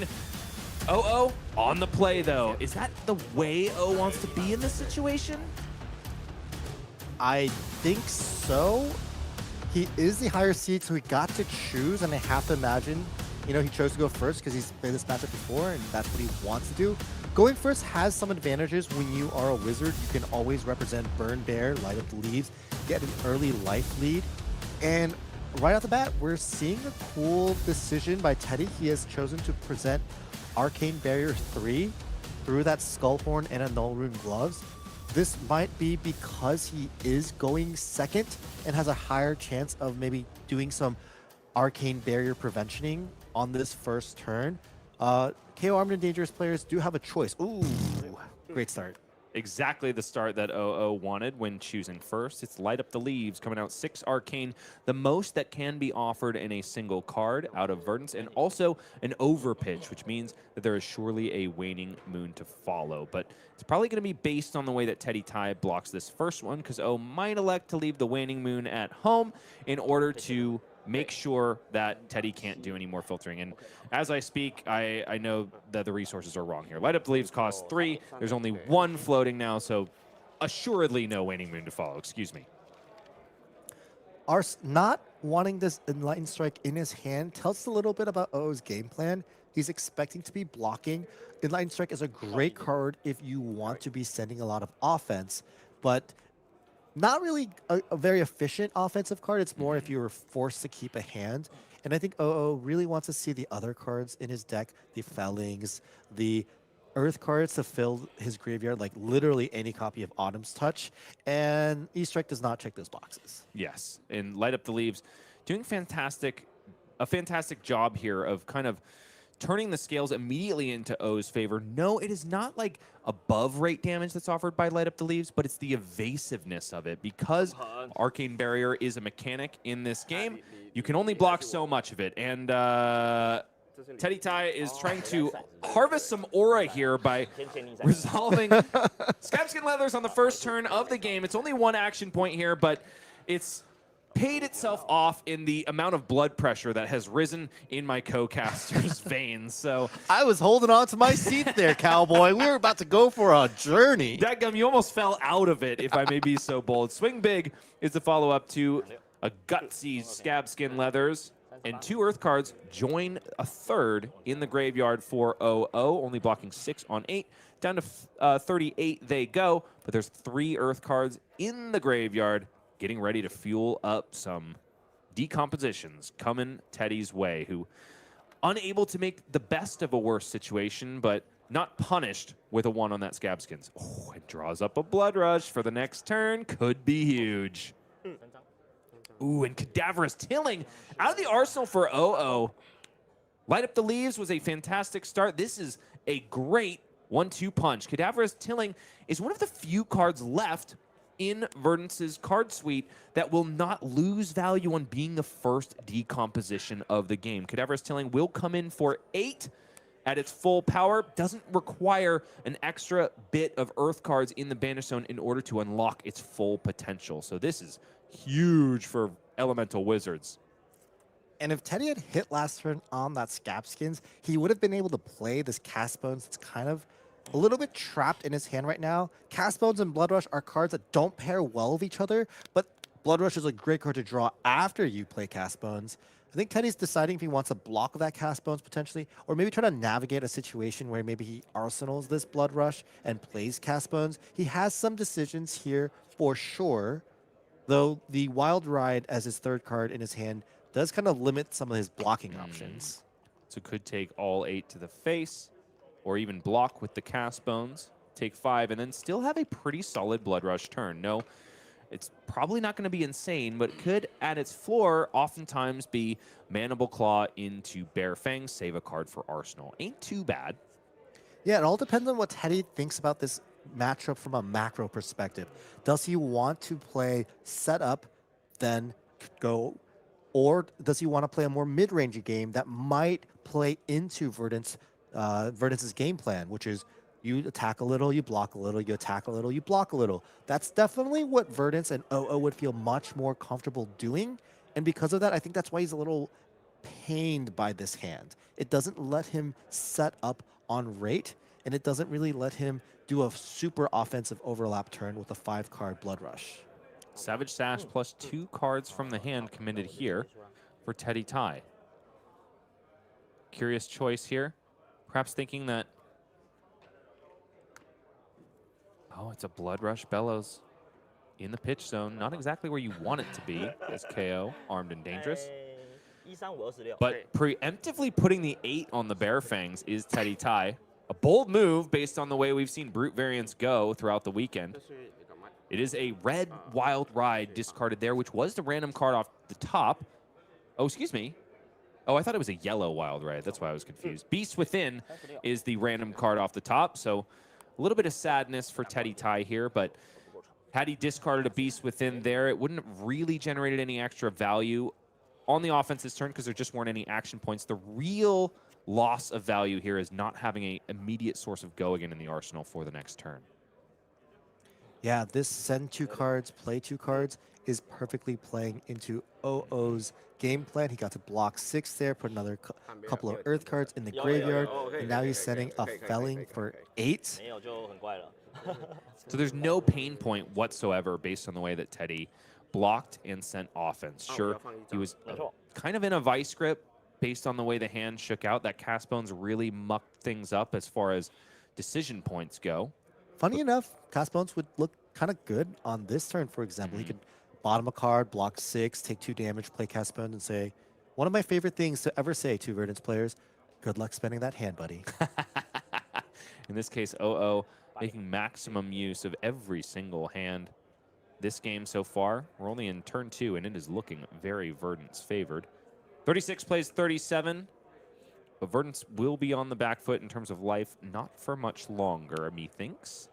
This is the 1-2 punch that you want to do as Verdance. As honestly, any Earth hero. Your first decompose, Tilling. Your second decompose, anything else. Felling, Plow, all these cards that just have insane value. Vigorous smash up. Clash 1, handsomely for Teddy Tai. Swing big found on top, and I don't think he's going to be putting that one to the bottom for Vigorous Smash Up. That's one that you want to resolve as many times as possible. 32 plays 36 now, and Teddy is back on the offensive with a Beast Within in the arsenal. I do wonder if this blue Strongest Survive, yes, is just going to clear the Beast Within, coming in for 7 thanks to the Might token generated on the previous turn. There's one still floating here as a Vigor token pops. Goes into the ether, essentially.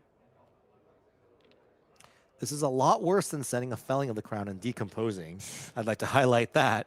But Teddy is still trying to play to that game plan. He is arsenaling that Wild Ride red that is in his hand.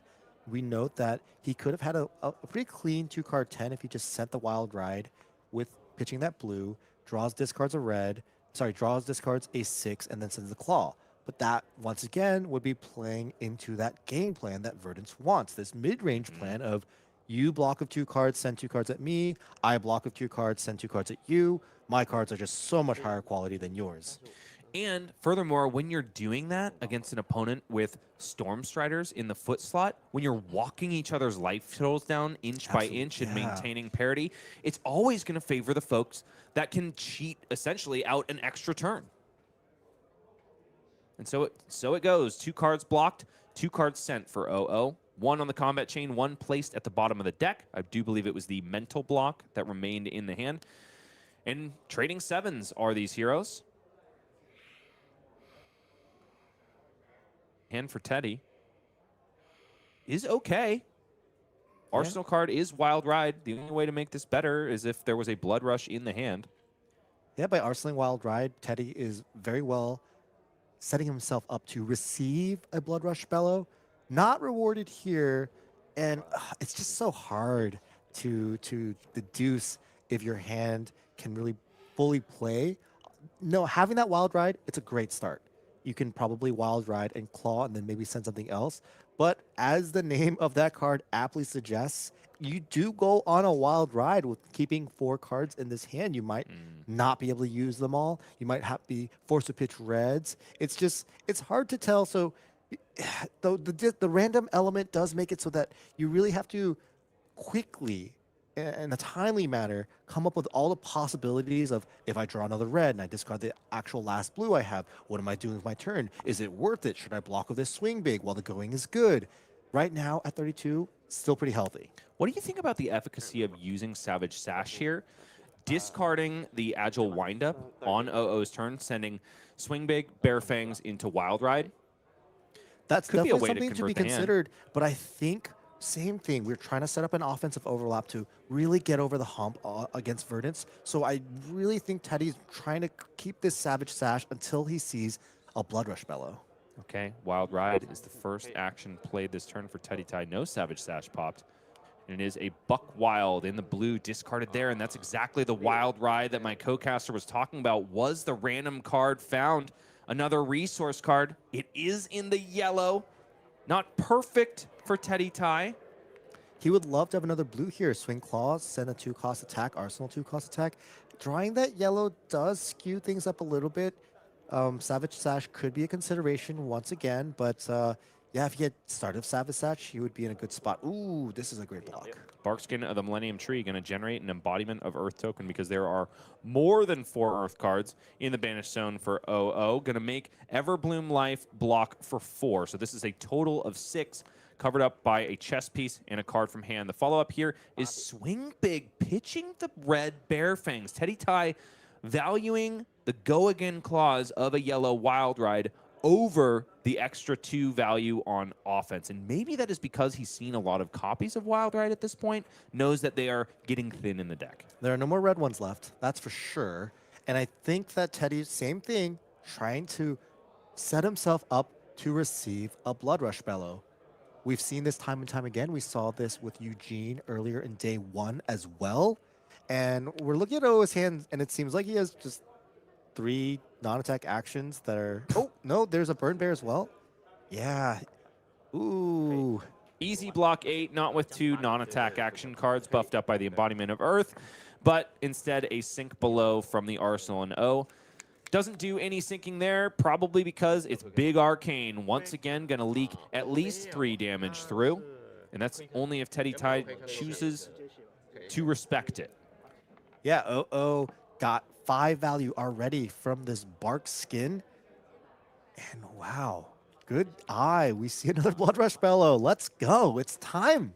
And luckily, that Buckwild on the right side of Teddy's hand is blue, not red. So there's resources, there's Go Again, and there's a Blood Rush. Can Teddy Tai finally turn the tide? 35 plays 25. Verdance is still definitely on the front foot, especially if this 6 arcane damage finds home. Furthermore, that swing big was blocked out in its entirety, which means that there's a Quicken token as well on the side of OO. It looks like a blank piece of cardboard, but luckily our friends in the judge staff have written Quicken on it.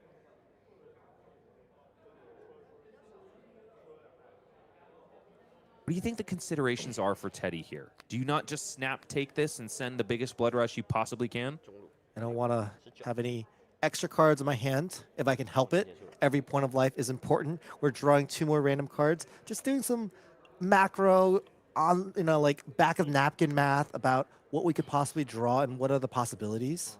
Curiously enough, a yellow card pitched. Maybe I spotted the color of that Buckwild wrong. It's entirely possible. Yes, it was red indeed, folks. Don't listen to me.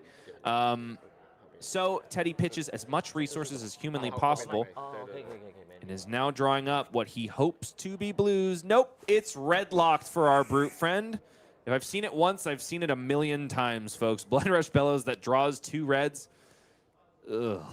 We're not out of it yet. Using Savage Sash does discount this yellow Wild Ride in our arsenal and let us try to draw and discard again. And ideally, in a good way, we're trying to discard one of the cards currently in our hand and upgrade it into any blue. Most ideally, we want to discard the Command and Conquer in the hand, a contentious card in Brute decks because it doesn't jive with Blood Rush Bellow. Blood Rush Bellow only going to buff by 2 Brute attacks for the remainder of the turn. Command and Conquer, for all that it is not a Brute card. Yeah, worst case scenario here would be to draw and discard and somehow not have that Reckless Rampage still in our hand. Savage Sash bails us out, perhaps. Teddy Tai doesn't even want to look at the card before randomly discarding. It's a 2. Chosen card, Command and Conquer. This could be big as long as there's resources in the hand. Yes! It is a blue mighty windup. Teddy Tai rolls the dice figuratively and metaphorically and is bailed out big time by the blue from hand. We are so back. He can play that Buckwild and then play that Reckless Rampage, representing a ton of damage. I believe that's 9 plus 9, and the Reckless Rampage is not a card OO really wants to block. So I think Teddy on this turn can really even out those life totals with this extremely powerful Blood Rush Bellow and Savage Sash combination.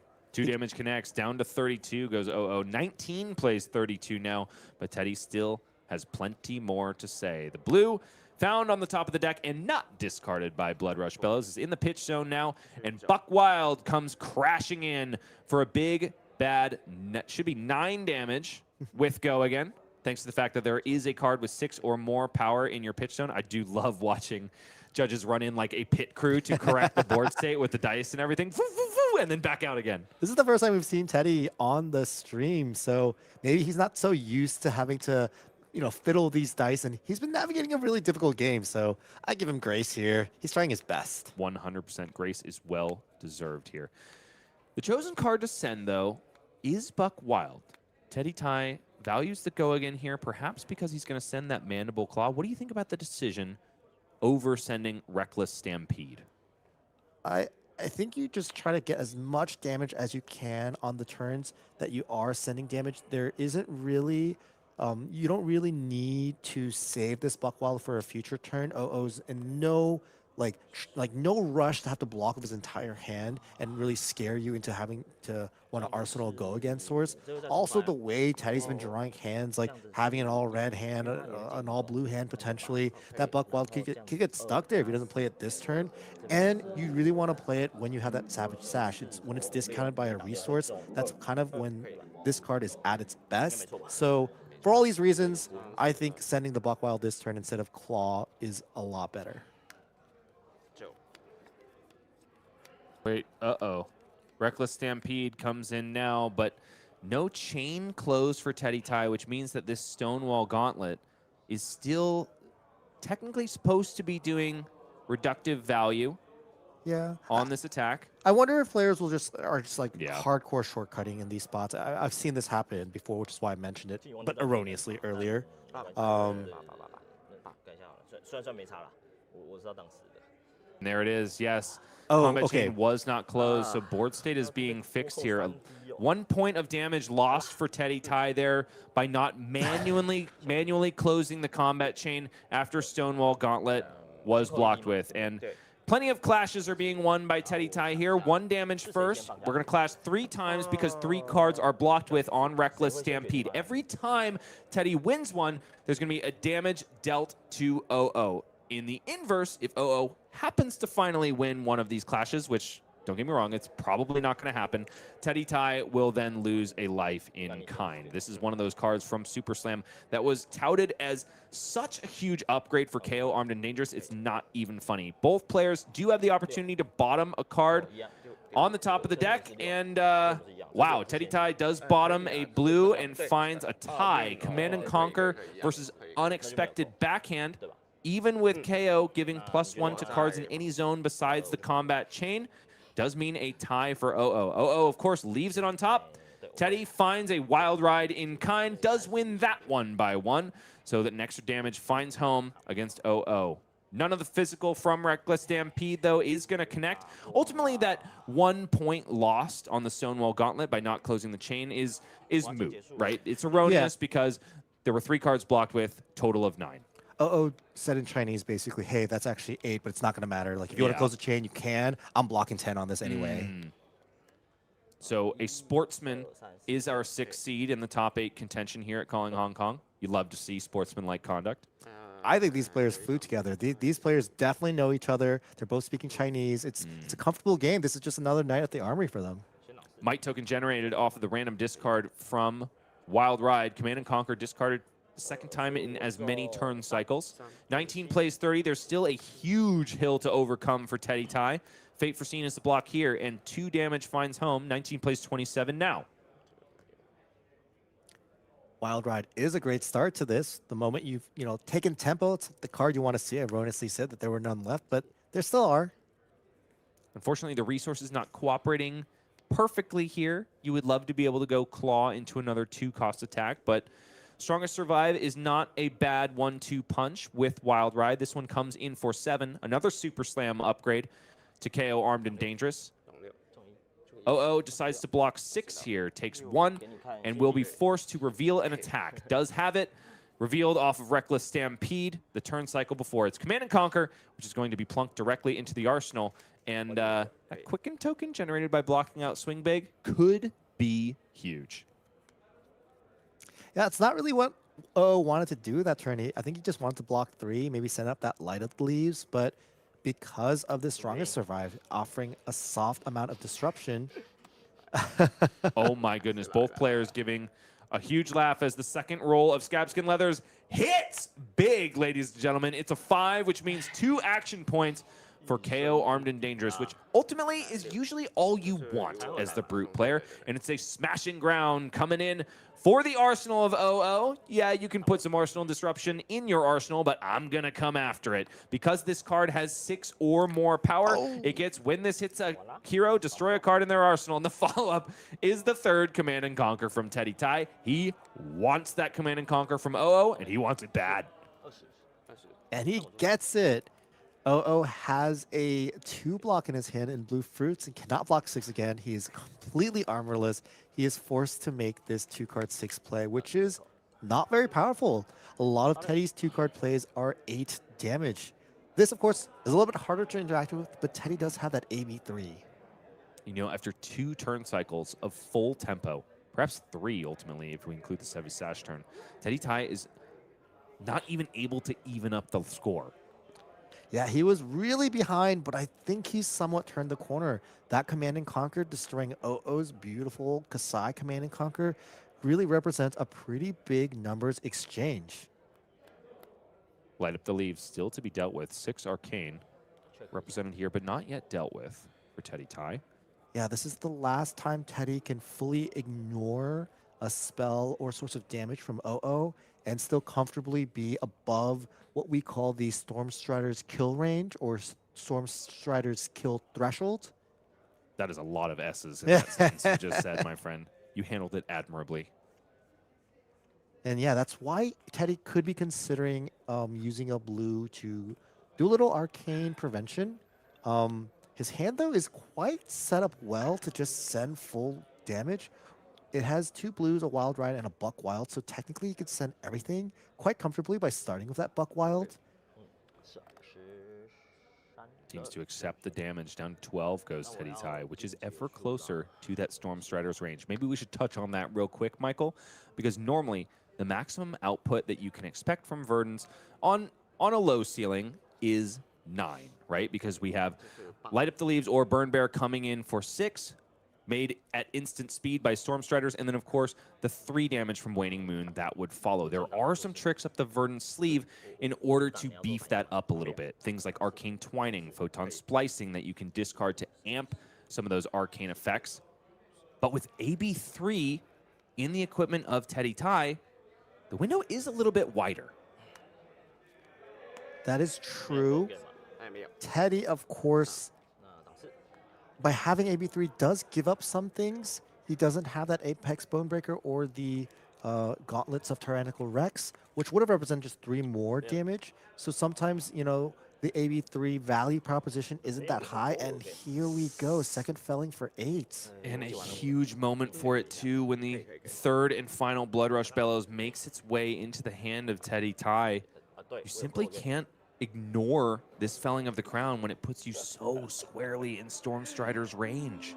And Teddy gives a laugh here knowing, ugh. Blood Rush Bellow is a fantastic card. We've talked about it all weekend long. We also talked about it in Calling Seattle. But if you're not careful with the life total, you might find yourself blocking with them. This is a precarious spot for Teddy, but the good news is OO is not setting up an arsenal. And maybe Teddy would want to look at and see how many Burn Bears and Light Up the Leaves have been utilized. And, you know, if a lot of them have been utilized, maybe OO doesn't draw it in the next hand. And maybe he just says, block on my shoes, take 6 damage, go to 6. I need to play this Blood Rush Bellow if I want to fully get value. He's once again done something he's been doing this entire game, and that is set up himself to receive a Blood Rush Bellow. He has that yellow Wild Ride parked neatly in his arsenal, and he's gotten rewarded by drawing this Blood Rush Bellow, so I think it's anyone's game if he sets it up. And like I said, he is looking for those 3 Light Up the Leaves already used. And 2 Burn Bear in the graveyard. Yeah. So the odds are kind of in Teddy's favor here. OO also is armorless. He has no more. He already cracked and cashed in his his Balance of Justice on Teddy's previous Blood Rush Bellow turn. So I think this is a pivotal moment. You want to take this tanking moment to talk about the arm slot of Teddy Tai, because it's a question that you have to ask yourself into all of our modern wizards. Now that Kano is gone, the wizard question in terms of equipment becomes all the more complicated, because Teddy has to factor in, could I have gotten 3 value out of the blocking part of my equipment? And will I get 3 value out of my Null Rune gloves? That's really the decision point that helps you make these sideboarding decisions in high-profile matchups.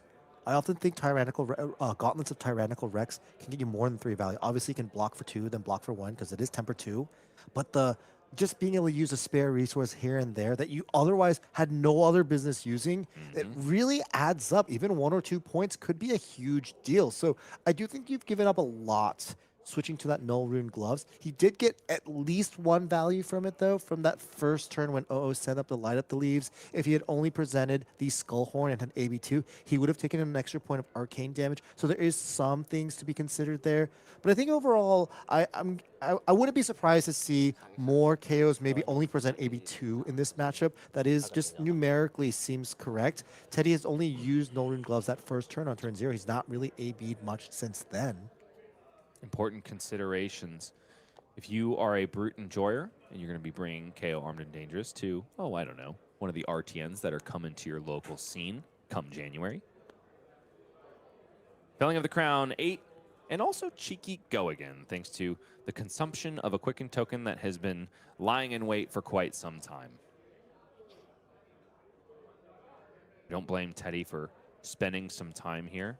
This is probably the most important blocking decision that he will make, even though it's not threatening lethal. Yeah, if I were him, I'd be doing a little bit of math in terms of what's my total damage output in this next turn. By playing that Blood Rush, we're drawing 2 more cards, so we'll have a blue in the pitch, a blue in the hand, and 2 random cards at the top. We definitely have a Wild Ride that we want to send. The Wild Ride will be coming for 7, Claws coming in for 5, that's 12 damage, and hopefully we're ending on a really big, mean Brute attack for 10. So that's 17 points of damage. Unfortunately, is at 16. He's still playing Verdance. He's still playing a hero that wants to block with a couple cards. 2 is usually the sweet spot. And if he blocks with 2 cards, would be at a comfortable maybe 6, 7, or 8 if you were to choose that line. Is that a winning line? Maybe, maybe not. Teddy's now maybe considering, what if I just block 9 on this Felling of the Crown, put my shoes back and say, say it with me, guys. Good luck spending that 4-card hand. And with only 1 big arcane spell left in the deck, is there consideration to just waiting it out a little bit longer for Teddy Ty?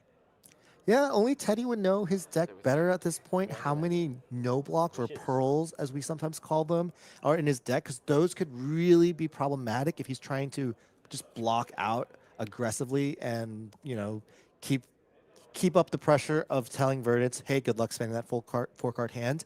If that's the case, it could be good to maybe consider blocking aggressively. There could be a fatigue angle. Then this is one of the best things that you can do when you have 83. Though I'm not sure at this point. It's a funny thing to be considered. You mentioned fatigue, and it's an ironic turn cycle, at least based on the pitch card, because Evergreen is there, showing that fatigue is going to be a little bit hard if you want to go that route against Verdance. Evergreen, of course, is the card that kind of makes it so that Verdance has a weapon that attacks consistently. If Evergreen is played from Arsenal, put it on the bottom of your deck when the combat chain closes. So even though Drone of Brutality has been banned from Classic Constructed, there are cards that cosplay it.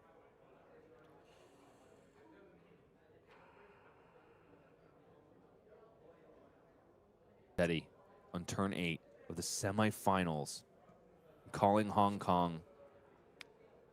The weight of this decision weighs so heavily on the Brute. 29 minutes in.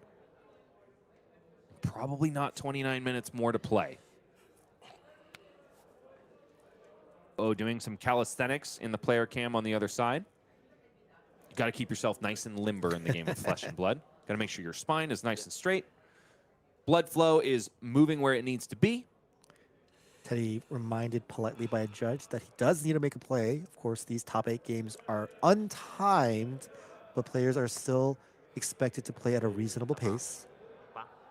It's 8 total. Maximum respect given to Felling of the Crown. 2 cards from the hand, including not exactly the last copy of Blood Rush, perhaps the last that we will see, because the other one was pitched several turn cycles before. Teddy perhaps thinking that that 3rd Blood Rush is his out and hoping to survive until then, especially with only 1 big arcane spell left. But OO is going to complicate things. It's another copy of Felling of the Crown in the hand. That being said, it is a reciprocal effect on Felling of the Crown, so any card left stranded in the hand of Verdance Thorn of the Rose will go to the bottom of the deck, same as one chosen by their opponent. Yeah, it's going to be a fair casting of Felling of the Crown. He's is either going to send it just for 8 potentially, or he can potentially send this Autumn's Touch for 7 and choose the Arsenal Felling of the Crown. That seems like the play he has come up with. Lots to unpack here. If you're Teddy, you don't know what this mystery card is. This mystery card could be that last copy of Burn Bear. Teddy does not care. Teddy don't care. He has blocked the scabs. Yep. He thought about that blocking decision last turn cycle. This turn cycle is for bashing. Yeah, he has that agility token. setup from the agile windup he just discarded to last turn, and he sets up a really powerful one. Reckless Stampede coming in for 8 thanks to the Might token generated by discarding Agile Windup, and also as Go Again thanks to the Agile Windup as well. And this puts OO in a very difficult blocking decisions. We've seen Reckless Stampede resolved already this game. Essentially knocks off one value of each card blocked with. OO says, I don't want to deal with that. You've got Go Again. There's more to come. So I'm just going to take this 8 at its face value. Down to 8 goes OO. The follow-up here, Wild Ride. This is so intense. And the Reckless... Oh! Discarded card is Beast Within. Another blue found in the hand for Teddy Ty. This could mean an extra swing of Mandible Claw. This is absolutely huge here, folks. Beast Within, when discarded, or when this is put into a graveyard from anywhere rather than the combat chain, banish the top card of your deck and lose 1 life. If it has 6 or more power, put it in your hand. Otherwise, repeat this process. Luckily, Teddy Ty finds a 6 immediately, so only 1 life lost. 5 plays 6 now. This is and worth Teddy has 3 a more lot of room. damage. Teddy can send the claw for 3, Go Again, then send another Reckless Stampede, which would really be rough for OO. OO has to think about other cards. We know there's a Reckless Stampede in Teddy Ty's hand right now, but there could be a Command and Conquer. OO's already lost an arsenal to Command. Oh! Yep, it's Reckless Stampede, the 3rd one this game. All of a sudden, it's out of control, but, the Storm Striders combo was found. It was the illusion of choice, ladies and gentlemen. Burn Bear plus Waning Moon finds home, and that's it. Wizard players rise up. The Boots carry it once more. Sorry, Brutes. It's brains over Brawn once again at calling Hong Kong. Michael, that was a wild ride we were taking on. I'm so glad we weren't glancing at the player cams there because it was much more exciting this way ultimately. Wow, I really thought that Terry had turned the corner there with that turn, and then obviously just seeing OO say, wait, so you lose 1 life off that Beast Within, correct? And he's like, oh yeah, no problem. It's like, okay, I mean, waiting until you tap out. And tap out he did, which is so funny because maybe he no, I guess he always would have because he wanted to send the Reckless Swing instead of the Mandible Claw. So if Teddy had the Soul Read, maybe he goes, great, I have another blue in hand. I'm just going to send the Reckless Stampede and see if I can get you to hit the button. But as it shakes out, it was always going to be Verdance. Who needs Rootbound Carapace ultimately when you've got the strongest boots in the game? Let's use those strongest. Michael, we have a question here. Drum roll, please. Who do you think won between Jacob Clements and our Arachne Marionette player who dethroned Shoma? I mean, this is a matchup that Jacob Clements himself has played a lot on both sides. He's a master of his craft, and I've seen Jacob make the finals of so many callings, so I'm going to go with the obvious choice here. You can prove me wrong, but I really hope Jacob got there. Prove him wrong. Let's see that top 8 bracket. Oh no! Lo Wen dethrones the master of both Arachne Marionette and Gravy Bones. Jacob Clements unable to clinch the victory, which means our finals is going to be Lo Wen versus OO, 2 APAC representers. And we've seen this time and time again. We have international representation in Flesh and Blood, and when you go on someone else's soil, inherently, you are going to get taken down on your way to the finals. It's hometown heroes all the way, man. Yeah, home region advantage for sure. This is not the bracket that I thought we would end up seeing, but I'm, shouldn't be surprised at this point. After what happened in Seattle, I think our motto should just be expect the unexpected. Yeah, without a doubt. I mean, maybe it's just that when we're in the booth, up is down, left is right, and Fugger Grimes is still spewing obscenities. Ultimately, though, we still are seeing a Storm Strider's Wizard versus a dual weapon wielding warrior/assassin. So we're still seeing some of the same themes. Wait a minute. Am I dreaming? Are we still in Seattle? Michael pinched me. And you're going to have to pinch yourselves as well because we have something very exciting to show you. Shall we roll the video? Let's do it. Hit.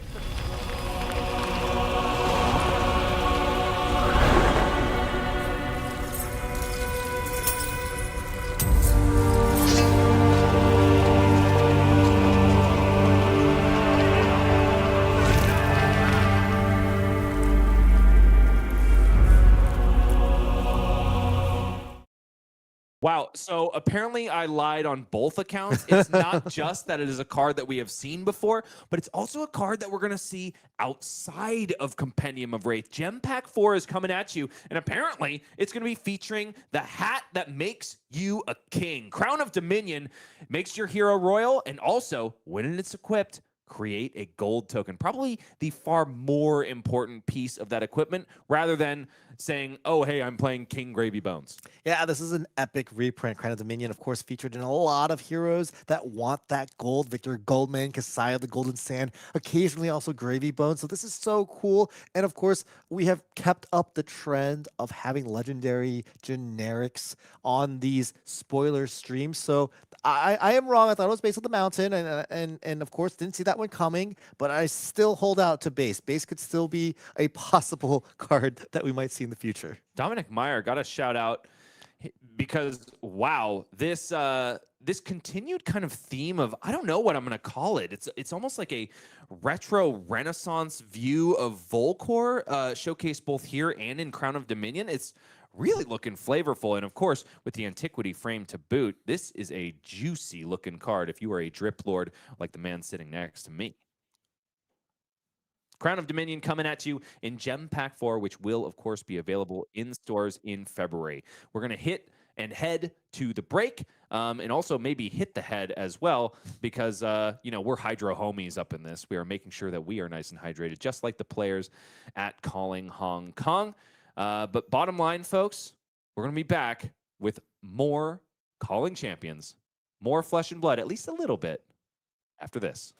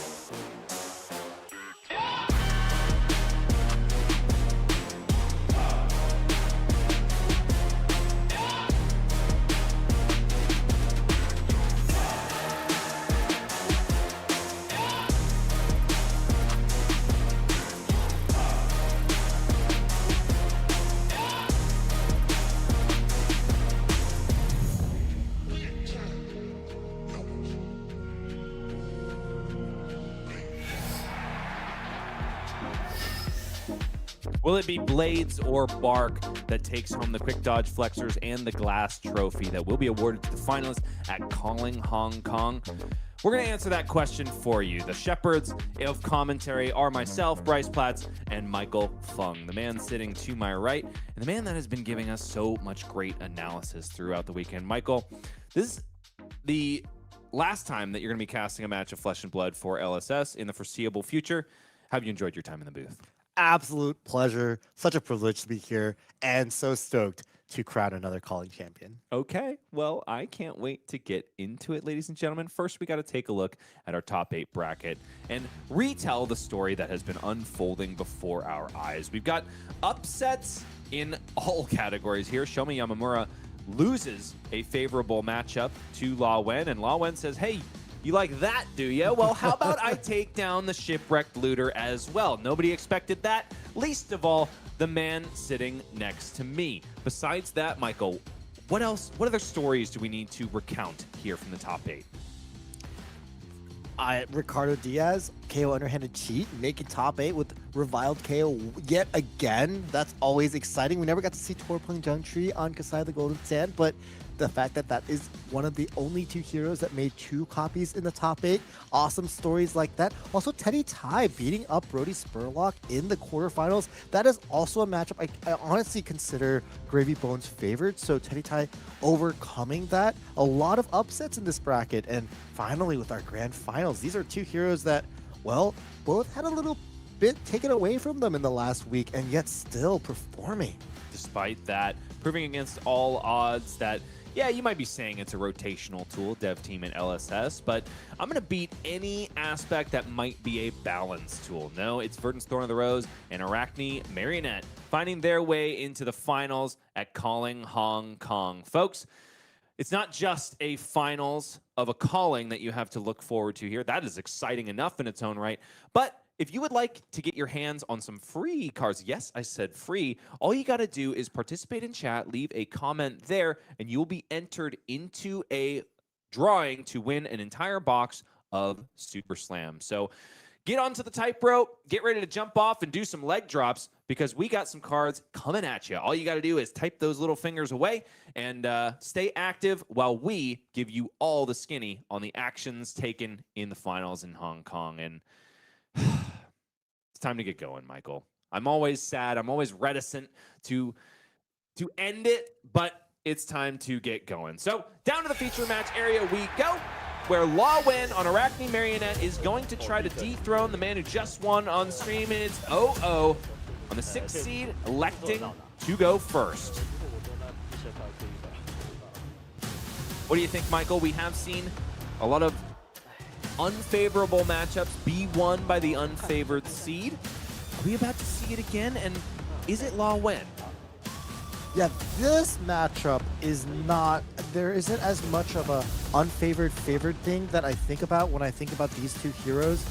There's been a lot of technology that Marionette players have started to develop, particularly for Earth heroes. For example, Codex of Inertia could be a card that sees a lot of play and has a lot of equity. You can really play that game of good luck spinning a 4-card hand while you have an Inertia token. Also, in general, can't help but mention the Stalker's Steps that La Wen has presented, an upgrade, of course, from the Arachne Armory deck. It was for, of course, slip through the cracks, but both of these heroes are assassins. They're both named Arachne, and so Marionette is able to utilize them. This is a matchup I've seen Marionette players present AB0, so just having AB1 makes a nice little difference here. And of course, Verdance here, piloted by OO, choosing to go first. That's a powerful start, especially if you have, like we see here, a way to deal Arcane. I think that second card might be a Remembrance? Is it? No, there's a block value indicated there. But bottom line, Light Up the Leaves found yet again for OO. I feel like every time we've had him on stream, he's going first and he's finding one of those big arcane spells at Wait, the perfect if that's moment. a Ring of Roses. Oh my goodness, what an opening hand. And arsenling, one of the best cards in this matchup, because sometimes you don't want to block, is that Enlightened Strike. This is a beautiful hand. I believe it's just literally 4 Majestics that are in the deck. Does look like OO is posturing towards Heartbeat of Candlehold, likely followed up by Ring of Roses. Yeah, Does pitch the E strike, which means that he is prioritizing the light up the leaves for the arsenal. that is a 1-of in his deck, and OO has started with it in his opening hand yet again here on stream. Law says, oh, sick, nice.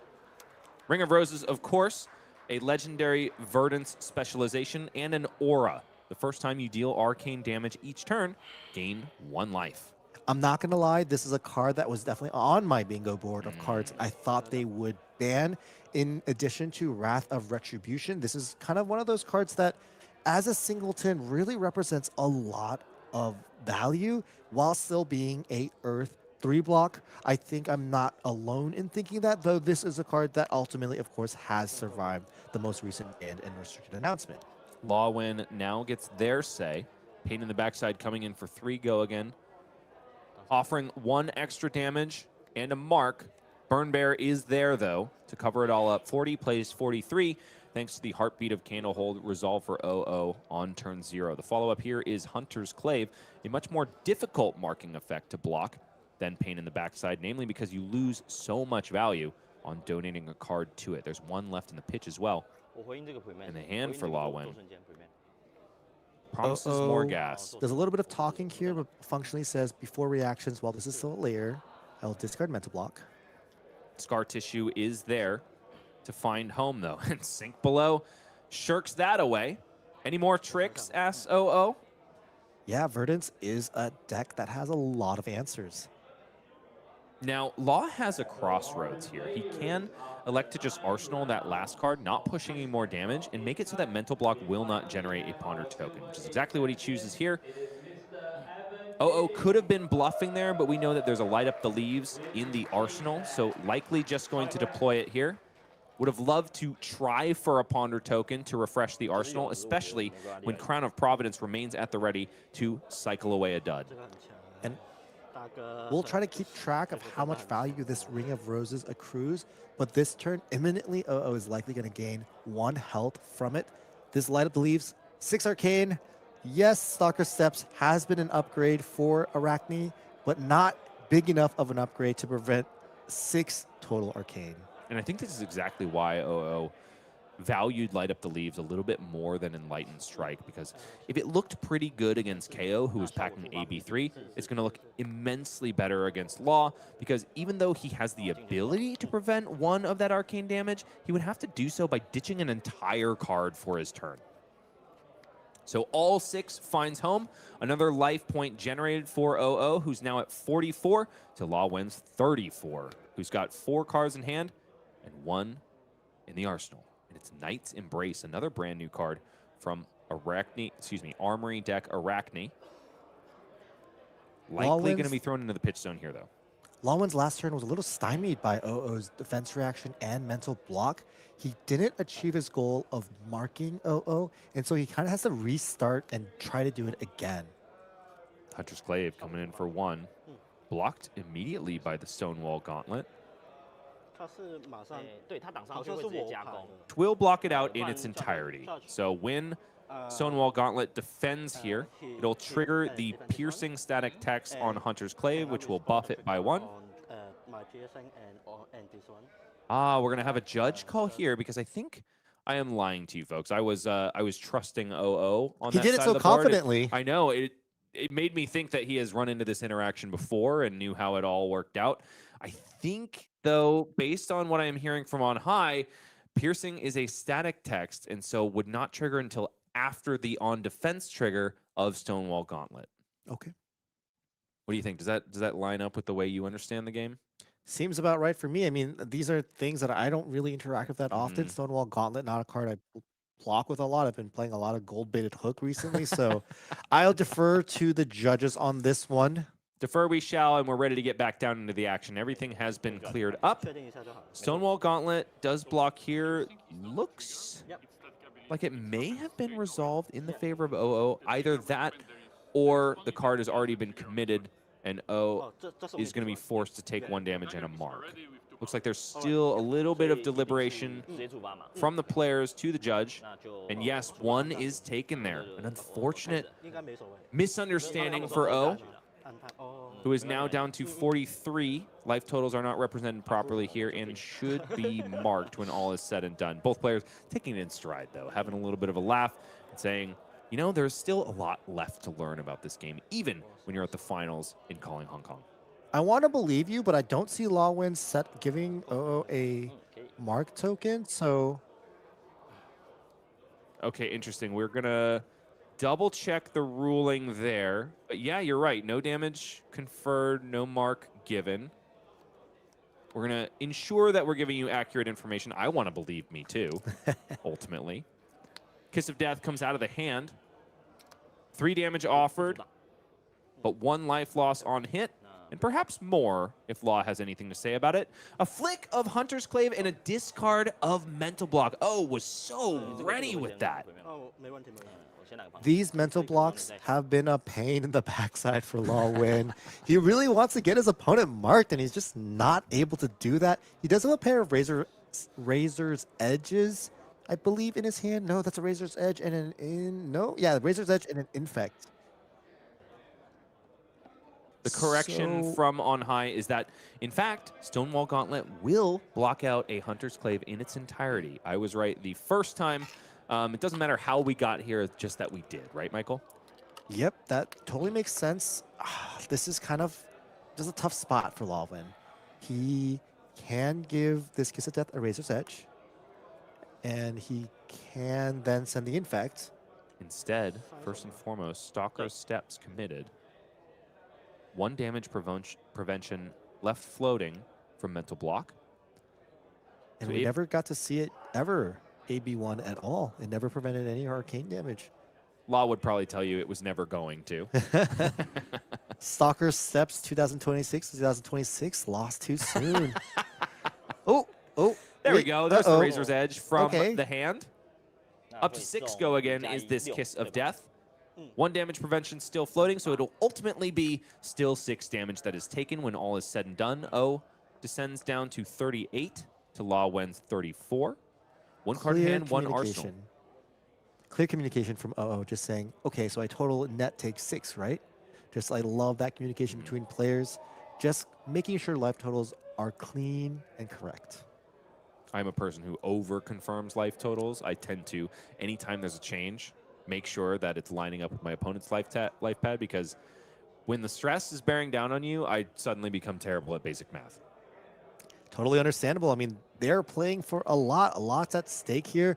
This is not OO's first time making it to the finals, and he won that last time he made it there. He's tasted this before. This is a newer experience for Lawin. In fact, a lot of Team Blue Pitch, making it into these top 8 situations in callings has not been their forte. They are killers at the tier 4 scene, Pro Tours and World Championships.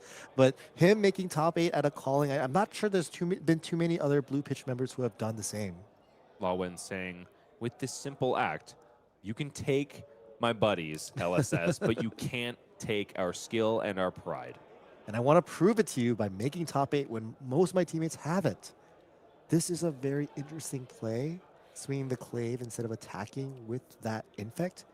And it might show, or it might tell you that Lawin wants to use that action point. He wants to have this go again, and maybe he wants to commit his arsenal.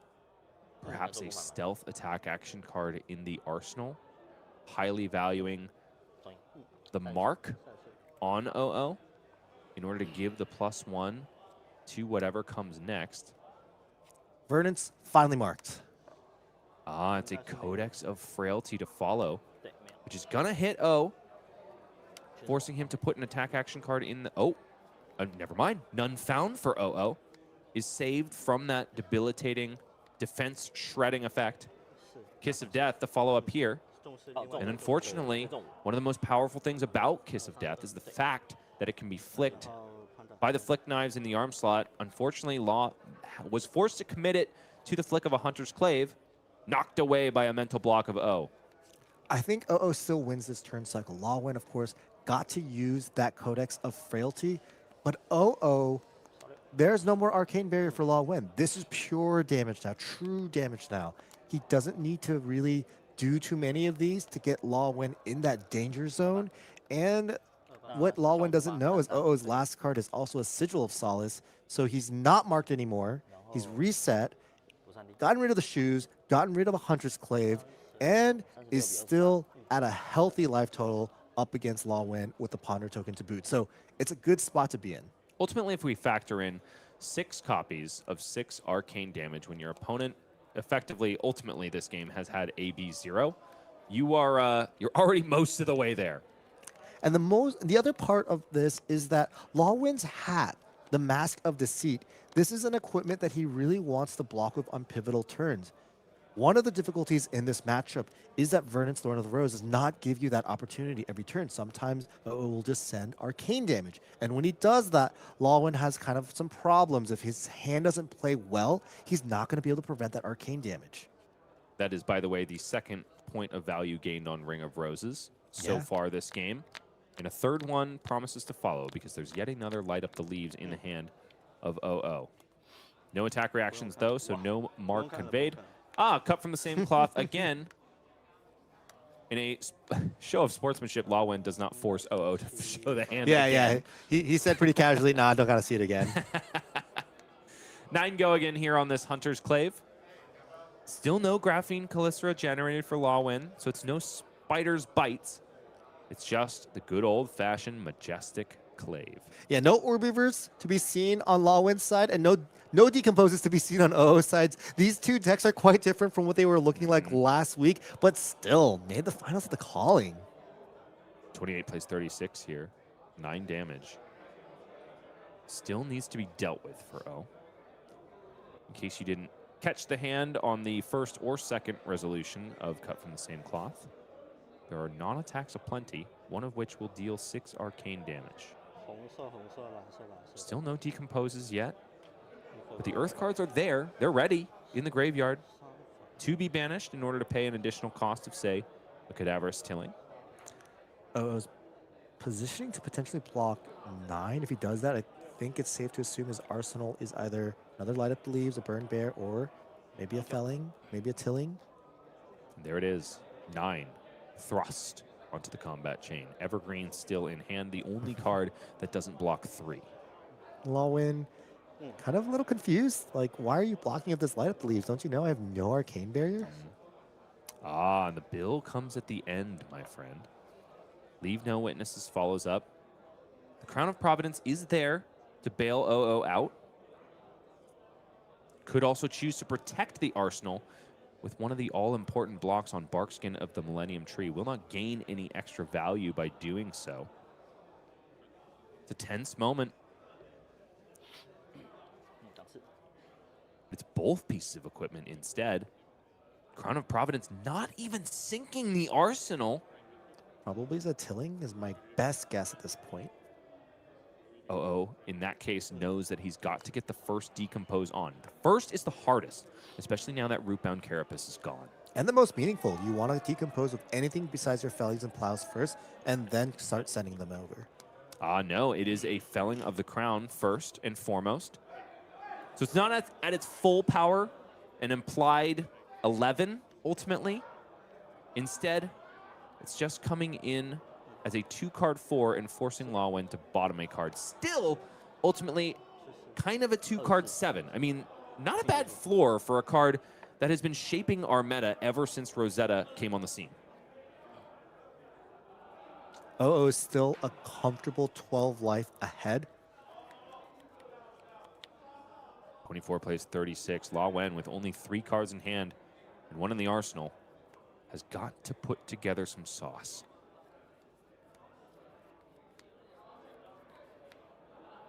A card for the pitch, likely for a Hunter's Clave, which just has not been able to find home.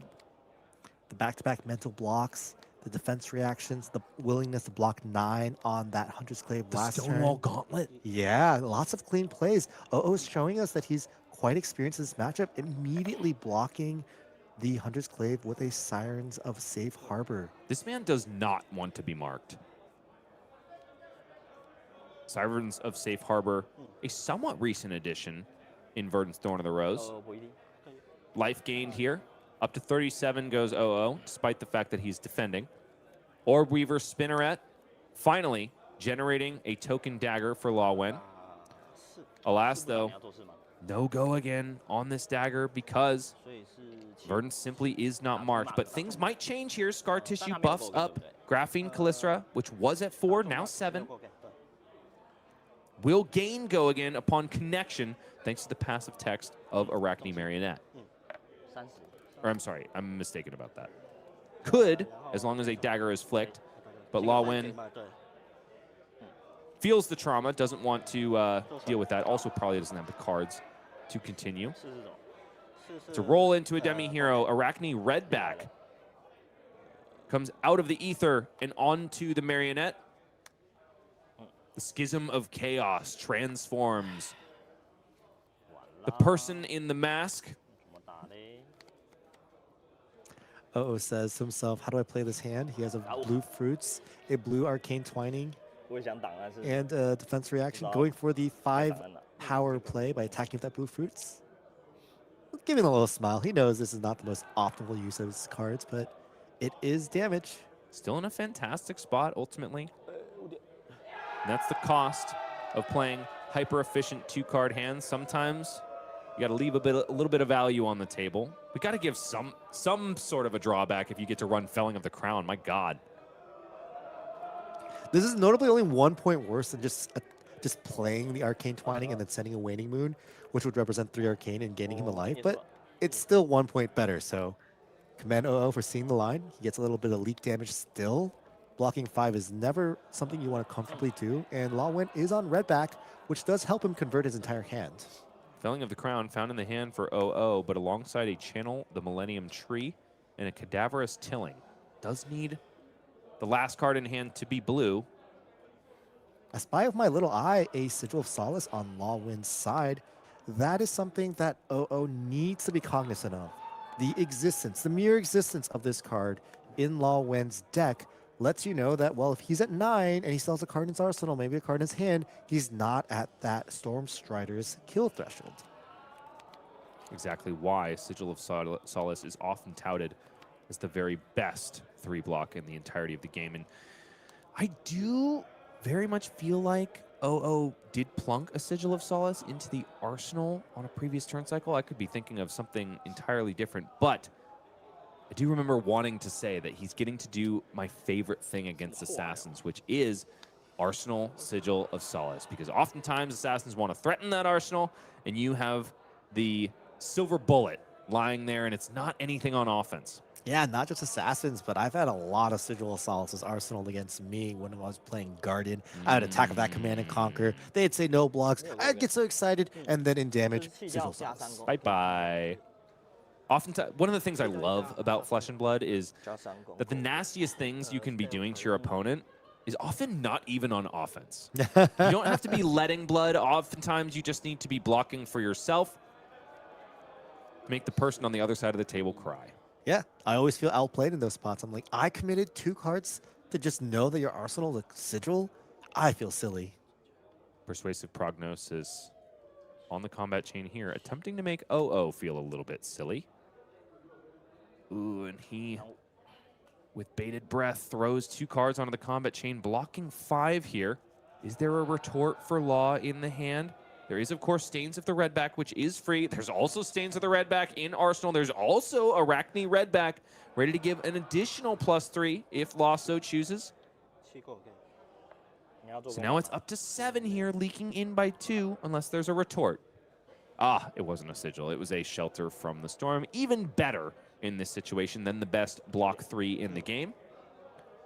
So now Law has the opportunity to get over the top by 1 if he wants to discard to Arachne Redback. Says, no, the Sigil of Solace is much more important, beefing up my life total, than taking 1 and a card away from yours. And might be regretting that decision here because it is a Felling of the Crown coming his way. Yeah, that last card was a Sigil of Solace, so he probably wishes he could have done that, but no dice here. He does have a Sigil of Solace, so you were prophetic. One player did Arsenal one of those cards. Finally, I get one. 30 plays 22, but a card needs to go to the bottom of the deck after OO decomposes.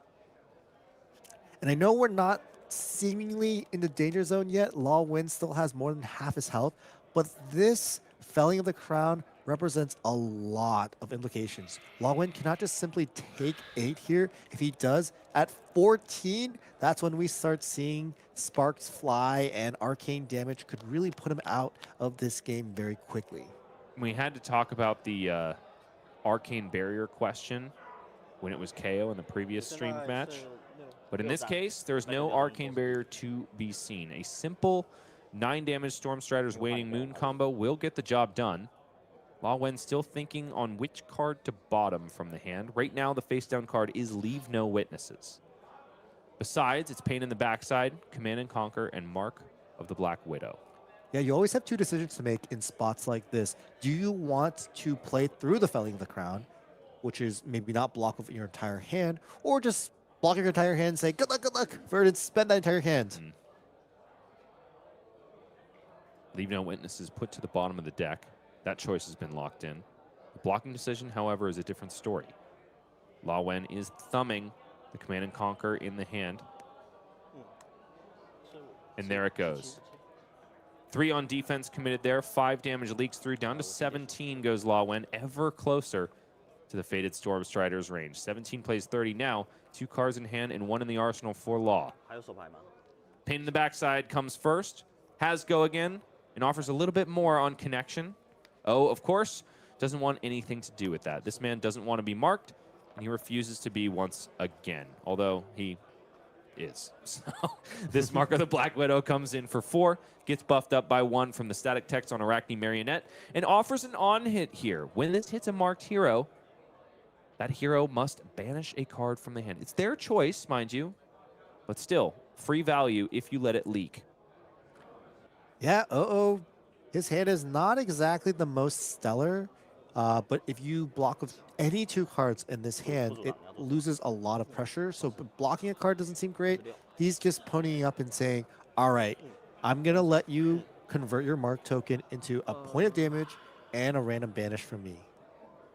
And you know, ironically enough, O has the opportunity to gain value on the banish, could banish the Heartbeat of Candlehold and get ever closer to becoming online. I'm not 100% sure how many Earth cards we have in the bin, but if it was, it's kind of a moot point ultimately, because even if he banished two sets of 3 Earth cards, that would put him 1 away from becoming online.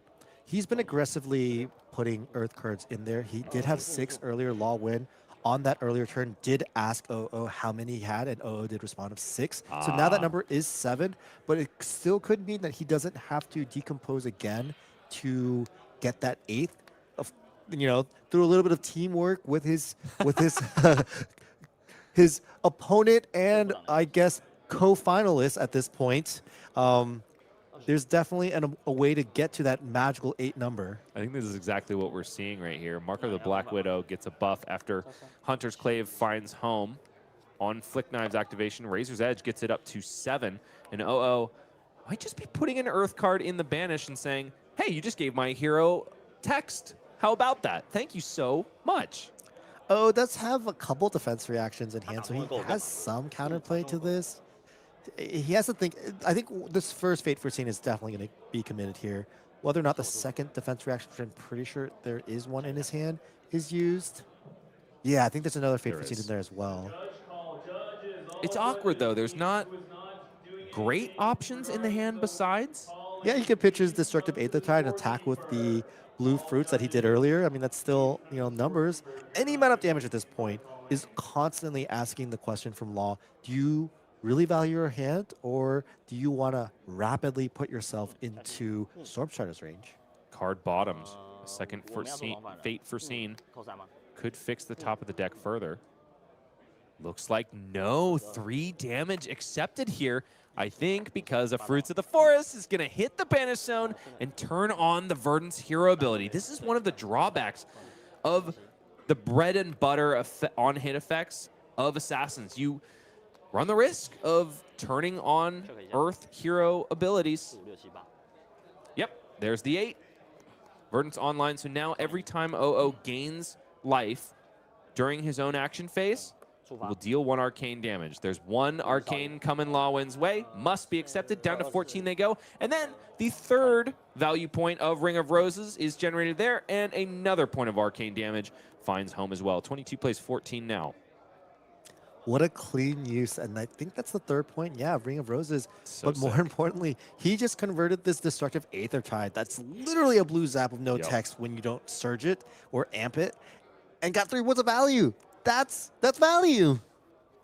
We are value gaming over here, folks. 3rd copy of Mental Block, I think, found in the hand of OO. And besides, was able to hold on to that all-important Fate Foreseen for the Arsenal. In addition, might be spying a Sink Blow in the hand, too. Man, the defensive tools are just right there for OO, almost calling them telepathically to the hand like Syndra before him. Yeah, it's going to be cool to see how OO navigates this turn cycle, as he does have a blue and a yellow to pair with that channel the Millennium Tree. He would be able to do a nice bit of 5 arcane, then trigger Ring of Roses, then gain a life, then Verdance triggers and deals 1 more arcane. So it would be a 7 life swing with 3 cards. Not efficient for this turn, but he gets that channel on the next turn as well, and that could really end this game very quickly. Talking a lot about what O could do, but it's 2 Orb Weaver Spinnerets out of the hand of Law Wen, who is now dual wielding Graphene Calicere. Infect, however, is the follow-up, coming in for 9 after the beef up of 2 non-attacks. Coming in only for 9. Right now, there are no claves to fly across the table and mark at reaction speed. Nevertheless, there's a card in hand for Law Wen and a card in Arsenal, so OO's ears must be ringing. Yeah, there's definitely a possibility that Law just cannot spend his hand, but here is... Wait a minute. Tarantula Toxin should not be buffing up this Infect. There we go. I think Law was just doing a little bit of shortcutting, and instead of shredding the opponent's defending card, representing it as power. So it's -3 on the channel of the Millennium Tree. Currently, only 2 being blocked with here. Now up to 6 from the Fate Foreseen. 3 damage threatens to leak through, but there's still a Sink below, which would get more than the printed 4 block value because it would be preventing a Blood Rot Pox token. So OO does bite. No Sink, however.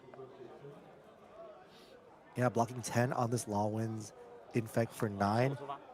Not taking the on hit and sending a Plow under, which will plow Law Win's... Oh! JK Rafflemouth, here comes a Sigil of Solace. Law says, you like to do this against assassins? Well, I'm going to do it against you, Earth Wizard. Plow under. Nevertheless, actually, because Law Wen responded with the Sigil of Solace before the Decompose trigger, OO says, well, I'd rather just leave the Earth cards in my graveyard instead then. Yeah, and you have to do it at that time. You cannot let this Decompose trigger resolve, as once you do let it resolve, you can't respond.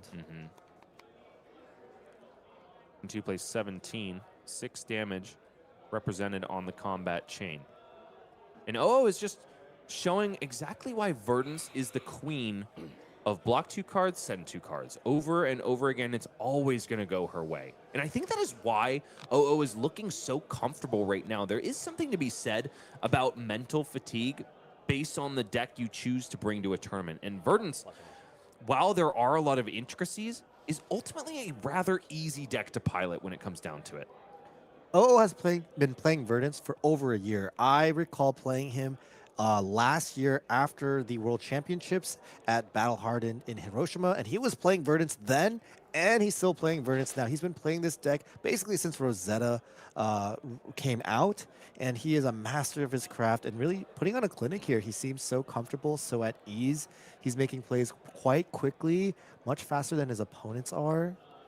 Honestly, because his opponents are in the blender when it comes down to it. The leaves are swirling and the vines are grasping at the Marvel quick dodge flexors, threatening to plow them under into the coffers and the pockets of OO, who is our 6th seed coming into the top 8. About 30 minutes elapsed here at the finals in Calling Hong Kong. I think this is double the amount of time that the Calling Seattle final took. Yeah. I think I spied a Codex of Frailty in Law Win's hand, which ironically this is not necessarily a card. Hard to tell. Up 6 and run. Up Yep, 6 and you're right. run. Codex everything is a 2-block. Ooh. And with no real way to swing the daggers for value, this is a very painful hand to be stuck with here under Law Win. He obviously wants to play Codex of Frailty. Everyone always wants to play that card, but when your opponent can upgrade any of his cards into a Felling of the Crown, Codex of Frailty is a lot worse. This has been a common trend in this matchup. And one of the reasons why it can be quite tough for the Marionette player, you're banishing cards from your opponent, and that's supposed to be really powerful and disruptive, but then somehow it makes them stronger. And of course, this hand, Lawman has to make some decisions. He can maybe play the 2 up 6 and runs and then pitch a Rents and Graphene. That'd be for 9. Not a very powerful turn. That's a 3-card 9. Most of what OO's been doing has been better than that. And with so much less effort, ultimately. Yeah, and honestly, Codex of Frailty is not a great card to Arsenal when you don't have any Hunter's Claves left and you have a hard time marking your opponent. It's just a card that it's hard to basically spend the other 4 cards freely, especially when you're against a wizard who could be sending arcane damage at you that you can't really interact with. Looking for inspiration from the Schism of Chaos, perhaps, is Law Wen. Yeah, I believe he would benefit from any mode of this Mask of Deceit, and he's really just trying to maybe hit like Orb Weaver or even a Redback here would help him unlock his hand. Even Trapdoor could be nice for protecting the life total. The dice will decide, though. It is Arachne Trapdoor, as a 6 is rolled. The choice of defense reaction, though, is a little bit moot, unless, of course, there is a layer, excuse me, a den of the spider, which could mark O. Unfortunately, no, it is just an inertia trap here. So a moot inertia token going to be generated here because OO is not planning on plunking a card in the arsenal. Ultimately, you do get 5 value from the Mask of Deceit, which is pretty dang good for an equipment piece. Don't get me wrong. But there's still an uphill battle to climb as Law Wen descends ever further into the depths of Stormstrider's range. 16 plays 22 here. We are still, 7 points away from the point where Stormstriders is inevitable. I didn't see another Sigil of Solace while Law Wen was thumbing through his deck to resolve that Trapdoor trigger. Turn 9 here at the Calling Hong Kong Finals. Looks like a life total confirmation coming through here. And because of that, I think, yeah, he might truly just be at 16. He might not have any other sigils to get out of jail free if OO sends another 6 arcane, for example.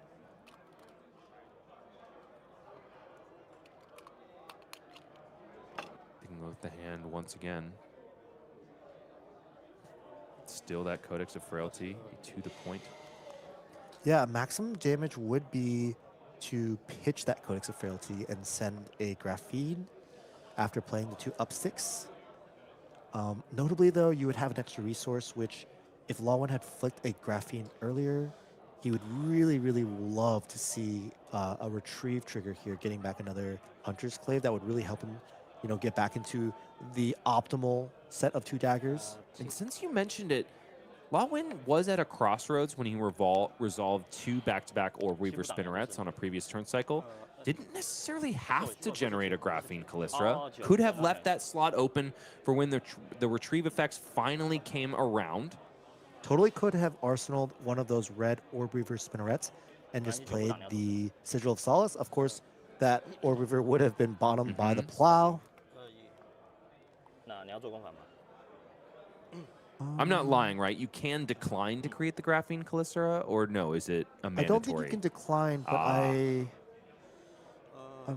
oh, he's flicking the Graphene. I understand now. Yeah. Okay.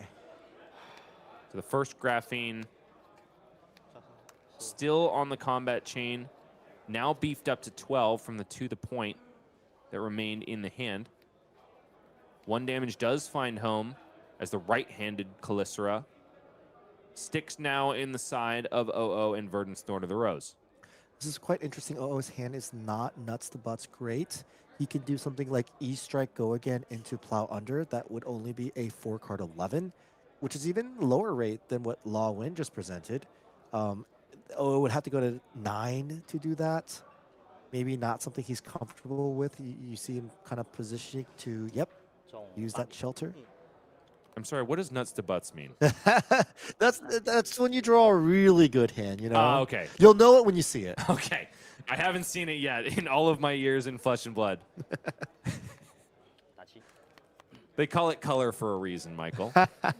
You've colored your way into my heart. 13 plays 16 now. Finally, Lawin has found themselves a life lead. It's only by 3, and that's before you factor in the 7 damage that comes out of this E-Strike. Chosen mode, of course, buff power, bringing Enlightened Strike up from 5 to 7. I wonder if Law 1 has another inertia trap. This has been something that a lot of Marionette players have prescribed for this matchup. Nope, doesn't look like he does. If he did, it feels like he would probably slam it here. Yeah. It would be insane amount of value. Third and final copy of Up, Sticks, and Run, but no pitch card to pair with it. Does have the Tunic that's about to be online, which means that a Hunter's Clave could find its way back into its rightful home. Flick Knives, however, thrust onto the combat chain to block 1 of the 7 damage. Down to 10 goes Lawin, and thereby stays out of the critical 9 Stormstrider's range. Yeah, it doesn't fully protect him. There could be an Arcane Twining in OO's hand. We did see him pitch 1, or I think bottom 1 to an Enlightened Strike earlier. It's not there yet, but Law probably knows that this is one of the final opportunities he has to get back into this game. So he's investing a lot into this turn. Up, Sticks, and Run resolved, and then Pain in the backside to follow. Blocked out readily by OO.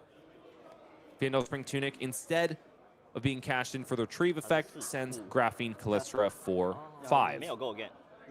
Excuse me, should be, yeah, 5. 5 is correct here. OO clarifies that this Graphene does not have Go Again, and then elects to say no blocks. It is a to the point, bring Graphene Callistra up to 8. Shelter from the Storm covers up half of the damage. And then Tarantula Toxin finally comes in to do its dirty work. Not only is it going to shred Shelter from the Storm down to a measly 1 block value, but it's also going to beef up Graphene Callistra by an additional 3. OO, at the end of all things, goes down to 3. 3 plays 10 here, but, you know, what can tip the scales, even them back out perhaps? Felling of the Crown. Decomposed, paid for immediately by OO. Lawin forced to bottom a card for the 3rd time this game. That is the 3rd felling played, I believe. Yep. The first one was only played for 4, but really hard to lose games as Verdance when you do resolve all of the felling of the crowns in your deck. Sometimes even more than 3. Sometimes Codex of Frailties help you out, find another one. Even harder to lose them when your opponent doesn't have any arcane barrier, and you've got big arcane thanks to Super Slam. Yeah, in terms of Arcane, that could slay Law Win at this point. Like a breath of air plus a wind could get it done, you know? He is in dangerous territory if he does not elect to block this felling of the crown. OO is going to huff and puff and attempt to draw nuts to butts. I'm glad you.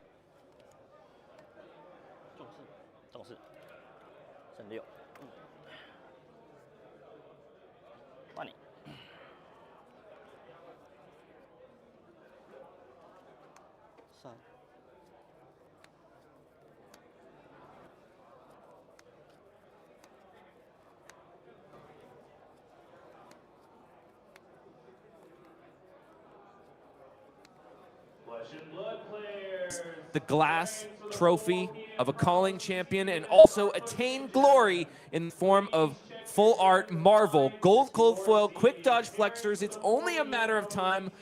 He's going to let Law have all of his say before he pushes that big button.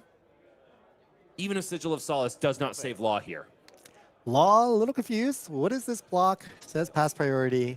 Gets on the cards. Plus Burn Bear, plus a brand new calling champion at the calling in Hong Kong, China. Oh Oh my! This man has lit up the leaves, both on stream and off, and he's put together a win here. Michael, do you think that this matchup, have we convinced you? Is it Verdance favored at this point, or are you still a little bit wishy-washy?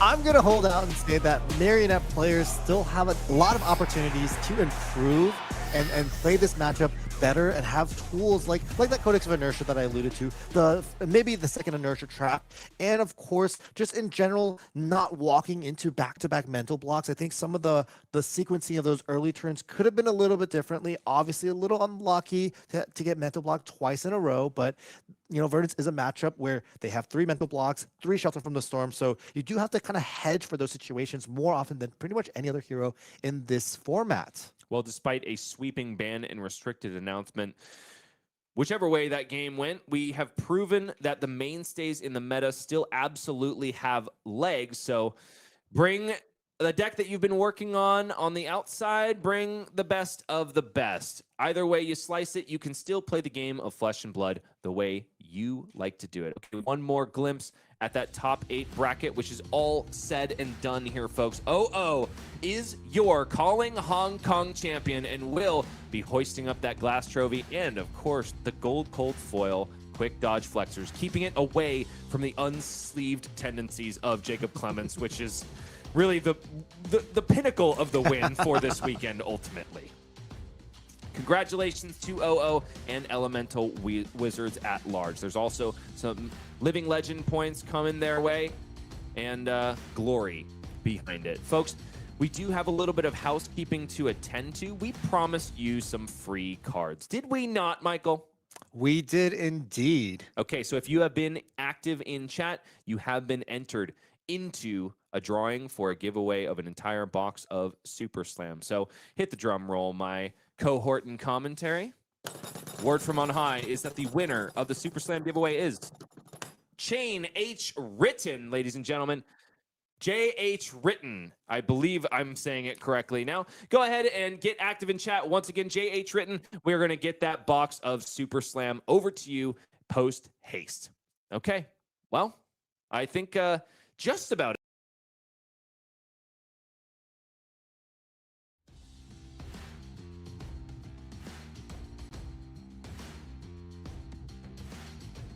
talked about. It is one of the most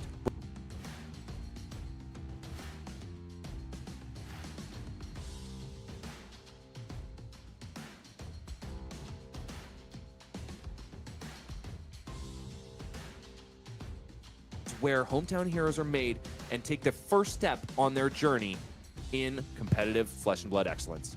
2-time calling champion OO takes it down again. Excited for you, man. I'm proud of you. Congratulations. What an epic finish with Arachne Marionette. Of course, by law win. And, you know, watching Flesh and Blood always stirs up this part of me that wants to play Flesh and Blood. And if you're like that as well, upcoming in January, starting January 3rd, that's only in like 15 days. It's coming up real soon. There are the Road to National events. Yeah, we're closing out the World Tour season for 2025, but there's new battlegrounds coming at you just next year, and also new prizes. We've got an alternate art, New Horizon playmat, an old art Call to the Grave, a gold